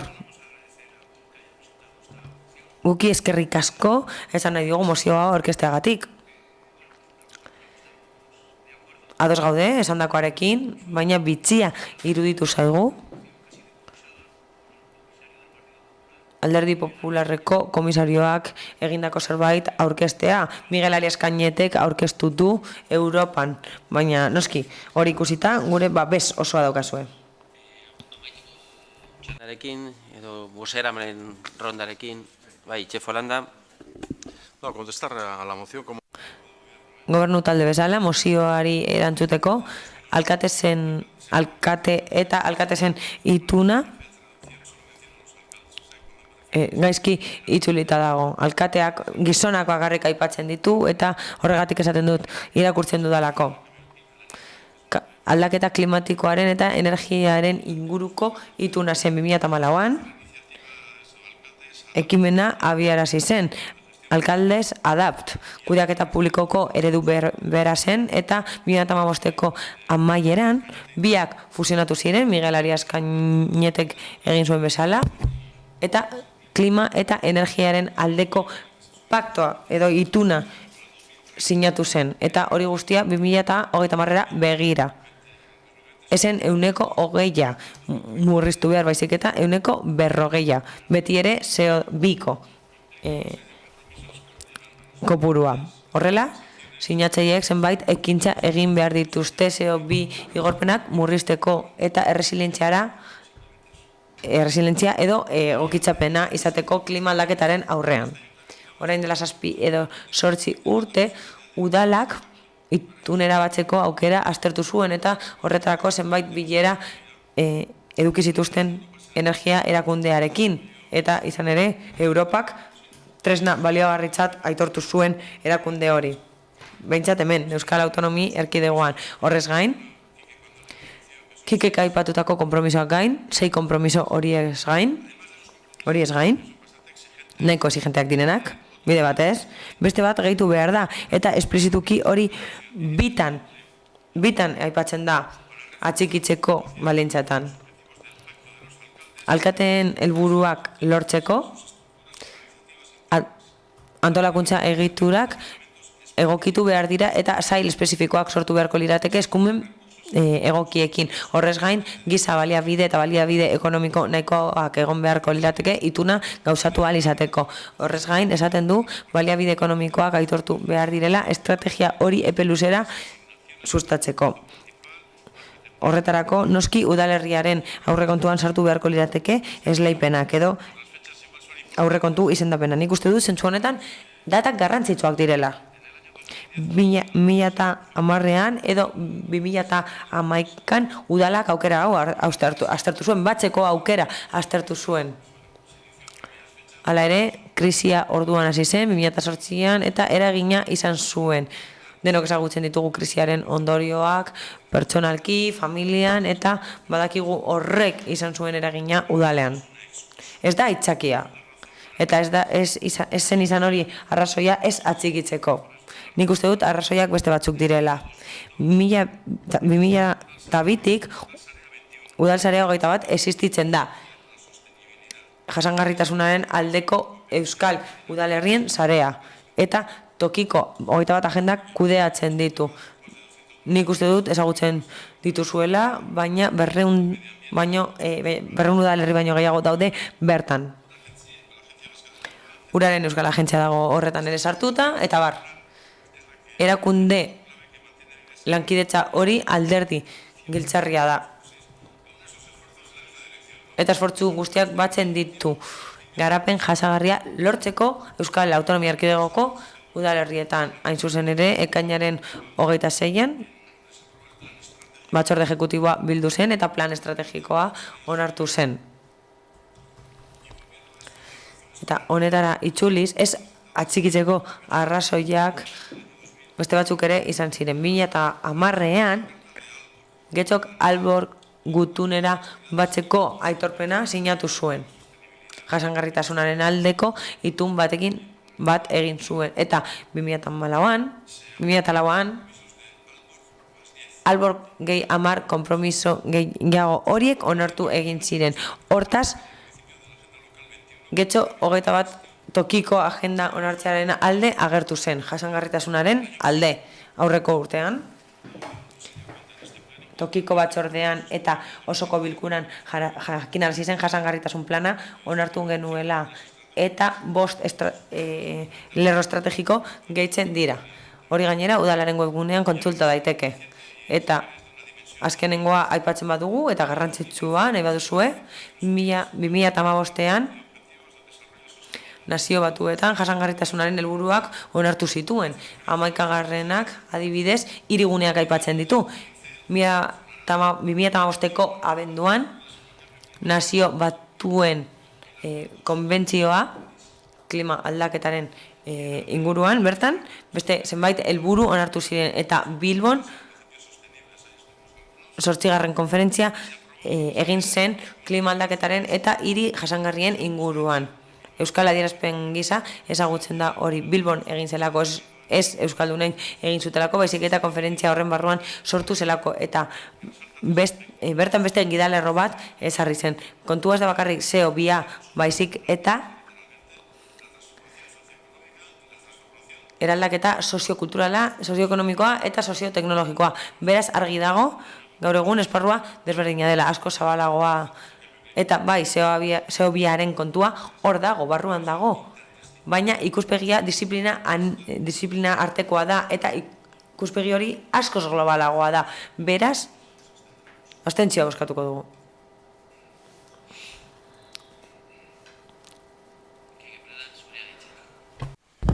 Eskerrik asko. Bueno, voy a empezar por... Amaieratik hasiko naiz. Txefok aipatutakoa oso ondo iruditzen zaigu, bai? Paris, Bilbo, zenbat CO2 murriztu da getzan 2010ko sinaduratik, ze konpromiso praktiko ditugu hemen? Aldaketa klimatikoaren gaian eta energia jasangarrien kontuan, badakigu esparru asko daudela, sinadura asko. Baina guk itun hau ekarri dugu, ez Miguel Arias Cañetek aurkeztu duelako, guri berdin digu. Konpromiso batzuk eta data batzuk jarri behar direlako. Euskal adierazpena, bai, ondo iruditzen zaigu, baina zer daukagu hemen getzon, zenbat CO2 murriztu da? Negutegi efektuko gazen igorpenaren azterlanen bat dago hemen getzon? Getzoko egoera aztertu egin da? Eguzki plaken kontuari dagokionez, energia getxo kontratatzen du ziurtatutako energia berriztagarria? Klimaren aldeko tokiko egunak ospatzen ditu? Zehaztasunera joatea izango litzateke. Denon gaude kokoteraino, hamarkadak eman ditugu, itun asko egon dira, adierazpen asko, getxo 37garrena dago, berdin dio, nora goaz? Berdin gaude, zenbat murriztu da CO2 getxon. Hildo horretatik, alkate eta alkate zen itunaren esparruan, guri berdin digu, helburuak onak badira, baina gure helburua da eta kontua da epe batzuk eta helburu batzuk zehaztea. Gauza zehatz batzuetarako, baina oraindik ez dugu hori egin denik ikusi. Adibidez, alkateen itun honetan dago Portugalete, Basauri eta Bilbao. Energiaren euskal erakundeak itun bat dauka, aurrera egiteko lerro horretatik, baina Basaurin geratu naiz. Martxoan deian argitaratu zen, eta ematen du, Basaurik aurrera pauso asko eman dituela itun honetan. Uste dugu adibide ona eta eredu bat izan daitekeela getxorentzat, gauza zehatzez ari garelako. Basaurin esaten dute nahi dutela plana erreferente bat izatea eta batez ere klima aldaketan eragina dutenak. Garrantzitsua ez da hitza, ez da paragrafoak ere. Garrantzitsuena da datuak ematen direla. CO2-ren igorpenak murriztu direla esaten da. Ez dakitzen bat den, zehazki Basaurin? Baina, emaitzak daude hemen, plan bat egin da, konpromisoekin, epeekin eta datekin. Gukek hori nahi du getxorentzat, onuragarria delako. Gutxiko ditugu adierazpena, gutxiko ditugu hitzak, postureo, kasu askotan, badakigu zer den aldaketa klimatikoa, Pariseko argazkia dago, munduko argazkia dago, baina gero egitan eta errealitatean kaltea areagotzen jarraitzen du. Eta guk nahi dugu Getxok jarrera irmoa izatea kontu honetan, bai aldaketa klimatikoari, bai trantsizio energetikoari dagokienez ere. Ados gaude, Ibon, bai, helburuetan ados gaude, gauza bat ez du bestea ukatzen berriztagarriak, trantsizio energetikoa, baina itun bat, eta itun hau ekarritugu ona, interesgarria delako, Europako 7.000 udalerrik babestu dutelako, eta garrantzitsuan geratuko gara. Konpromisoak agertzen dira, eta baita emaitzak ere. Udalerri batzuk kanpoaratu egin dira, konpromisoak betetzen ez zituztelako. Eta guk nahi dugu Getxo jarrera irmoa izatea, proaktibo izatea horretan, eta guk uste dugu Europan aurkeztutako lan egiteko proposamen hau izan daitekeela gure oinarria Getxon bide honetan aurrera pausoak emateko. Eraginkortasuna gure kontua da, eskaineterena. Getxon konpromisoak hartzen baditugu gure gain, hitza ematen badugu, beteko ditugu, hori da gure helburua. Ez, besterik ez. Beste eredu bat izan liteke. Noski, guk energia berriztagarrientzako trantsizioaren alde dago, CO2ko igorpenak murrizteko, eta nik uste dut denok gaudela ados. Baina nahi duguna, ekintzak dira. Konpromisoak eta emaitzak. Nahi duzuen formula eskaini daiteke. Hau bada, beste bat izan daiteke, baina nik uste dut gure helburu politikoa oso argi dagoela. Zuri, beste norbaitek. Bai. Ibon Rodríguez, zure da hitza. Bai, Kike, barkatuko didazu, baina guretzako batzutan eta gai batzuetan oso garrantzitsua da nor proposatzen duen eta nork egiten dituen gauzak. Eta oso garrantzitsua da, gai batzuetan garaia daia aurpegiak bakoitzak bereari esatea eta argi izatea bakoitzak zer defendatzen duen eta bakoitzak non dagoen. Eta holako adierazpenak askotan balio dute aurpegia zuritzeko. De hecho, pleno honetan ikusi duzu zelan Pepek baietza emango dizun. Pepek honi baietza emango dizu, baina aldi berean duela gutxi eguzkiari zerga bat jarri dio. Orduan, zer nolako eraginkortasuna izango da olako paktu bat? Nola bildu daitezke klima eta energia jasangarriaren alde, berdin-berdinean, zeuek, guk edo ezkerreko indar batek eragin ditzaken politikak eta eskuineko indar batek eragin ditzaken politikak. Nola izango dira berdinak? Hoiek ezin dira leku berdinean egon. Ez diralako uztargarriak eta asko ikusten dira eta energia elektrikoaren inguruan gauzak oso garbi daude estatuan eta oso garbi daude honetan gertatzen ari dana. Hemen onartu inda energia elektrikoa berriztagarriak izango dira, baina klausulak orain berrituko den kontratu horretan ez da klausula bat jarriko energia elektriko berriztagarriaren 100% horrela izan behar dela erosteko. Zergaitik bakoitzak esango dago berea. Beraz, oso garrantzitsua da gauza batzuk nortzuk sinatzen duten eta nortzuk egiten duten ikustea. Eta guretzako oso garrantzitsua da gu ezin gara Peperen eskuti joan energia jasangarria aldarrikatzen. Ez dalako egia. Pepek ez duelako hori aldarrikatzen. Pepek petroleoa aldarrikatzen duelako. Pepek petroleoaren eskutik ibiltzen dalako. Orduan oso garrantzitsua da. Beraz, paktu horretan agertzen diren ekintzak, interesgarria dira, eta ekintzak manan-manan joan gaitezen, ekintzak manan-manan plazaratzen, pleno honetarak hartzen, ekintzak banan-banan, ea orduan zer egiten duten PPkoek eta zer egiten duten beste batzuek. Baina oso garrantzitsua da ikustea, nork albidetzen dituen zenolako itunak. Eta guretzako, itun honek ez dauka inolako eraginkortasunik, batzuen aurpegia zuritzea ez bada. Eta sentitzen dugu, guk ez dugu sinesten PP eta antzeko beste batzuen, ez dakit, zintxotasuna energiaren alde, energia berriztagarrien alde eta klima berriztagarrien alde. Eta orduan, guretzako hori oso garrantzitsua da.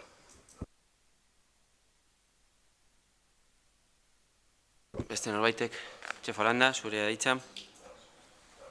Bai, nik uste, Ibon, eta ondo esan da, azken esan dakoa, no? Hori, a estas alturas cerrar el pacto es...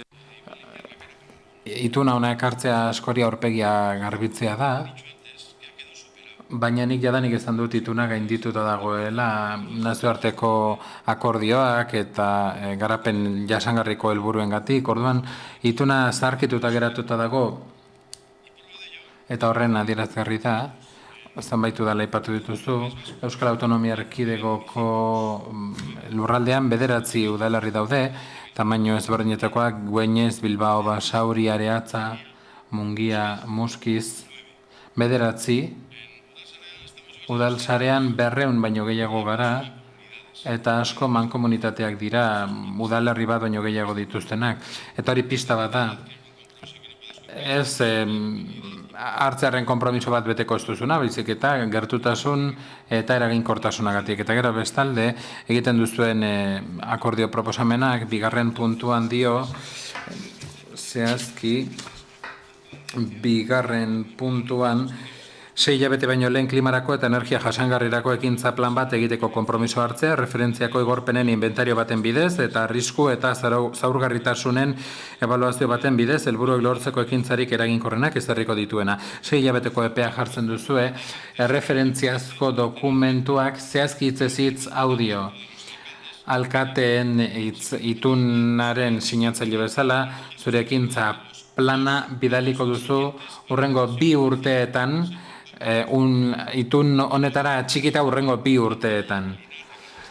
Hor eskatuko da, diligentzia eta azkartasuna erabakietan, baina hemen ematen du 6 hilabete baino gutxiagoko plan bat, 6 hilabete baino gutxiagoko epe bat sartzea, plana bera, estrategiak, irizpideak eta barrak sortzeko ematen du, horrek ez duela inolako ideiarik eta ez jakintasun handia egin beharreko lanari buruz eta neurri batean ere izaera hotzarekin jardutea gai honi buruz. Eta bestaldetik Eusko Legebiltzarrean bada efizientzia energetikoari buruzko lege bat eta hau guztia ere hobetzen duena. Zuek hemen egin dituzun ekarpenak beste osoko bilkura batzuetan jorratu izan dira.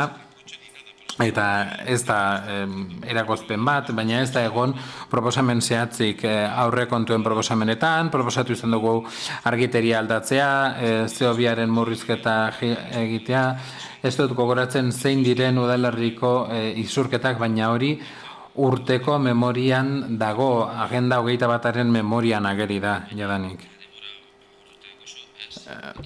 Bai, Kike Prada.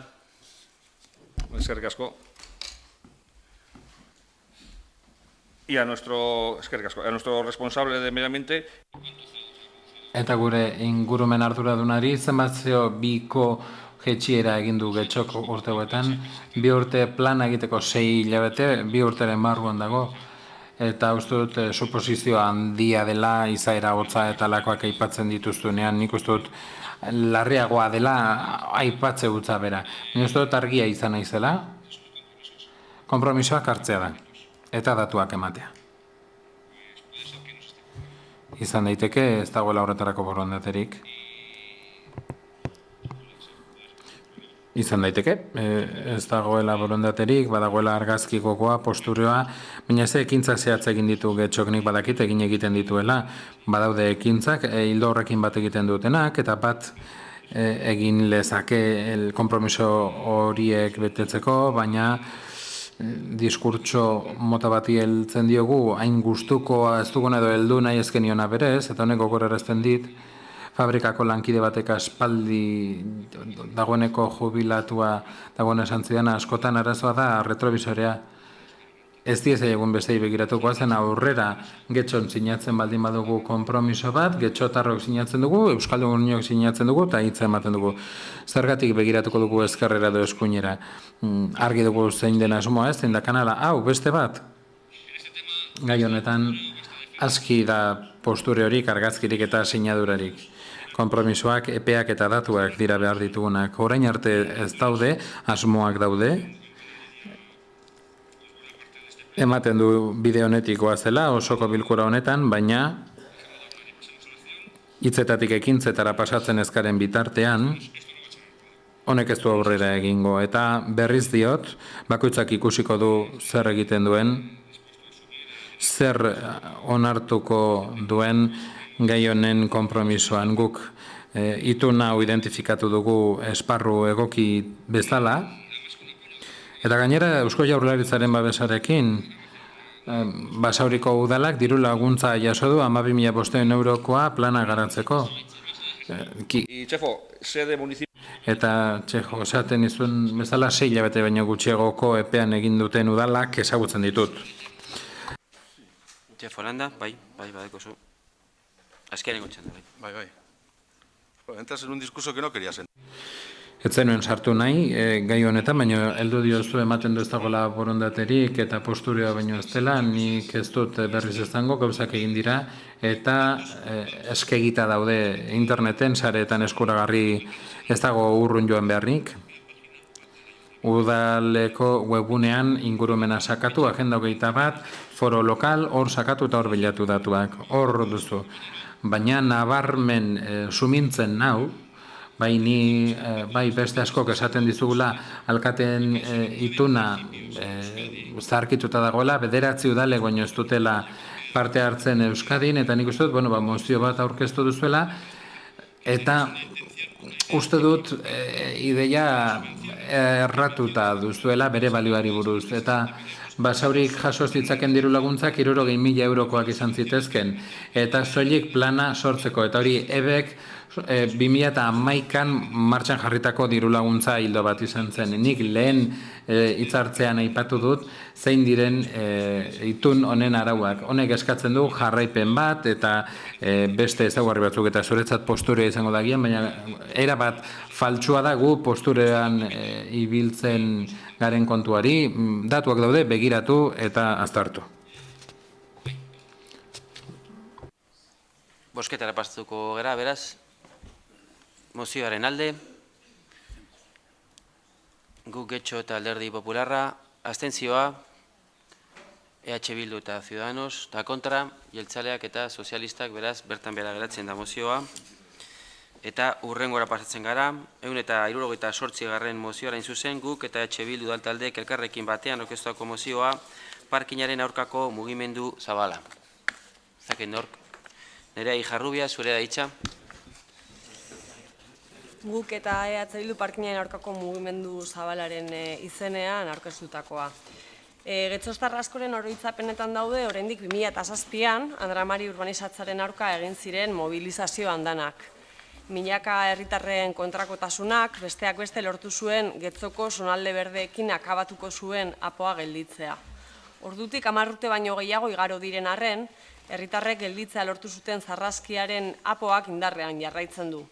Hala, Getxostarrok oraindik ere berrikusketaren zain jarraitzen dugu, 10 urte baino gehiago igaro dira eta 8.000 etxebizitza baino gehiagorekin gure herriko zonalde berdeak suntzitu zituen apoak indarrean darrai. Herritarrok berrikusketaren zain jarraitzen dugun bitartean, udal gobernua ez da bezua gurutzaturik geratu. Behin-behineko baimenen bidez, aurreko apoak ematen dituen aukerako aliatu eta Andramari proiektu ezberdinez josten ari da. Horien artean, herritarron arkokatasun argia lortu duen Ibarbengoako parkina. Andramariko bihotz berdean eraiki nahi duten parkina. Andramariren urbanizatzerako estrategikoa izango den azpiegitura. Andramariko auzokideek ez dutena behar, beti ere aintzat harturik inguruan dagoen aparkatzeko espazio handia. Hala, udal gobernuak entzungor jarraitzen du kolektiboa auzokide eta parkinaren aurkako mugimendu zabalari musin eginez.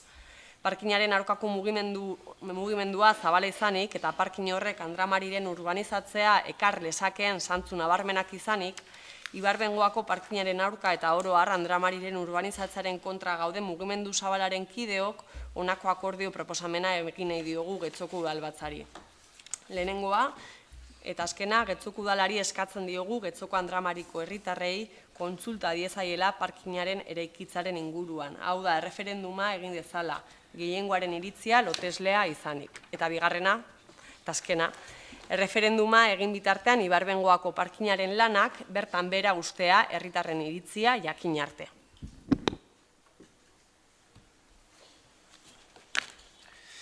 Esker, beste norbaitek. Joseba Arregi. Arratsaldeon, berriro.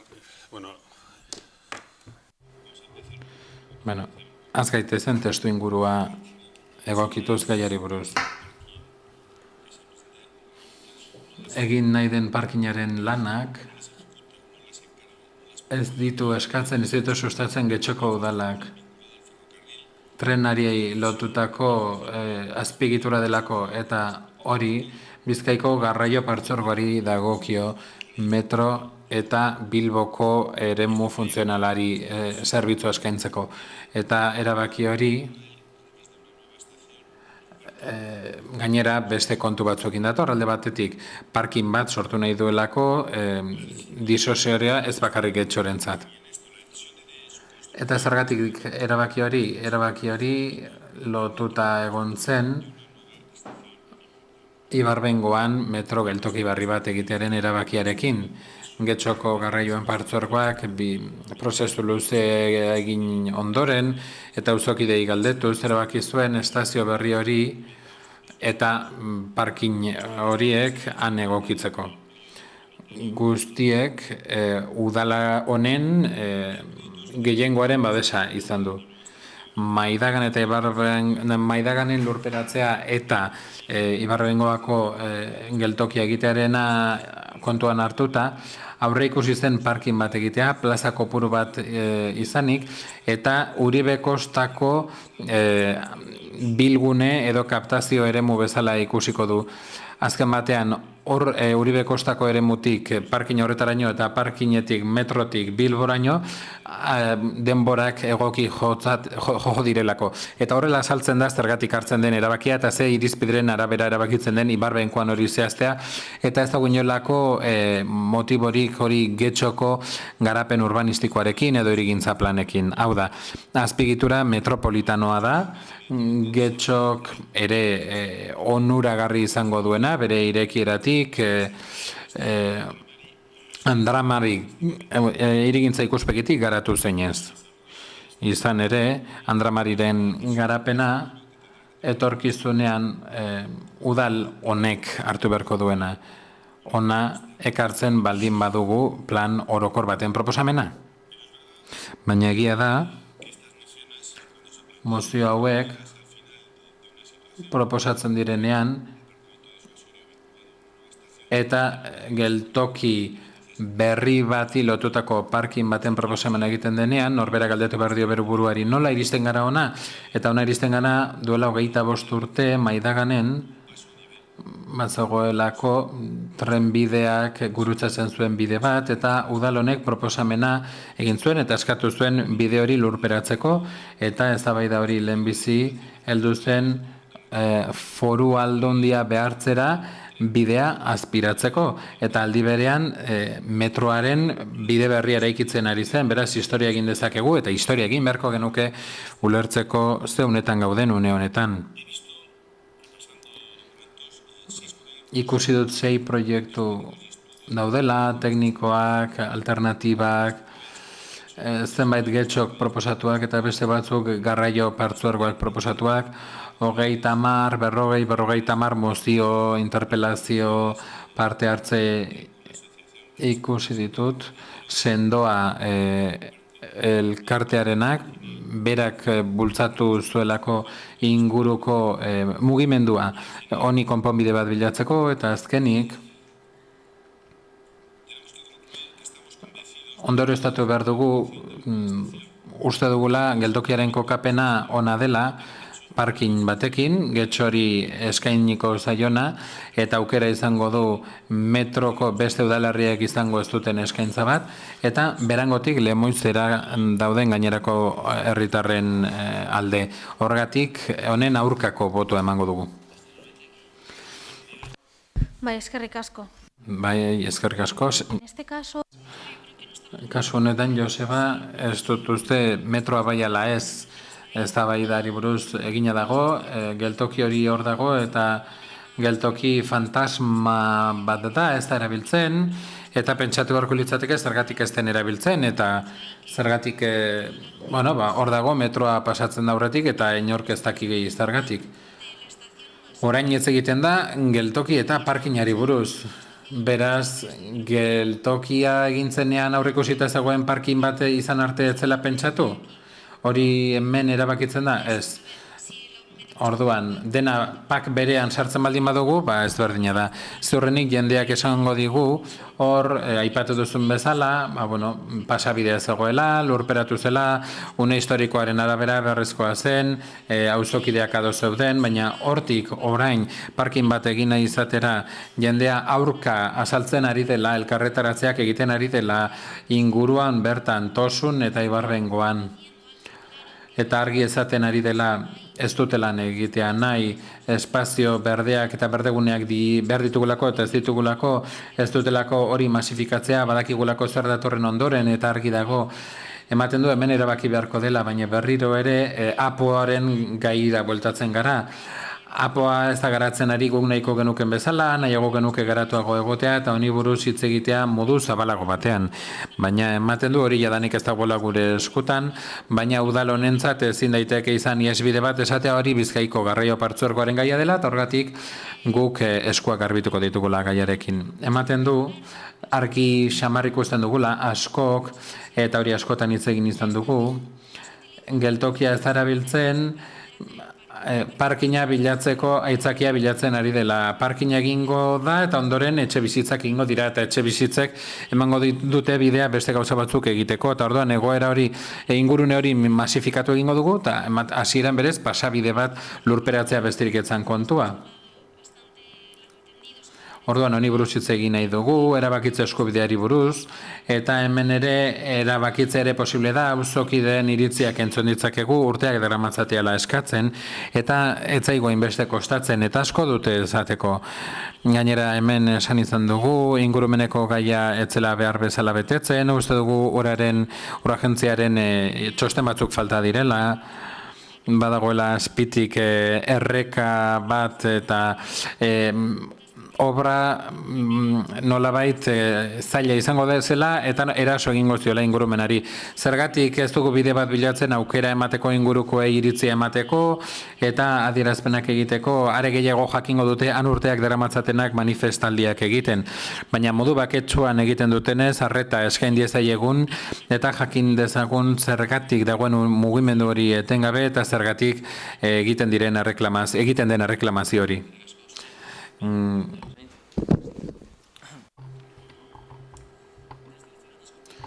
Ciudadanos herritarraketik bat gatoz, galdeketarekin, uste dugu aspaldi egin behar zela galdeketa bera, etzen galdeketa egin, tamalez eta horregatik iritziak bereizi dira.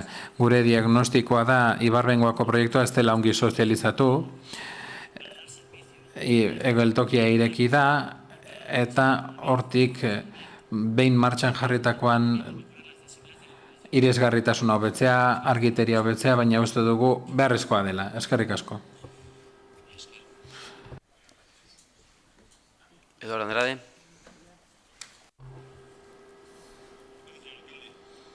Eskerrik asko, alkate jauna. Nik ez dut hemerotekara jo behar Josebak ez bezala, ni ordurako hemengo zinegotzia bain nintzen, eta nik bizi izan nuen Joseba uste dut arratuta zaudela, eta Andramariko bidearen aspiratzeari buruz, hainbesteko liskarrak izan genituenean sendoa elkartearekin, eta trenbideeko geltokia egitea ezinbestekoa zenez, derrigorrezkoa zenez, orduan etzen inongo parkinik aipatu, orduan parkinen aipurik etzen izan. Gerora, 2013 inguruan, orduan bapatean agertu zen ikerketa bat zegoela, parkin bat egiteko, gu joan ginen partzuergora, ez dakit orduan Imanol partzuergoko presidentea ote zen, eta orduan ikusi nuen bapatean aldaketa bat zegoela, Josebak esan duen bezala, hau plan metropolitano bihurtu zen, garraio plan metropolitano bezala, eta orduan ingurune hori, osoko bilkura honetatik pasagabe, pasa zen Ibarbengoan egoera erabat aldatzera, partzuergoan aldaketa bat egina zela, gure APOan aldatu zen, eta orduan bideak eta sarbideak eta trenbidetik gertu zegoen eremua zenez aukera zutela hori egiteko, eta hala erabaki zutela eta hala egin, eta mozioak dioen bezala, geltokia egin zenean, Ibarbengoako geltokia, denok ikusi genuonok, denok uste dugu hori gintzela Zarragoraren PTP-ko 8.000 etxe bizitzekin lotuta, horri ikusten da azken batean, ze bide egongo lirateken eta ze errepide egongo lirateken eta bat atoz PTP arekin eta eskerrak PTP ura geratu ahal izan zela eta pena Eusko Alderdi Jeltzaleak errepaso handia izan zuela, eta pena ez iristea oposizioko alderdien artean gobernatzeko denak horren aurka baikeunden, baina etzen gertatu. Argi dago geltoki hori helburu horrekin eginda, eta orain urteak dira, eta urteak dara matza horri itxita, baina badu segurtasuneko langile bat, eta gauza batzuk kostu bat dutenak. Ibarbengoako parkina, gu beti egon gara bere aurka, geltokia orduan planteatu zen bezala, gu ere bai, baina gaur egun. Hauteskundeak pasa dira 2007, 2011, 2015. Uste dut aukerak egon direla, lizitazioa egin zelako, pleguak onartu ziren, esleitu zen, eta legezko bide guztiak bideratu ziren Ibarbengoa geratu alizateko. Honezkero indus makinak atean daudenean, uste dugu indarkeria ez dela parkinaren eraikuntza gelditzeko modua. Uste dut denak silatu garela legeak emandako bideak erabiltzeko hori gerarazteko, hauteskundetara jo dugu, saiatu gara auzotarren borondatea eta babesa lortzen hori aldatzeko. Nik ez dakit lege bideri geratzen den, bide guztiak bilatu ditugu, saiatu gara, borrokatu gara, eta indarkeria eta oldartzeak edozein eskaera zilegi bidegabe bihurtzen du, beraz ezin dugu mozioa babestu, ez ditugulako onartzen erabiltzen diren bideak eta moduak proposamen zilegi hau babesteko, beraz abstenitu egingo gara. Paula Mieba, No entiendo, estáis en... Eduardo, parkinaren kontra zaude eta indarkeria aipatzen duzu, noiz egon da indarkeria parkina aipatzean. Bakarrik egon da resistentzia bakezalea nian egon naiz, nire kideak egon diran, eta inoiz ez dugu indarkeriarik ikusi, resistentzia ikusi dugu bakezalea eta beraiek formazioa ematen dute hurbiltzen direnak beraiekin egoteko eta modu bakezalean defendatzeko, ez inoren aurrean oldartzeko, ez erakunde, ez enpresaetako inoren aurrean, beraz. Indarkeria aipatzea iruditzen zait beharrezkoa ez den mutur batera iristea edo tagian ez dakizula zer gertatzen ari denan. Guk ez dugu hori ikusi, agian zuk ikusi duzu guk ikusi ez dugun zerbait, baina han egon garenean sekula ez dut ikusi ezer violentorik, bestela benetan planteatuko genuken hau babestea, baina benetan agian ez gara ari aldarrikapen berberari buruz, agian ez gara ari akampada berberari buruz, ez dakit beste badagoen eta enteratu ezkaren, baina enuke esango ala denik. Eta nik ere uste dut, pak berean sartzen ari dela, pak batean etzegona, nien nengoen orduan osoko bilkura honetan, baina uste dut, dena bat saldu nahi digutela, eta uste dut zerbait egin beharko genukela, aldarrikapen hori aspaldikoa delako auzoki den aldetik. Nerea Gijarrubia. Bai, bueno, a ber, nondik hasiko naiz. Bueno, lehenik eta behin eta aipatu dugu mozioan, baina garrantzitsua da nik uste du nabarmentzea, mozio hau azken finean parkinaren aurkako mugimendu zabalak guk eta EH Bilduren bitartez sartu duen mozioa izan dela. Izan ere, guri gustatuko litzaiguke eurek hitza hartzea eta eztabaida politiko honetan euren iritzia presente egotea, baina dakigunez bezala, 30 urteko araudi organikoak ez du horretarako bide ematen. Beraz, gero nahi baldin badute aukera izango dute hitza hartzeko. Eta, hori esan da, da apurtzuet paradogikoa, ez? Noski esan duzu Arregi udalak ez duela, patzuergoaren edo garraio patzuergoaren eskumen nagusia dela, eta bai bada bere eskumen nagusia, baina prozesu horretan guztian udal gobernuak ere eskumena izan du nolabaiteko prozedimendu batzuk abiatzeko, eta aurkakotasun bat adierazteko, edo aldekotasun bat adierazteko, eta kasu honetan, behin baino gehiagotan alkateak adierazi duen bezala, zuen argudio nagusia hori izan da ere, zuek horrela eraman duzuela hauteskunde programan, eta horrela egintera zoaztela, ez? Beltza zuriaren gainean esaten duzue, eta hori izan da, orain arte erabili duzuen argudio nagusiena. Beraz, bai uste dugu EH Bildutik, zalantzari gabe udalak eskumena izan duela, eskumen bat baino gehiago izan duela oneri aurre egiteko edo bide emateko, eta bide ematearen alde egin du. Hori ezan da, esaten dugu apoarena, eta uste dut hori aipatzen da ere mozioan, apoa da azken finean gako nagusiena. Jarraitzen dugu zain, berrikusketaren zain, eta zain jarraitzen dugun bitartean, adierazi den bezala ere mozio horretan, urbanizazio plan ugari aurrera jarraitzen dute. Beraz, zer egin? 10 urteren ostean, apo berri bat lortzearen zain jarraitzen dugu, eta bitartean, zeinek bermatuko digu Andramari ez dela urbanizatuko, oraindik ere zabalik dago leihoa, atea, nor bermatuko digu gure herrian geratzen diren berdegune eskasak ez direla batzuen asmo espekulatiboetara aurrera ateratzeko erabiliko, nork da galdera, nork bermatuko digu hori. Udalak momentu honetan ez du hori egin, ez du bermatu inondik inora hori gertatuko ez denik. Eta bitartean, esan bezala, leihoak eta ateak irekita jarraitzen dute. Eta hor, arrisku handi badago, eta horregatik, argi dagoena eta ikusi duguna hilabete hauetan eta azken urteetan herria horren jabe dala, eta herriak ere aurre egiten diola aurreri dauzkan medioekin. Beraz, nik uste dut udalak ez duen bermatzen ez duen bitartean, udal gobernuak kasu honetan apoaren berrikuspena martzan jartzen ez duen bitartean, eta Andramari zein Larrañazubi zen gure herrian geratzen diren berdeguneak ez urbanizatzeko autua egiten ez duen bitartean, arriskuak jarraitzen du. Eta horren aurrean normala da jendearen eta herritarren urduritasuna. Are gehiago jartzen denean hor parkin bat eta hori estrategikoa izan daitekenean Andramari urbanizatzeko.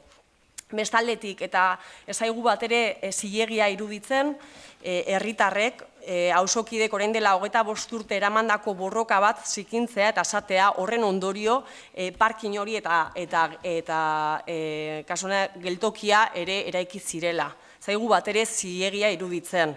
Maidagango borroka auzokide eta bizilagunen borroka duina izan zen, eta eurek eskatzen zutena izan zen metroaren lurperatzea. Eta ondo ezagutzen du, bertako auzokidea naiz, eta hori ere bizi izan nuen, 5 urterekin bada ere. Beraz, ezaigu bat ere zilegia iruditzen. Eta bestetik, Andrade jaunari, ez dakize biolentziaren inguruan ari zarean, zu ere mamuak ikusten ari zara ez dauden lekuan. Ez gaude biolentzari buruz hitz egiten, mozioan ez da zipitzik aipatzen biolentziaren inguruan, eta mugimendu horrek adierazi eta erakutsi duen bezala urteetan ez du biolentzarik erabiltzen. Erabiltzen ditu beste bitarteko batzuk, beste medio batzuk aurre egiteko eta bermatzeko edo saiatzeko bermatzen Andramarin ez dela eraikiko eta Andramari ez dela urbanizatzeko. Baina biolentzia hitzakia erabiltzea kasu honetan, benetan ez dugu inondik inora zentzuduna ikusten. Beste norbaitek, Joseba Arregi.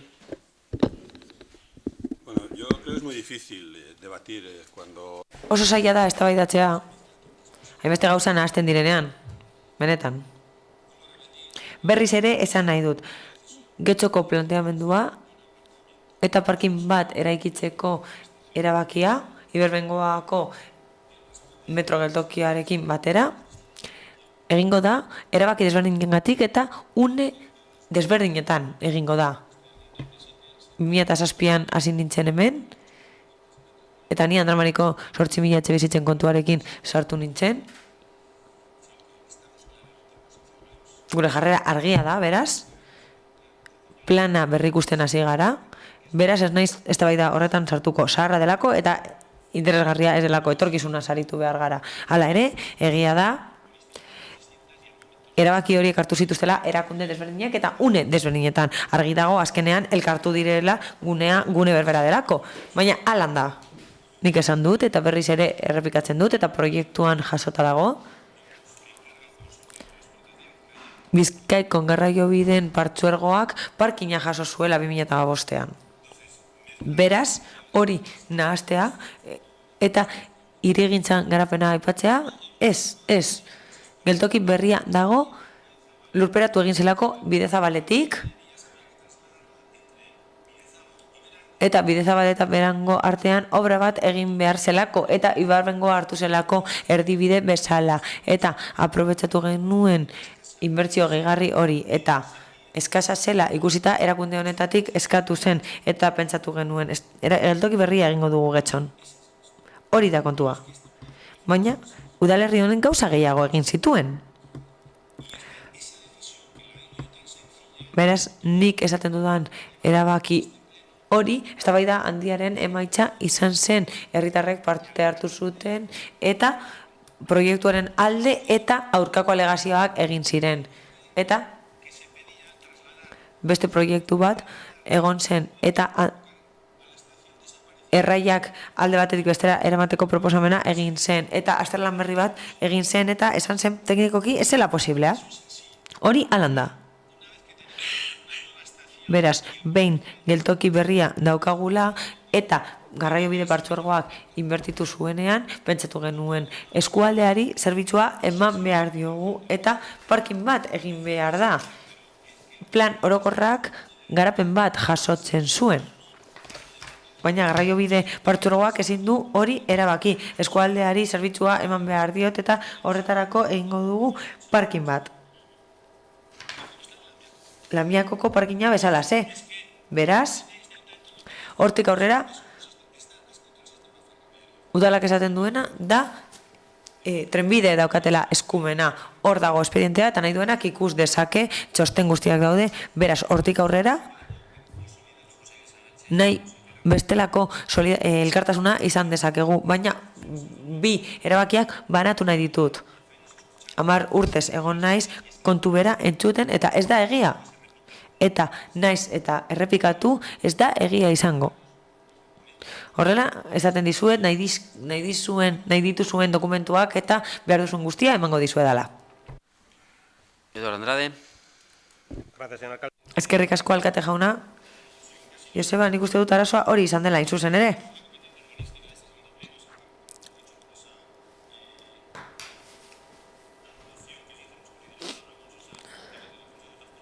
Garraiobide partzuergoak esan zuen, bere plana zela, trenbideen plana zela, eta egingo zuela nahi zuena.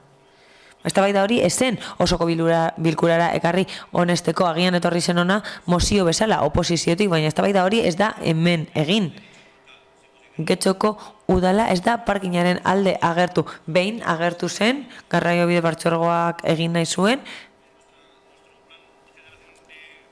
gure plana aldatu zuen, eta hirigintza eskumenik ez geneukanez, ez zen osoko bilkurara etorri.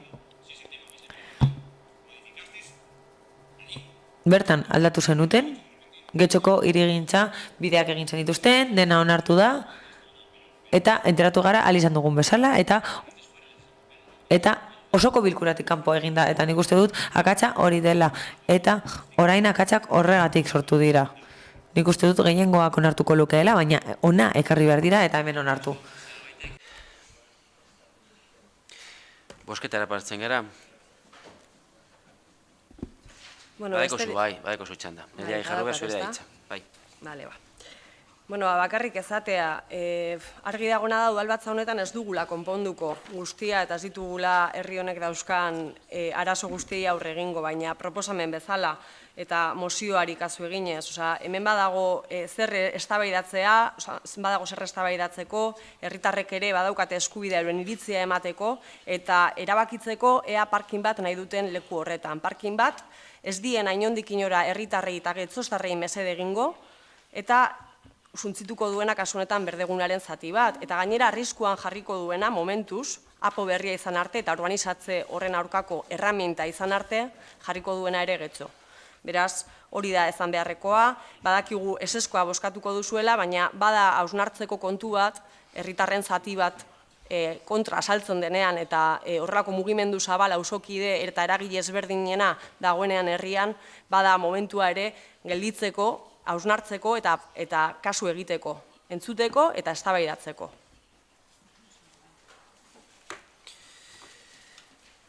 Eskerrik asko, beraz, bosketara pastuko gara.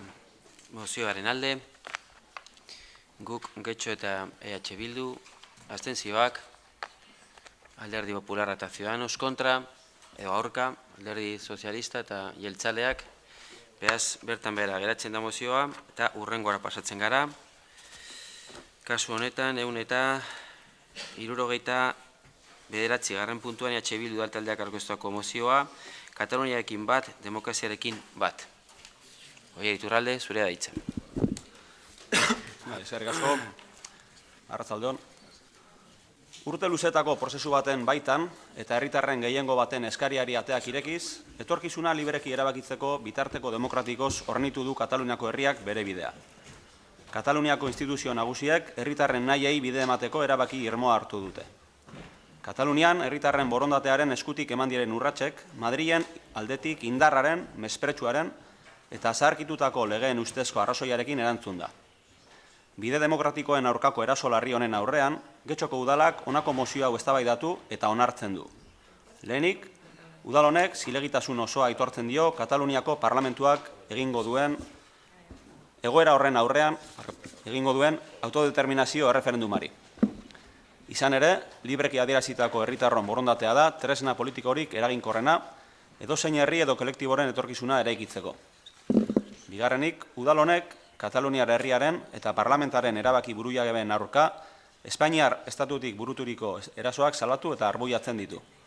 Madrilgo gobernua, epaitegiak eta auzitegi konstituzionala ezin direlako Kataluniako herritarren gehiengo zabalak adierazitako borondate demokratikoaren gainetik jarri.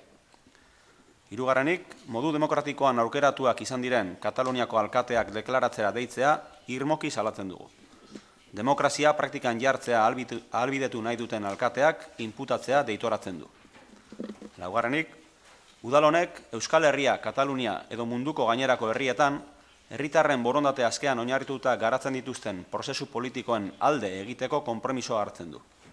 Bosgarrenik, udal honek urriaren bateko emaitza errespetatzen du eta instituzio zein eragileei ere berdina egitea eskatzen die.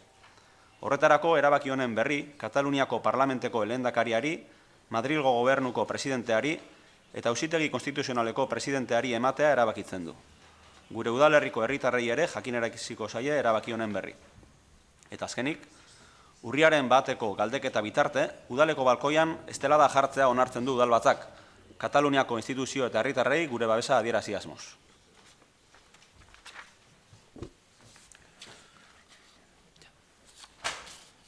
Beste norbaitek.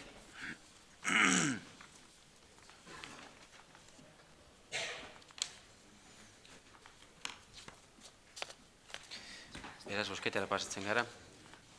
Bai, badeko zu bigarren txanda bat. Bueno, talde batek idatzitako dakarrek gutona. Honekin testu inguru erabat lotua daukana. Estatu Espainola herrien kartzela da, eta halaxe agertu da Katalan herrien nazio nortasuna ukatzeko. Estatu Espainola, demokraziarentzat ere, kartzela bihurtu da. Katalanen eskubideak zangopiratu baititu. Eskubide zibil eta politikoak daude berriro auzitan. Ez dute horiek urratzeko borroka armatuaren aitzakiarik behar izan. Garai bateko indarkeriarik gabe dena posible da leloura, gezur hutsa zela egiaztatu du. Estatuak jasaten ari den krisi izugarria indarkeriaz eta basakeriaz eskutatu nahi du. Egiturazko arazo sakona pairatzen ari da Espainiar estatua. Azken krak ekonomikoari, krisi politikoa, instituzionala, soziala eta lurralde krisia gehitu baitzaizkio. 78ko erregimenaren sartadurak agerikoak dira. Orain dela urte batzuk, Espainian sortutako herri protesten eta ondoren hauteskunde orokorren bueltan, bazirudien erregimena kolokan jartzeko gogoa piztu zela. Itxaropena izan zuen behintzat hainbatek. Zoritxarrez, azkenean ezen halakorik gertatu, eta estatuaren demokratizazioa ezinezkoa izan da berriro ere. Erregimen hori, pitza dezakeen errealitate nagusia, gaur-gaurkoz, Kataluniako prozesua da. Honen bestez, prozesua, demokraziaren aldeko prozesua da. Independentzia lortu ahal izateko bide demokratikorik utzi ez dietenez, demokrazia lortzeko ibilbide independentistari ekin behar izan diotelako azkenean. Euskal Herriarentzat ikasgaiak ere balio digu, eta hemen salatu behar dugu hain zuzen ere Euskal Alderdi Jeltzalearen papera. Horre guztiak ikasgai asko utzi beharko lituzke. Estatu espainolari kiratz jasangaitza darion honetan, Euskal Herriaren eta Espainiaren arteko zanga inoiz baino zabalagoa den honetan. Eta esan bezala, horrek bihurtzen du arepenagarriago, Euskal Alderdi Jeltzaleak berrirore Madrilgo gobernuaren, gobernu ezin atzerakoiago eta ustelagoa den horren, makulu izateko bere burua horrela eskaini izana. Horrek bihurtzen du haren egargarriago, Inigo Urkullu Kataloniako erreferendumaren kontra jendaurrean lotxagabe agertu izana, bere burua estatuaren ordezkari gisa aurkezteraino. Horrek bilakatzen du, are amorragarriago, Euskal Herrian eztabaida politikoa ez pizteko eta berezko prozesu bat ez abiarazteko zenbait egiten ari den ahalegina.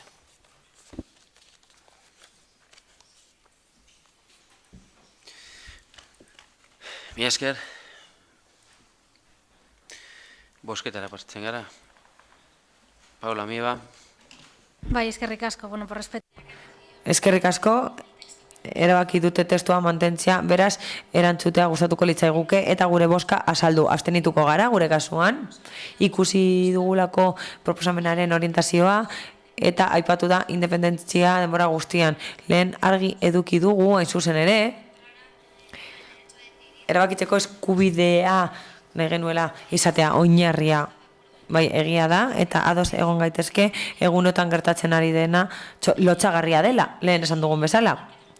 Horrez gain, ez gaude ados guretzat ikasgai bat dela esaten duzuenean. Bai, agian bai, izan daiteke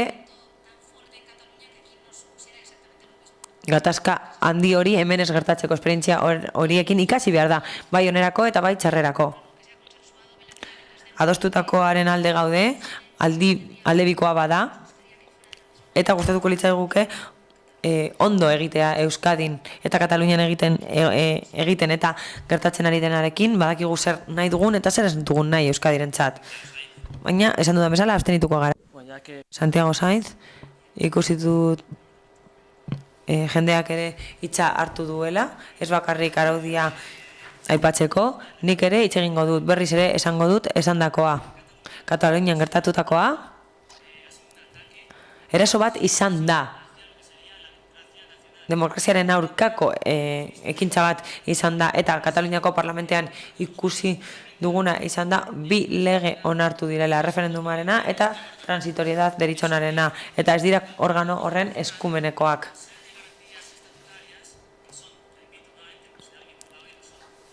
Gorago dauden organoak ez dituzte entzun, ez dute jarraitu haiek esandakoa, eta Parlamente Katalunia edo Kataluniako parlamenteko juristen hitza ez dute entzun, beraz ez dituzte kontuan hartu ondorioak, eta zenbait juristek eman dute ondorio horien berriz ere esaten dut. Oposizioaren eskubideak zapaldu dira, parlamenteko oposizioa zapaldu eginda, eta ez da ganberaren araudia errespetatu.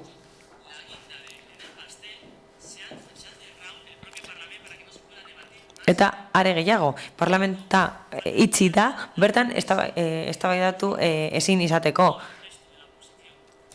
Beraz, oposizioak ondo jardun du, eta kuperi bota beharko genioke errua izan ere, oposizioak gehiengoa ordezten du. Mila esker. Oier Iturralde. Bueno, lehengo eztabaidaz luzatzearren eta posturak jada argi geratu direnez, apunte txiki bat, orain santik defendatu duen Estatu Espainol horrekiko. Estatu Espainol horrek, orain egun gutxi, salbuespen egoera ezarri zuen Katalunian, Katalunia izpide daukagun horretan, salbuespen egoera ezarri zuen, eta besterik gabe gogoratu nahi genuke, orain dela 42 urte, halako gora beretsuan, salbuespen egoera batean, erailtzi dituzten txiki eta otegi badakit, mozioak ez duela zeharka bada ere horrekin bat egiten, baina salbuespen egoera zen orduan ere, gaur Katalunian bizi duten salbuespen egoera bera. Espero dugu, halakorik ez errepikatzea, etorkizunean, salbuespen egoera hartan hil zituzten txiki eta otegi, aprobetxatzen dugu haiek gogorak hartzeko, eta bide batez, gonbidapena, irailaren 27 honetan, urrengo igandean Bilbon egingo den gure esku dagoren manifestazioa joateko, bai herritarrei, larunbatean markatu, herritarrei, politikariei eta demokrata guztiei. Eskerrik asko.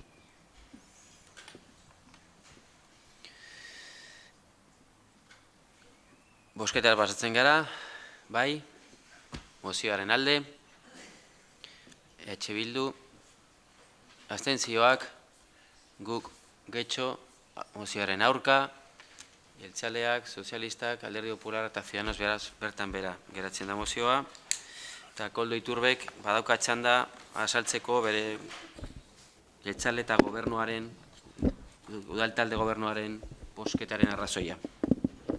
Lehen esan duan moduan, eta Euskal Alderdi Jeltzalearen izenean egiten dut orain nire gure defentsa, guk Gasteizen adostutako aldarrikapen ekarri dugu ona, zuekin batera adostutakoa, bertan, horregatik koherentziaz eta zintzotasunez jokatu dugu, eta beste jakingo dute zergaitik jokatu duten beste modu batetan. Eta zergaitik bardin ematen zaie, bardin, ez diote inungo garrantzirik emoten Katalunia gogorari, eta bai Eusko Alderdi Jeltzaleari egurra emateari. Eta hori da zuen benetako gogoa eta asmoa, eta hori izan da. Lotzagarria da benetan, Katalunian egoera erabiltzea horretarako.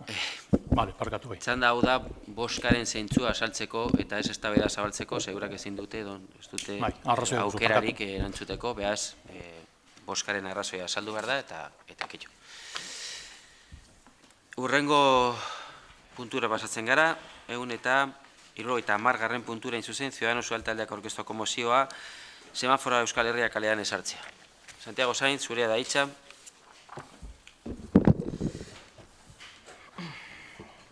Moción para la instalación. Ciudadanos Taldeak aurkeztutako mozioa, semaforoa Euskal Herrian kalean esartzeko. Getxon, aurrerapen handiak egin ditugu trafikoa hobetzen, eta udalak urteotan egindako esfortzuak fruituak eman ditu. Baina oraindik bide luzea daukagu egiteko. Herritarren ordezkariakaren aldetik, lehenbaien esku hartu behar dugu, herritarrek leku inseguruak edo arriskutsuak salatzen dituztenean, batik bat eremu horretan edo zein hobekuntza berehala antzematen dutelako herritarrek.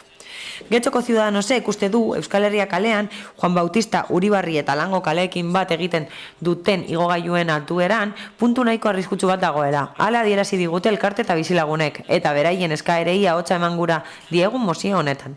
Puntu horretan autoek edo haietako askok behintzat ez dute zebrabidea errespetatzen eta nahiko askar ibiltzen dira. Horregatik, uste dugu jarduteko modurik egokiena semaforo bat ipintzea dela, itzuentzat egokitua noski. Gainera, zona horretatik umeak pasatzen dira inguruko ikastetxetara edo fadurako kiroldegira. Txoko horretako segurtasunezak beldurra sortzen du familien artean, auto batek harrapatu aldituelako. Uste dugu egoera horren aurrean ez dagoela eztabaidarik eta nahitaezkoa dela konpontzea. Uste dugu beharrezkoa dela hobekuntza hori eta hobekuntza horrek guzti egingarria denak balizko istripuak galaraziko lituzkela. Udal honek ez du itxaron behar istripuak gertatu arte zerbait egiteko. Esan ohi denez, hobe prebenitzea zaintza baino. Eta guk hori zen nahi dugu. Hain zuzen ere, prebenitu. Horregatik, honako hau adierazten diogu udalbatza honi. Erabaki proposamena, bakarra, Euskal Herria kalean, semaforo bat jartzea. Juan Bautista Uribarri eta Lango kaleetara doazen igogailu publikoen ondoko zebrabidean. Bigarrenik, teknikoki ezinezkoa bada, eta hirigintza aurreikuspen desberdina badaude eta zaila bada, eskatzen dugu semaforo bat jartzeko bertan, eta zebrabide horretatik hurbil. Oinezkoak bertatik behar bezala igaro ahal izateko. Joseba Arregi. Bueno, esta...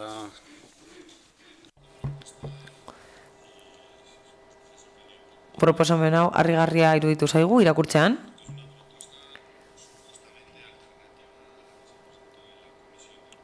Hirigintza batzordean aurkeztutakoaren alternatiba bat dela suposatzen delako. Fueros eta Euskal Herria kaleko gurutza bidean semaforo bat jartzeko proposamenarekin bat ez datorrelako, bata edo bestea, izan behar du.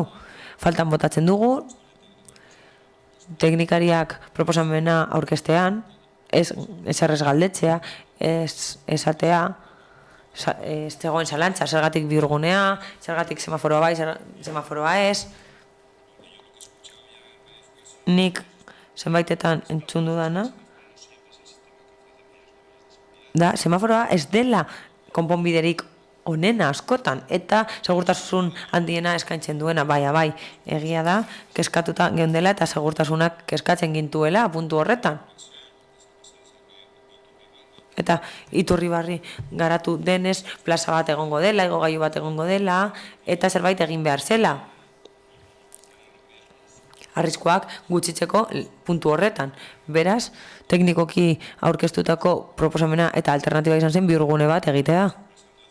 Bilgune bat egitea. Zifra kontuan hartzen baditugu, hain erraza izango balitz, semaforo bat kokatzea bezala. Gero, aztertu behar da, zelako ataskoak sortuko diren. Asko sarinagoa da biribilgunea egitea eta ez semaforoa jartzea. Eta zifrak desberdinak dira. Laburpen gisa, alternatiba hau askoz garestiagoa semaforoa jartzea, baino biribilgunearekin 200.000 euro gastatuko ditugu eta helburua da segurtasuna hobetzea, oinezkoentzat noski, hau da auzokideak seguruago egotea eta argi dago trafikoa harik eta gutxien moteltzea. Beraz, ezin dugu proposamena babestu, beste alternatiba bat dago. Ados gaude zioen azalpenarekin, baina ondorioarekin ez delako politikoa. Ondorio hori atera behar dute teknikariek eta kontuan adituak direnek. Kike Prada. Guketik esan nahi dugu. Bai. Discapacidades sin Fronteras elkarteko pertsona batek egin zuen proposamen hau, eta EAJPP akordioa egiten ari zenean egin zuen proposamena, biribilgune bat egiteko proposamena egin zen, abiadura motels esaten kotxeek. Segurtasuna, irisgarritasuna eta mugikortasuna. Eta beti mugikortasun murriztua duten pertsonen gan pentsatuta. Zenbait proposamen egin ditugu eta batzuk ona ekarri ditugu. Irisgarritasuna betzeko getxoko eremu guztietan. Irisgarritasuna oinarri bat izan behar da azterlan hauetan, bestela ez dugu inklusean aurrera egingo. Arazoa da eta daukagun zalantza da non geratzen da PEMUS hori. PEMUS hiri mugikortasuneko plan iraunkorra da eta denok eman diogu oniritzia plan horri, uste dugu egokia dela, baina plan horrek trafikoa arautuko du, trafiko fluxua kontrolatuko ditu eta urtearen hasieran esandakoaren arabera 6 hilabeteko epea ezarri zen. Baina oraindik ez dago hemen ezin dugu ulertu nola udal honek martxan dagoen PEMUS batekin erreformak egiten dituen trafikoan algortan, ez dakigu, ez daigu serioa iruditzen horrela kudeatzea kontu hau, mugikortasun plan bat enkargatu dugu, beraz, uste dut itxaron behar dugula, algortan, bidezabal, aldaketak egin bainoen bera, ez dela, ze zentzua dauka. Iraunkortasun plan horrek fluxua pertsonak ezarriko ditu, irisgarritasuna kudeatuko du, eta aldi berean, gobernu taldeak bere mugikortasun plana egiten du. Ez dakit. Kontura banoa, eta horretan geratzen banaiz, esan beharra dago, bai, ados gaudela, uste dugula konponbiderik onena zein den aztertu behar dela mozioaren alde bozkatuko dugu, ez dakigulako zer egin behar den igogailu bat jarri, biribilgunea konponduko duen kontua, baina benetan mugikortasun jasangarriaren kontuan, mesedez, harrituta gaude, ez zaigu serioa iruditzen, eta kudeak eta ez zaigu bat ere zorrotza iruditzen. Mila esker. Eduardo Andrade. Abstenituko gara proposamen honetan, Josebak esan duen bezala, biribilgune hori aipatu zen, hirigintza batzordean, osoko bilkuran aipatu zen, hemen eztabaidatu da biribilgunea bai edo ez, onartu zen, osoko bilkuran onartu zen hori egitea, eta semaforoa une honetan biribilgunea egingo dugu, ikusiko dugu nola dijoan trafikoa, abiadura moteltzen den, beraz, semaforoa litzateke beharrezkoa izango. Ikusten badugu, biribilgunearekin oraindik ere abiadura handian doazela autoak, instalatu beharko dugu, baina momentuz, abstenituko gara, agian etorkizunen ikusten dugu biribilgunearen funtzionamendua ez dela behar bezain egokia, baina momentuz, biribilgunearen zain egongo gara teknikariek onartu dutelako, eta ere osoko bilkuran eman diogulako oniritzia. Alguien más desea intervenir?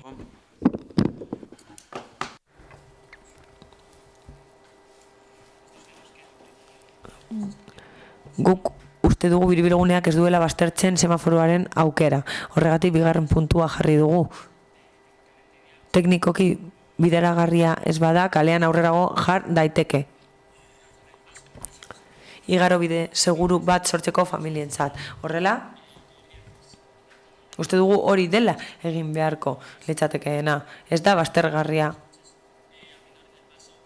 Biribilgunearekin bakarrik ez da abiadura motelduko. Gainera, semaforoak ere lagunduko luke abiadura hori moteltzen. Bideragarritasuna azter dezakegu, zebrabidetik hurbil semaforo bat jartzeko. Guk uste dugu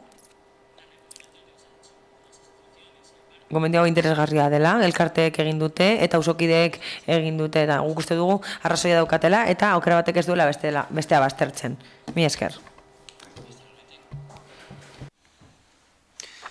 Bosketara pastzen gara, mozioaren alde.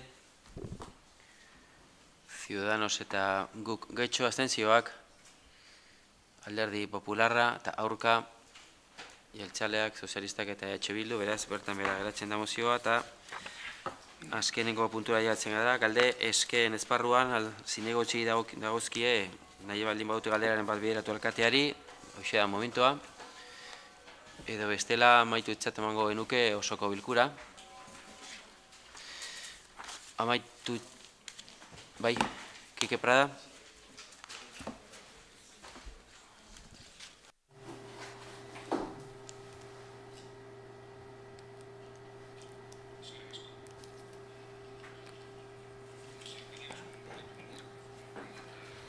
Bai, galdera bat genuen alkate jaunarentzat, urri honetan getxo protagonista izango da, urriaren 2an, galdeketa bat egingo delako, nagusien etxeko erabiltzaileen artean libreki eta elkarte bezala dei egingo diete bazkidei, nagusien etxea kulturetxe berrira joateren inguruan iritzia eman dezaten.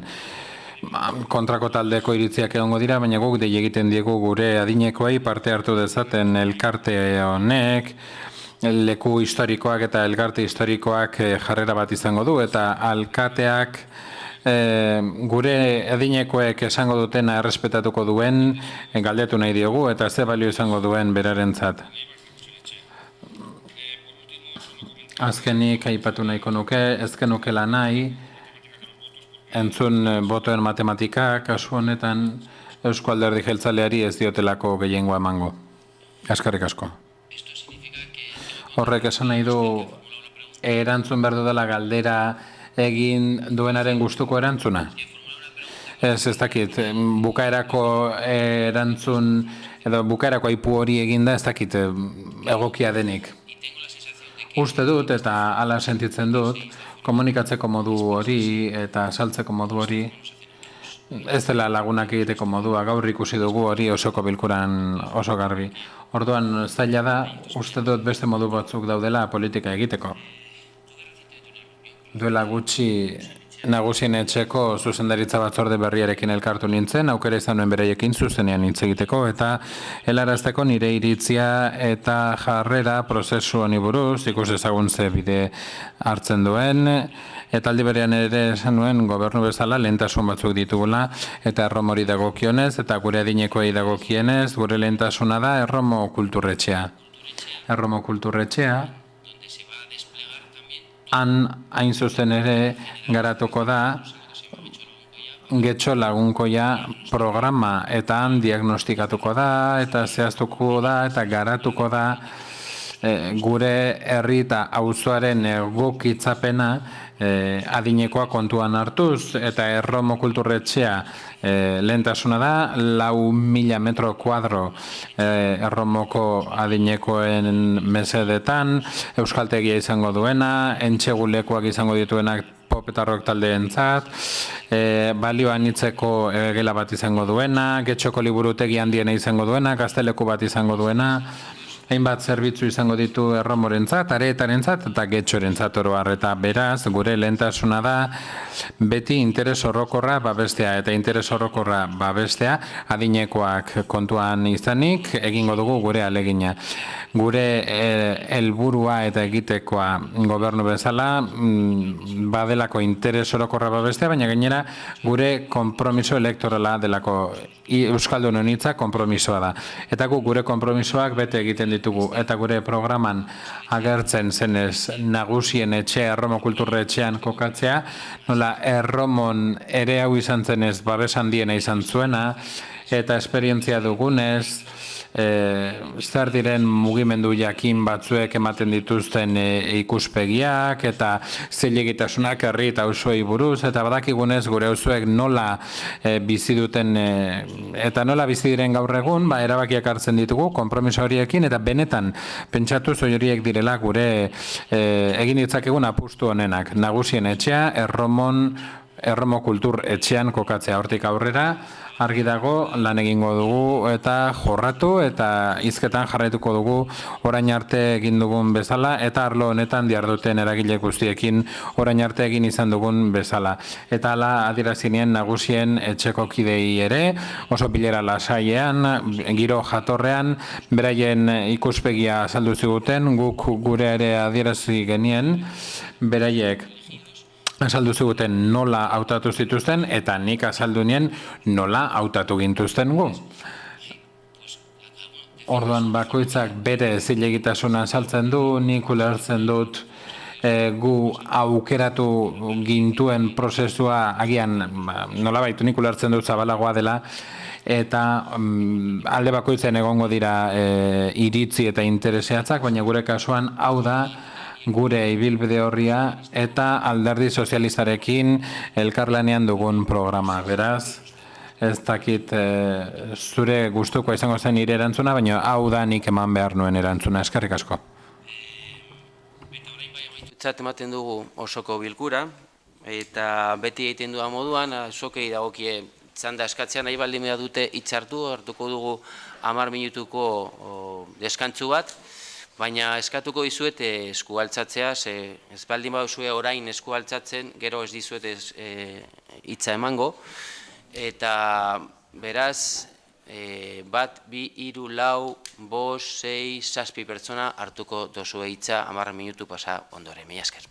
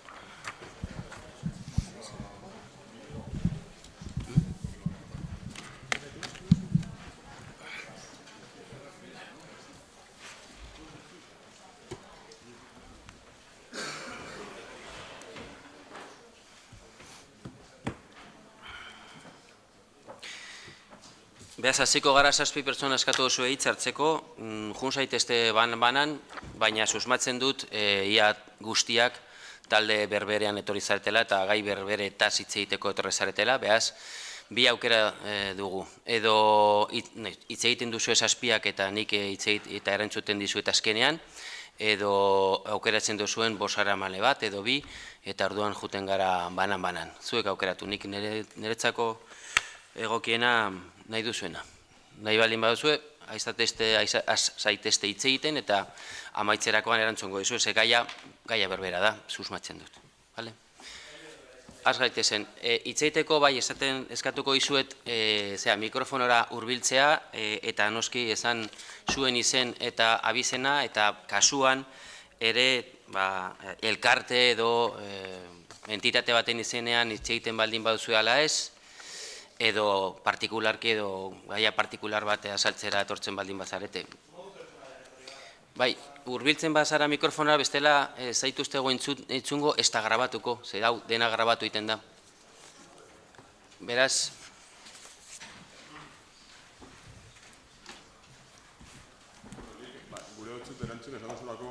ez, parkatu, lehenengo izen eta bizena. Bai, Markel Rodríguez. Markel Rodríguez. Odei Markel. Parkatu? Odei Markel. Odi Markel. Oder Michael, parkatu. Eta, bueno, nik gurean esan, ni ona titulo individualen datorrela, eta nik dakiela amengo jendea bet titulo individualen datorrela, beraz ez dakit zeraitik minozun ona talde legez etorri garela, edo ez dakit. Nik dakidan ez, egon zaete horbean denok batera, eta ego zaete denok batera. Susmatzen dut batera, zatozela. Elkar ezagutzen dugu, baina... Bueno, hitzein.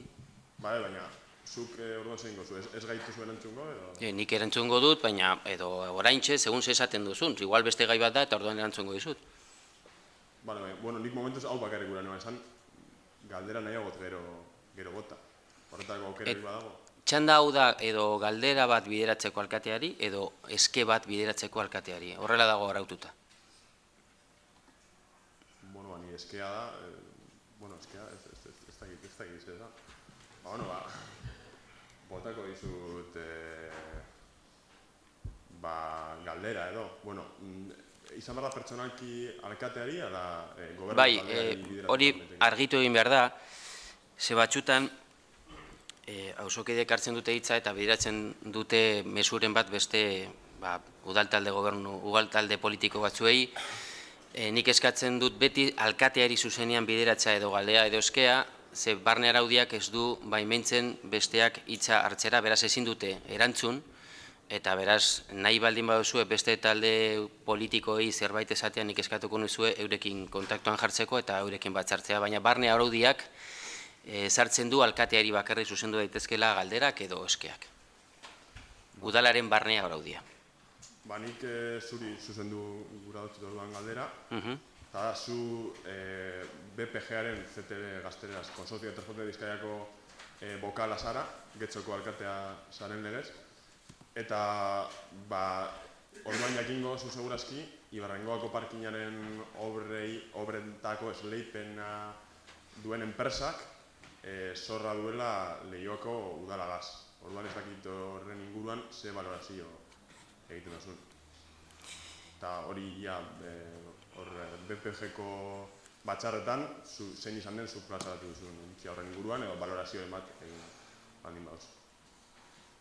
Foro horretan ez da horrelakorik aztertu eta obra aurra eramaten duena zuzen ere Jaurlaritza da.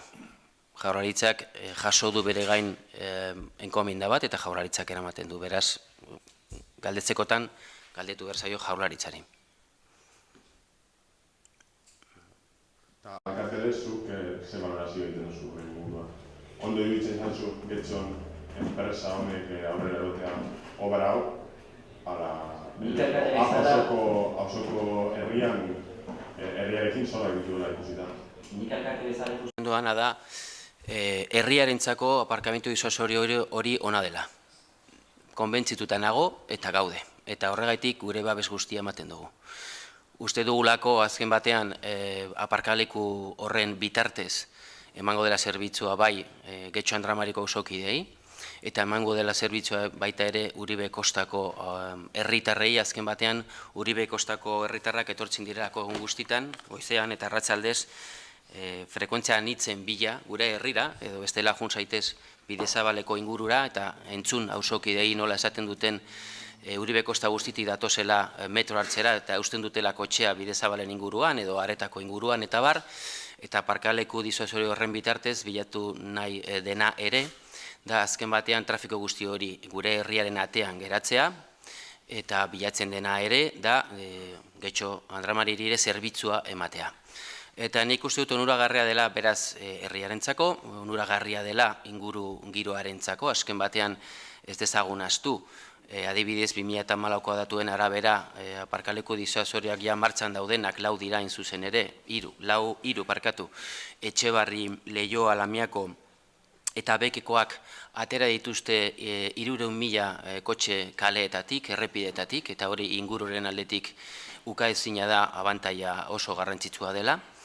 Beraz, Uribe Kostako herritar guztiak edukiko dute aukera, 70 zentimoegatik kotxea bertan usteko, egun guztian, segurtasun parametro guztiekin, eta baita ere emango duela zerbitzua Getxo Andramariko auzokide guztiei. Izatez, geltoki berri bat zabaltzeko aukera ematen du, eta hori beti ona da herri batentzako. Azken batean, garraio publikoaren alde gaude, garraio publikoa bultzatzea nahi dugu, eta Getxon, suertez, badauzkagu geltoki nahiko, asko, izatez gara Bilboko eremu guztian, Bilbo handiko eremu guztian geltoki gehiago daukan herria Bilbo alde batera utziz, eta beraz, garraio publikoa bultzatzea ona ikusten dugu gure herrian. Horregaitik horren alde gaude, eta horregaitik jarri genuen gure hauteskunde programan. Ez baldin bada udalaren ekimena, ze udalak ez du enpresa obra bultzatzen, ez da esleitzen, baina guk alde gaude, gure hauteskunde programan dago, 2015ean Getxoko eta Getxo Andramariko herrita guztien eskuan jarri zen hauteskunde programan, eta babesa gehiago jaso zuen hauteskunde programa izan zen bera, 2015ean, gero 2016an ere Eusko Legebiltzarrerako hauteskundetan Eusko Alderdi Jeltzaleak ere ekimen hau jarri zuen bere hauteskunde programan, beraz 2016an ere Getxon babesa gehiago edo gehien jaso zuen proiektua Legebiltzarrerako nun agertzen den Jaurlaritzaren ekimen hau ere babesa guztia jaso zuen edo gehiena jaso zuen bertan ere, eta beraz gure hitzak eta gure konpromisoak bete nahi ditugu. Horregaitik guretzako ona delako bai Getxo Andramarientzako, bai Getxo guztirako eta bai Uribe Kostako eskualde guztirako, eta gure konpromisoa delako, eta gure konpromisoa bete egiten dugulako. Hemen dekozu hauteskunde programa, hemen dekozu nola dagoen, hemen dekozu puntua, 2.10 mobilidad aparcamiento y una visión integral, tamen agertzen da aparkalekua, eta gu badaukagu konpromiso bat herritarrekin, eta konpromiso hori betetzearen aldegera. Bestela, behin eta berriro kritikatu egiten da politika, eta politikariek ez ditugulako gure konpromisoak betetzen. Bueno, hemen dago gurea, eta gu horren aldekoak da. Eta errespetatu egiten ditut proiektu honen kontrako posizioak, edo ez proiektu, hauteskunde programa honen kontrako posizioak, edo alternatibak, noski zilegia da, errespetagarria, nik ulertzen dut, eta nik errespetatu egiten dut, eta errespetatu egiten dut posizio hori, baina zuek ere errespetatu behar duzue, konpromisoa dekogula, gure herritarrekiko konpromisoa dekogula, jarri dugula beltzez, gure hauteskunde programan ez gara izkutatu inondik ere ez, eta beraz, gure konpromisoak betetzeko ahaleginak egiten ditugu bai kasu honetan, eta bai beste guztietan. Orduan, nik ere gure jarrera errespetatzea eskatuko nuke ere, noski. Nik galdetu nahi zut, berro egiten duzunean, alkate lez egiten duzun berroa, edo EAJ-ko lista buru bezala. Ze, arrazioa dekozu eta zuen programa, EAJ-aren programa, poskatu izan zen, baina plenoan bederatzi zinegoatzik, 25 zinegoatzik, bederatzi baino ez dituzue. Eta gaur, hemengo bozenamaile desberdinen interbentzioetan argi gelditu den ere, plenoaren gehiengoa parkinaren aurka dago. Beraz, alkatelez ezen duke gehiengo horren iritzia respetatu beharko. zure alderdiaren iritzia bakarrik kontuan hartu gara. Bai, horregaitik alderdi sozialistarekin sinatu genuen hitzarmen programatikoan ere sartua dago Ibarbengoako aparkalekua zabaltzekoa. Beraz, proposamen hau osoko bilkura honetan duen babesa 11 zinegotziarena da. Alderdi sozialista eta alderdi jeltzalea osaten dugulako udaltalde gobernua. Eta udaltalde gobernuaren hitzarmen programatikoan, nun zehazten diren ze ekimen hartzen dugun konpromisoak bultzatzeko legealdi honetan, espreski agertzen da ere Ibarbengoako aparkalekuaren alde adieraztea.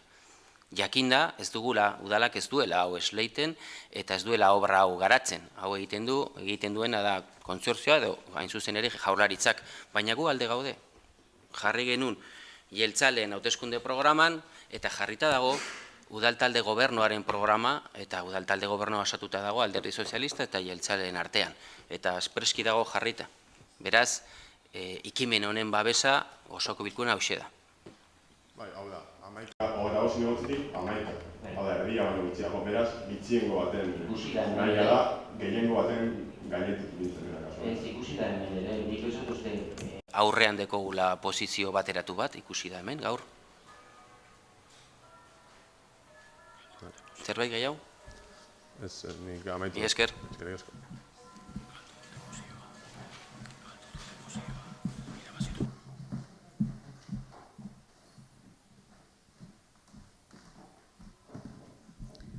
Hola, buenas tardes. Mi nombre es Miren Trujillo y yo soy una vecina de Andramari. Kaixo, ni Miren Trujillo naiz, eta Andramariko auzokidea naiz, eta Andramariko auzokidea naiz, azken 25 urtetan bizi ezin da egon naizena gainerako nire auzokide guztiak bezala. Kontatzen dizkigutelako gauza batzuk, gero beste batzuk, eta egia esan oraindik ez dugu jaso erantzun argirik zenbait galdera garrantzitsu kontuan hartuta. Agian garraio partzuergora jo beharko nuke edo Uribe Kostako alkateari galdetu beharko nioke honi buruz, ematen duelako hau guztia hor jokatzen ari dela, baina lehenbiziko galdera da zergatik Bidezabalgo tren geltokia, metro geltokia egin zenean, gure lehenbiziko kezkak sortu zirenean eta lehenbiziko aldiz galduta sentitu ginenean, zergatik ireki zen Bidezabalen geltoki bat, zonalde batean, non lurzoru asko zegoen etxebizitza, ambulategi eta hainbat gauza horre ikusita zituenak, eta programa horretan, uste dut proiektu asko egon zirela, batzuk zetozen, beste batzuk ez, baina etzen pentsatu parkin disuasoriorik, ez dakit zergatik, eta jakineko nuke zergatik etzen pentsatu han parkin disuasorio bat egitea.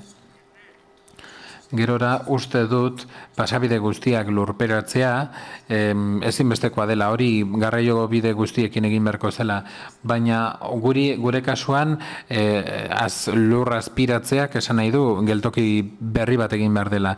Getxoko 7. geltokia izango da, 6 geltoki ditugu, getxo zeharkatzen dutenak, eta hau ez da lehioa geltokia bazter batean dagoela edo plentzian, ez, hau erditik, esan dezakegu geltoki horiek ikarotzen direla, eta horretaz konstiente gara, 7. bat izango dugu, 7. horri gehituko diote parkin disuasorio bat, 7. hori ez da irekitzen, itxita dago, eta han inguruan bizigaren auzokide hori eragin digu arazoa pila bat, bide asko moztu dizkigutelako, buelta batzuk emanarazi dizkigute, adinekoek nahiko deseroso dute, eta hor dago geltokia alde batetik irekia, baina getxotarrak ezin dira sartu, baina parkin disuasorioa bestaldetik sartu da, baina kotxeak ezin dira handik sartu, eta gauza asko daudenez bat ez datozkigunak, edo ulertzen ez ditugunak, eta egia denez, eta ikusi dugun ez tunel ireki diren, eta ze gauza egon diren geltoki honi lotuta, ze geltoki honek gauza asko dauzka txikita. Seguru oker gaudela, baina pentsarazten digu hirigintza plana sartu nahi digutela berriro ere handik eta hemendik azken 25 urteetan bezalaxe. Badakit inork ez duela honi buruz ezarrentzu nahi, badakit ez dela lotu behar, baina hori da Getxoko auzokideok sentitzen duguna hitz egiten digute hainbat plan ezberdini buruz, izenak eta laburturak aldatzen zaizki eta zail egiten zait jarraitzea, baina plan horiek egin bitartean, hemen nago eta jakin nahiko nuke erantzutea eskatuko nizueken eta modu sinesgarrian nik gero auzokidei, Andramariko auzokidei erantzun ahal izateko.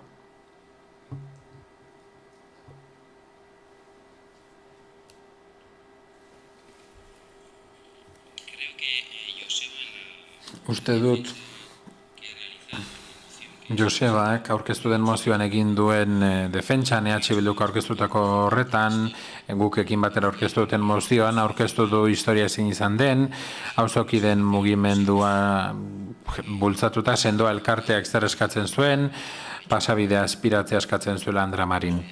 Eta ados nago, erabat ados zurekin, pasabideak posible diren einean aspiratu behar direla, auzoan duen eraginegatik, segurtasunagatik eta beste hainbat konturengatik.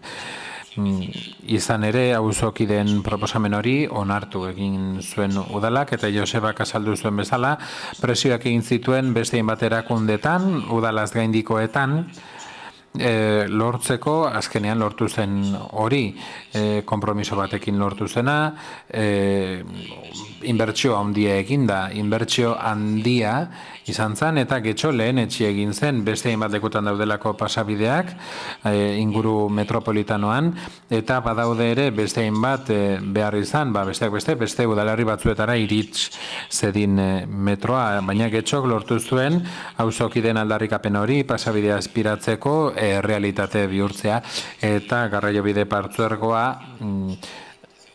Bizkaiko Foru Aldundiaren baliabide esleipenaren baitan Eusko Jaurlaritzarekin batera sartuta zegoenez eta Jose Luis Bilbao aldun nagusia ez dela alderdi jeltzalekoa inbertsio handia egin zuen eta hala lortu zen pasabide hori aspiratzea eta aldi berean ahalbidetu zuen bidezabalgo geltokia sortzea. Polemikak egon ziren ere orduan, zubiaren alde batean edo bestean egon beharrote zen, besteak beste. Eta gero hainbat txosten tekniko egin ziren, eta Josebak azaldu duen bezala, ireki eta ahalbidetu zen 7. geltokia egiteko aukera, ez duko sondo diozun bezala.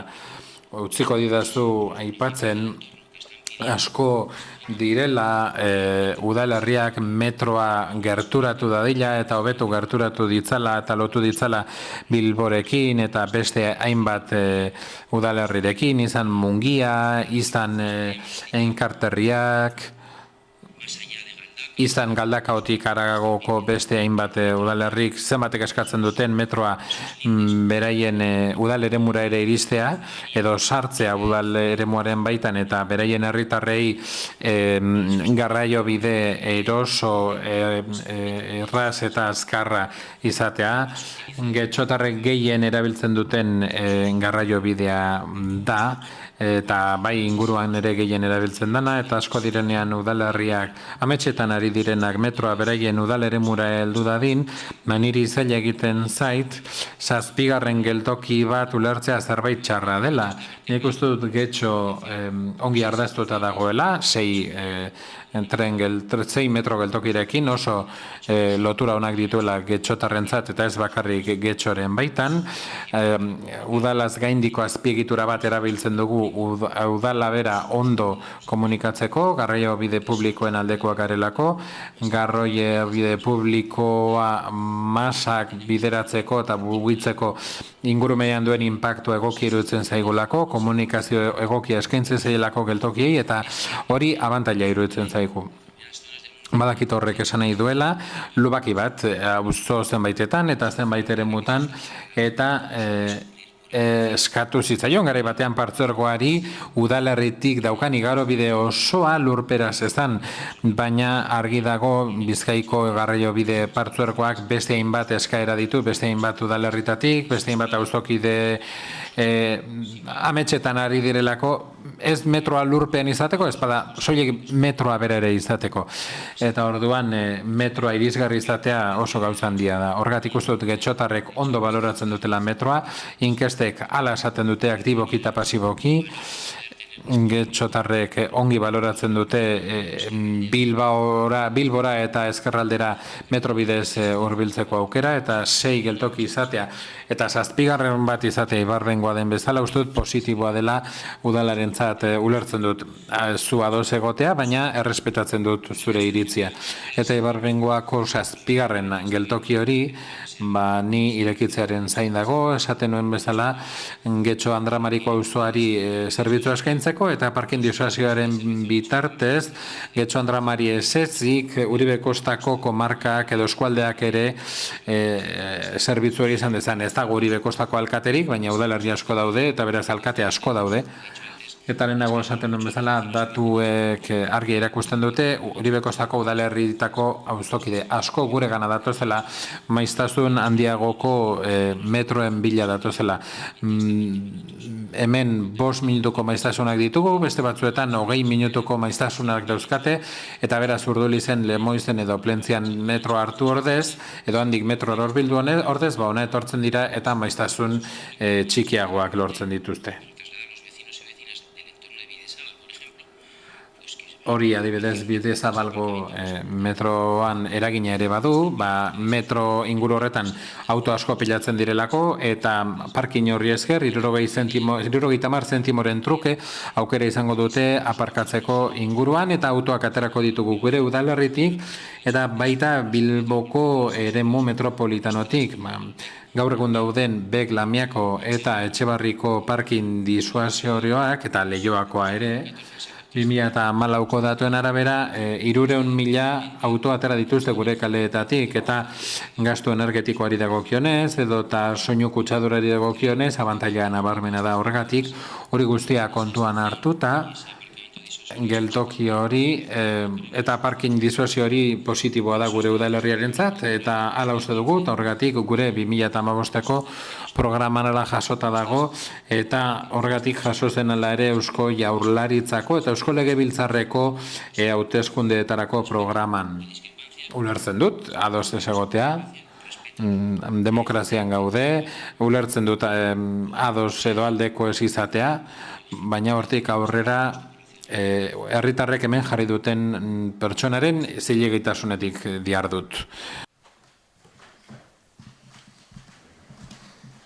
Kaixo, neu Asierola ganaz, algortarra, eta azteko esatea, nire izenean nire itxiten dut. Azteko tosuko landan ez da violentziarik lantzen, ez da terrorismorik, hor lantzen dana da elikadura burujabetza eta beste 11 gauza alternatibak, bizitzeko beste modu batzuk.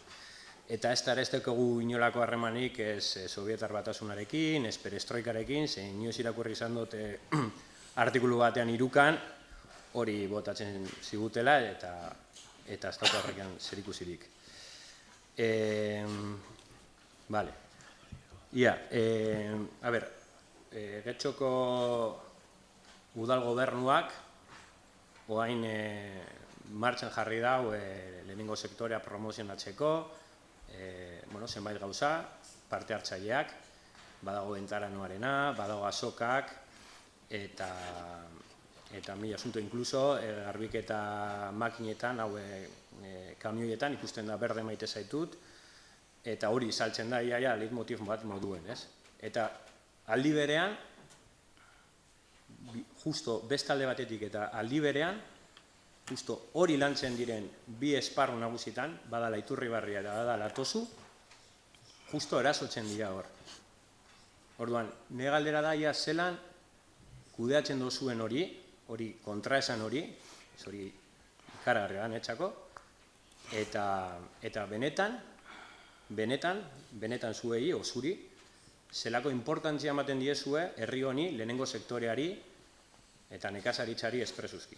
Zein da zuentzako benetako garrantzia, ze garrantzia ematen diezue. Hau diozu. Mi esker.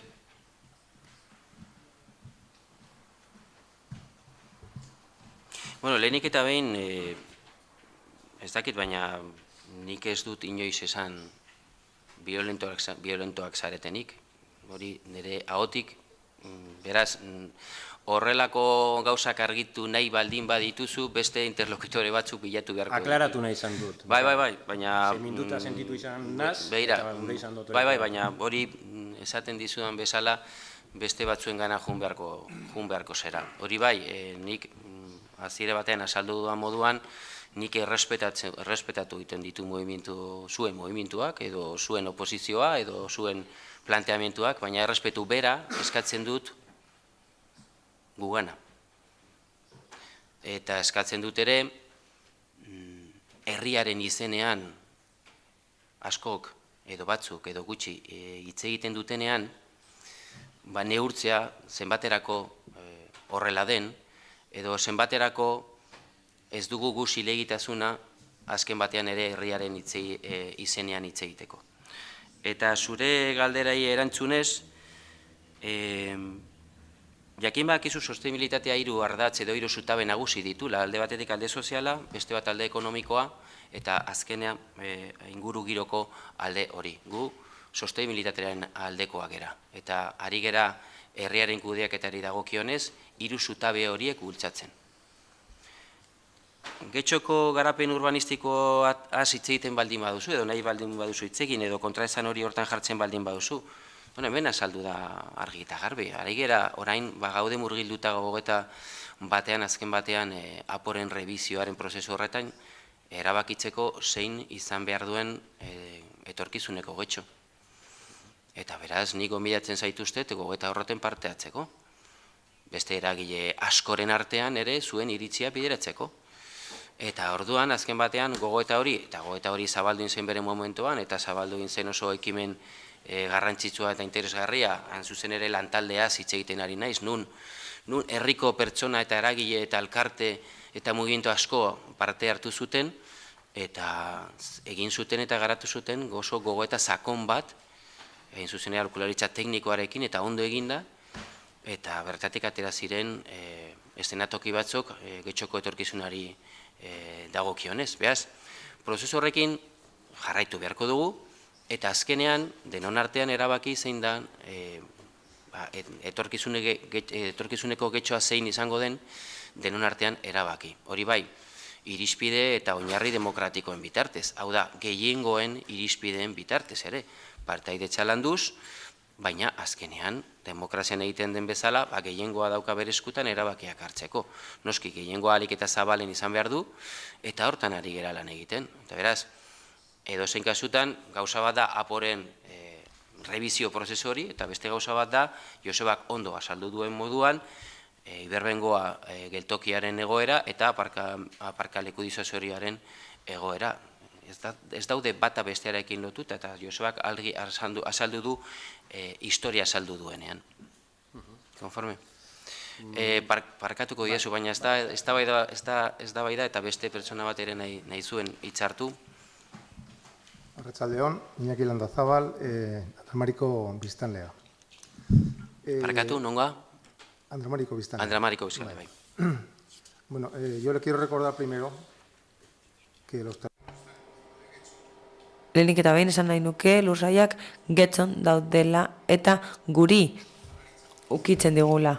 Ez dagokio Eusko Jaurlaritzari zu Getxoko alkate bezala gure eskubideen zaintzailea zara, eta azkenengo minutuetan aipatu duzu demokratikoa dela, baina argi dago gatazka bat dagoela eta errautzak hor daude. Oposizioa dagoelako eta ez duzuelako entzuten guk esaten duguna. Beraz, nik uste dut egokiena dela guk esaten duguna entzutea. Nik galdetu behar dizut zuretzat jarrera hori demokratikoa ote den. Horrek ondorio gehiago izan ditzakeelako. Zuk uste duzu hori dela modurik egokina gatazka konpontzeko, nik uste dut argi dagoela hemen gatazka bat dagoela eta denok izan behar dugula hori buruan. Argi dago, esfortzuak hartzen ditu dela herritarren eskubideak defendatzeko eta horiek bermatzeko.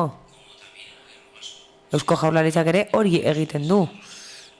Getxostarrak defendatu nahi ditu Eusko Jaurlaritza delako denon gobernua eta denon Eusko Jaurlaritza da. Beraz, ez dago bateragarri ezintasunik. Getxostarrek ere bozkatu dugu legebiltzarreko hauteskundeetan eta legebiltzar horretan atera da lehendakaria eta Eusko Jaurlaritzaren osaera. Beraz, lehendakaria bada ere Getxostarren lehendakaria eta gobernua Getxostarren gobernua da.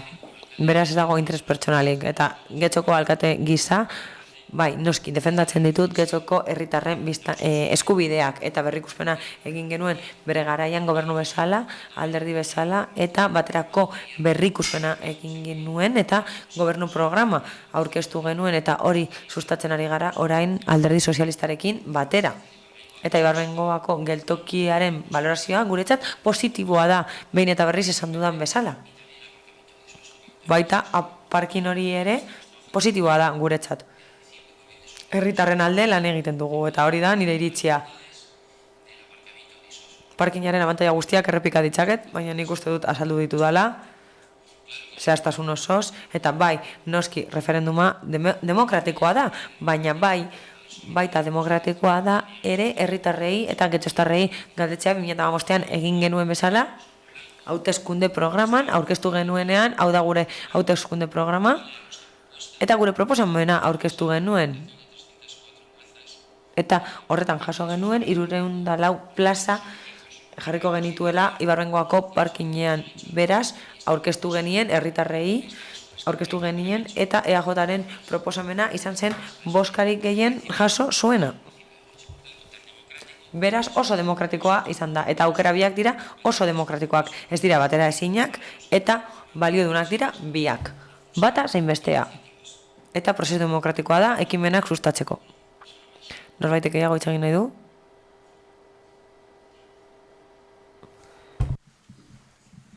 Arratsaldeon Gabon, ni naiz Imanol Madariaga.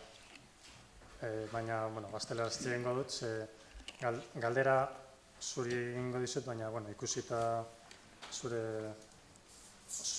jarrera, batez ere nahi dut beste guztiak informatu. Osa, sobre todo quiero informar. Baina ni sentitzen dute. Ez, baina aukera hau da alkateari zuzentzeko kalde bat edo eske bat, ezin dozu, ez informatu, ez bideratu. Nahi baldin baduzu beste udal taldeak informatu, badeko zu aukera, eurekin batxartzeko eta eurekin egoteko. Eskaera egingo dizut, zuri. Hori bai, nahi duzuna. Te la petición, pero, por extensión... Zuri egingo dizut eskea, niri egiten badiazu eskea, ez dago arazorik. Datua emango dut. Parkinaren proiektua, disuasorio hitz hori, inventatu duzue, baina proiektuan ez da jasotzen disuasorio hitz hori. Parkin hori, ilegala da. Prozeduran bi ilegalitate daude. Baina, esan nahi dut, EAJaren programan defendatzen dela, parkin hau eta beste milak aparkaleku defendatzen direla, mesedez ez saietu konbentzitzen eta gobernu bazkideak ez konbentzitu, ez da oposizioa ere. Ingurumena defendatzen duzula esatea ez da egia. Eta ez saiatu hori egiten. Parkinak autoentzat dira. Beraz, autoen mesederako egiten dira parkin horiek. Adibide bat eman duzu, Bidezabaleko auzokideen adibidea aipatu duzu eta esan duzu Uribe Kostako auzokide askok bertan aparkatzen dutela. Beraz, Getxok auzoa defendatu nahi badu eta mugikortasuna defendatu nahi badu, baina ez motordun trafikoa mugatu beharko luke. Batez ere Getxotik kanpo datozenen trafikoa hori da mugaketa bat. Eta horrela ez litzateke beharko parkin bat egin. Besteek aukera hori izango lukete. Beraz ez da aitzakia. Eta ez da ingurumenaren alde egiten errastasunak ematea, kanpotik datozenei ematea aukera hori. Plaza gehiago izateko. Ez dago azterlanik. Aztertzen duena zenbat auto doazen Bidezabalera eta bar. Proiektua eginda hori alde batera utzita. nik uste dut argi geratzen dela, ez duela ingurumena zehazten. Beraz, beste datu bat emango dut. Ilegala da, Eusko Jaurlaritzaren eskumena delako, eta trenbide sektorearen legearen barruan dagoelako sartuta trampa bezala. Ez da autoentzako aparkaleku bat, ez du barne hartzen trenbide elementu bezala. Beraz, ez da Eusko Jaurlaritzaren eskumena, ez da metroaren eskumena. Eta ezin zaizkio hirigintza eskumenak horrela kendu Getxoko udalari. Beste aukera bat dago trenbide sektorialen legean, eta ez da hori baliatu. Hori izango zen trenbide espazioak erabiltzeko proiektu bat egitea. Izan ere, azpiegitura hori lotuta dago trenbide garraioekin. Kasu horretan, proiektu hori egin behar da udalarekin, araudira egokitu, hau da, udalak eta osoko bilkura orohar boterea izango luke, horren aurka agertzeko, 304 plazako parking horren aurka agertzeko, eta beste datua da, ez dela egin ingurumen eraginaren azterlana, eta hori trampa bat da, garraio bide sailak, bazekien, legeak behartzen zuela, eragin azterlana egitera.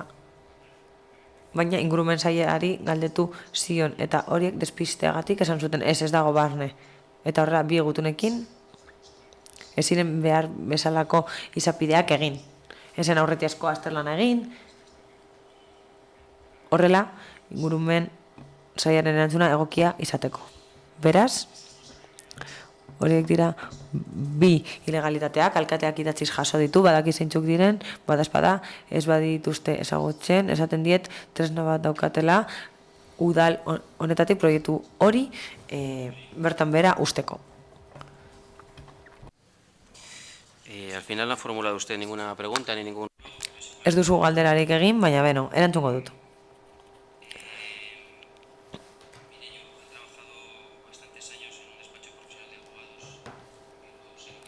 Abokatuen bufete batean lan egin dut urte askoz, eta badakit zuzenbidearen ikuspuntutik dena jarri aldela zalantzan. Hori izan da nire lana zalantzan jarri, ahulesiak bilatu eta hausnarketa hori errespetatzen dut. Azterketa juridikoa egin daitekeelako, baina nik uste dut azterketa hori eta egindako hausnarketa hori oso ahula dela. Josebak oso ondo azaldu du nola izan den azpiegitura hau adjudikatzeko prozesua, eta horrela, garraiobide partzuergoak hori behar bezala dokumentatu du, espedientean, baita Eusko Jaurlaritzak ere.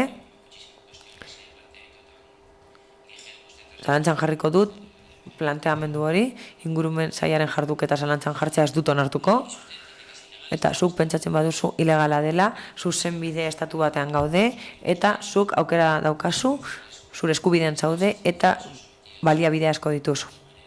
Erakundeen erabakiak epaien menpe jartzen dira, eta epaiek horiek sala ditzakete. Beraz, zalantzak dituzu, eta zuzenbidera egokitzen den zalantzak dituzu, hori sala ditzakezu behar den tokian. Nik uste du zuzenbidera egokitzen dela, zuzenbidea errespetatzen duela, eta nik uste du Bizkaiko garraiobide partzuergoak eta Eusko Jaurlaritzak hori sustatzen dutela, zuzenbidera egokitzen dela jakinda, bestela ez lukete egingo. Ez nago ados. Garraiobide publikoaren alde egitea ez bada ingurumenaren alde egitea, ez gaude ados. Metroa da masen garraiobidea, eta hori ez bada ingurumenaren aldeko apustua, ez gara ados agertuko. Nik uste dut baietz. Lehen esan dudan bezala, Bilbao metropolitanoan 3 aparkaleku disuasorio badaude, Bek, Etxebarri eta Lamiako, 2014an 300.000 auto atera ziren gure errepidetatik garraiobide partzuergoaren datuen arabera. Eta horrela energia aurreztu zen, zarata kendu zen errepide eta kaleetatik, eta kutsadura ere murriztu zen. Hori ez bada ingurumena zaintzea, ez gaude ados. Agian ez gaude ados ingurumena zaintzearen ideia horretan. Eta hortik aurrera, gustatuko litzaidake esatea, publikoa izan dela, talde politiko batzuek kontsultatu egin dute Bizkaiko garraiobide partzuergoan, azterlan batzuk daude demanden inguruan, eta badakigu zein demandei erantzuten dien aparkaleku disuasorio horrek. Hori publikoa da. Bizkaiko garraio bide partzuergoa gastatu ditu demandak eta zeri erantzuten dion ere aztertu egin da. Azterlanek egiaztatzen dute azpiegitura hori beharrezkoa dela eta zerbitzu bat emango duela eta erabiliko dela. Nik eskatzen dizut, mesedez informazioa bilatzeko, baina hau ez da eztabaida izango, eskea edo galdera da.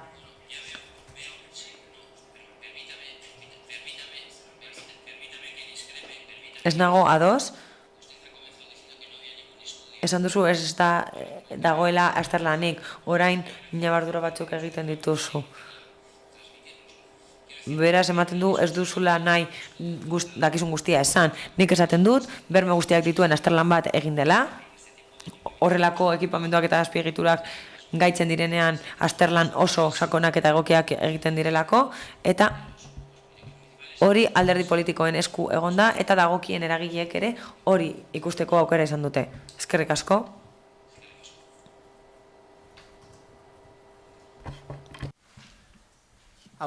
Handutz Zulaika naz. Barkatu? Handutz Zulaika. Beno, behin da berriro zabiz esaten aurkako iritsak, parkinaren aurkako iritsak onartzen dozu zela, eta horri erantzi nahiko nioke, ari garela jasaten, kristoren zentsura zesparen aldetik, eta izan ere baditugula zespako langileek esanda, baditugu probak, esanez eurek euki da bela agindu espezifiko bat tosuko kartelak kentzeko. Tosuko kartelak eta pankartak. Eta bueno, hori alde batera utzita. Behin da berriro zaiz esaten behai, parkina hona izango dela ingurumenarentzako, eta bueno, alde batera utzita kotxeentzako azpiegiturak eginez, kotxeak erbietatik enduko ditu nala ez, kontraesan hori alde batera utzirik, argiagoa den eta zuzenagoa den eragin bati buruz hitz egin nahi dizut. Jakingo duzunez, tosun, inguru hortan, badaude lurpeko urak, eta ez da egin, obra guztietan egin behar den, ingurumen eragin txostena, jakiteko ia zer eragin izan lezakeen hor parkina egiteak. Eta jakingurako neuke, gainera, probak ere badaude, hemen ikuste dezakezunez, hau da metroa egin zen garaikoa, bai, Ibarbengoako metroa egin zen garaikoa, eta ikusi izan argi eta garbi zelan ura badagoen horrezpian, urten salako, eta, bueno, gura badauz urbilduko na, zerak ustera, hobeto ikusi daizun. Da, bueno. Eta kontua da, jakingura neukela, ia udalari honek arduratzen dutxan,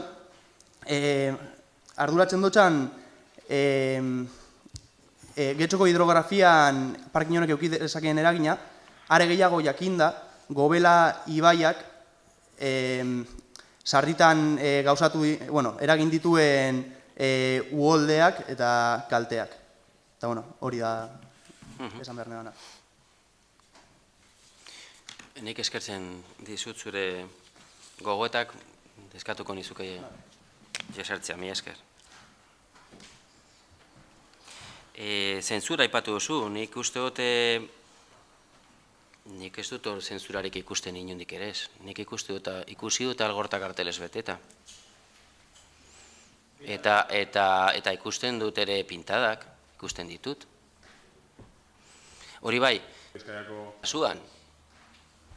kasu guztietan, gure obligazioa da azken batean oreka bat bilatzea adierazpen eskubidearen artean eta herria eta auzoa baldintza egoki batzutan ustekoaren artean.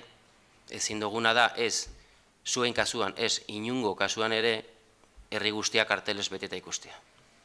Orduan oreka hori bilatzearen alde gara, eta nik benetan esaten dizuet, nik ikusten dut algorta eta ikusten dut getxondaramari karteles eta pintadaz beteta. Nun dago zentzura? Hori bai, esaten dizut, ez zuen kasua, kasu guztitan, kartelak leku, ez dakit, hor neurri batzuk euki behar da, ez da? nik ulertzen dut, agian nahiko zenuketela herri guztia kartelaz beteta ikustea. Baina oreka hori bilatu egin behar da, eta nik uste dut oreka horretan oso malguak garela. Oso malguak garela. Eta berriz esaten dut, nik ikusten dut Algorta, eta Getxo Andramari kartelez beteta eta pintadaz beteta. Hori objektiboa da. Eta nik uste dut uka ezina dela. Beraz, nik ez dut zentsurarik ikusten. Esan du lehen, nik uste dut proiektua, ez uste bakarrik konbentzituta nago, proiektua legeak eskatzen ditun irizpide eta baldintza guztiak betetzen ditula. Argi daukat, beraz, hortan ez daukat inongo dudarik. Eta Gobela ibaiaren egoerari buruz, nola ez gara arduratuta egon gera. Ze nik alkate bezala pairatu nituen 2008ko uholdeak noski.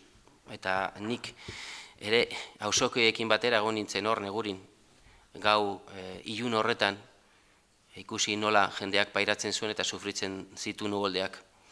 Eta ardura hori dela eta zure aurrekoa aipatu duen bezala Getxostarren eskubideak eta interesaz defendatuz, barkatu, eta noski udaltalde politiko guztien laguntza eta babesarekin eta auzokideen laguntzarekin lortu genuen Getxorentzako uraren bitartez proiektu bat egitea garatzea eta gaur egunean ja sartu dira 30 milioi euro proiektu horretan. Ez da gutxi. Eta beraz orionez gaur egunean Gobela ibaia egokituta dekogu ez bermatzeko eunetik eunera uholdeen arrisku hori, baina bai irabazi dugu segurtasunaren aldetik aurrera pauso itzelak eman ditugu. Beraz, ez bakarrik arduratuta eta okupatuta ere bai. Egon naiz, egon gera denok. Eta hori esker, gaur egunean Gobela ibaian egin dira obra oso potenteak, inbertsio izugarri handia, eta horri esker Gobelaren ertzetan bizi diren auzokideak lasaiago bizi dira. Beraz, hortan prest jarraitzeko. Mila esker etortzeagatik eta esandakoa, zuen esanetara, nahi baldin baduzue batzartu, amaitu da, sentitzen dut, baina eskat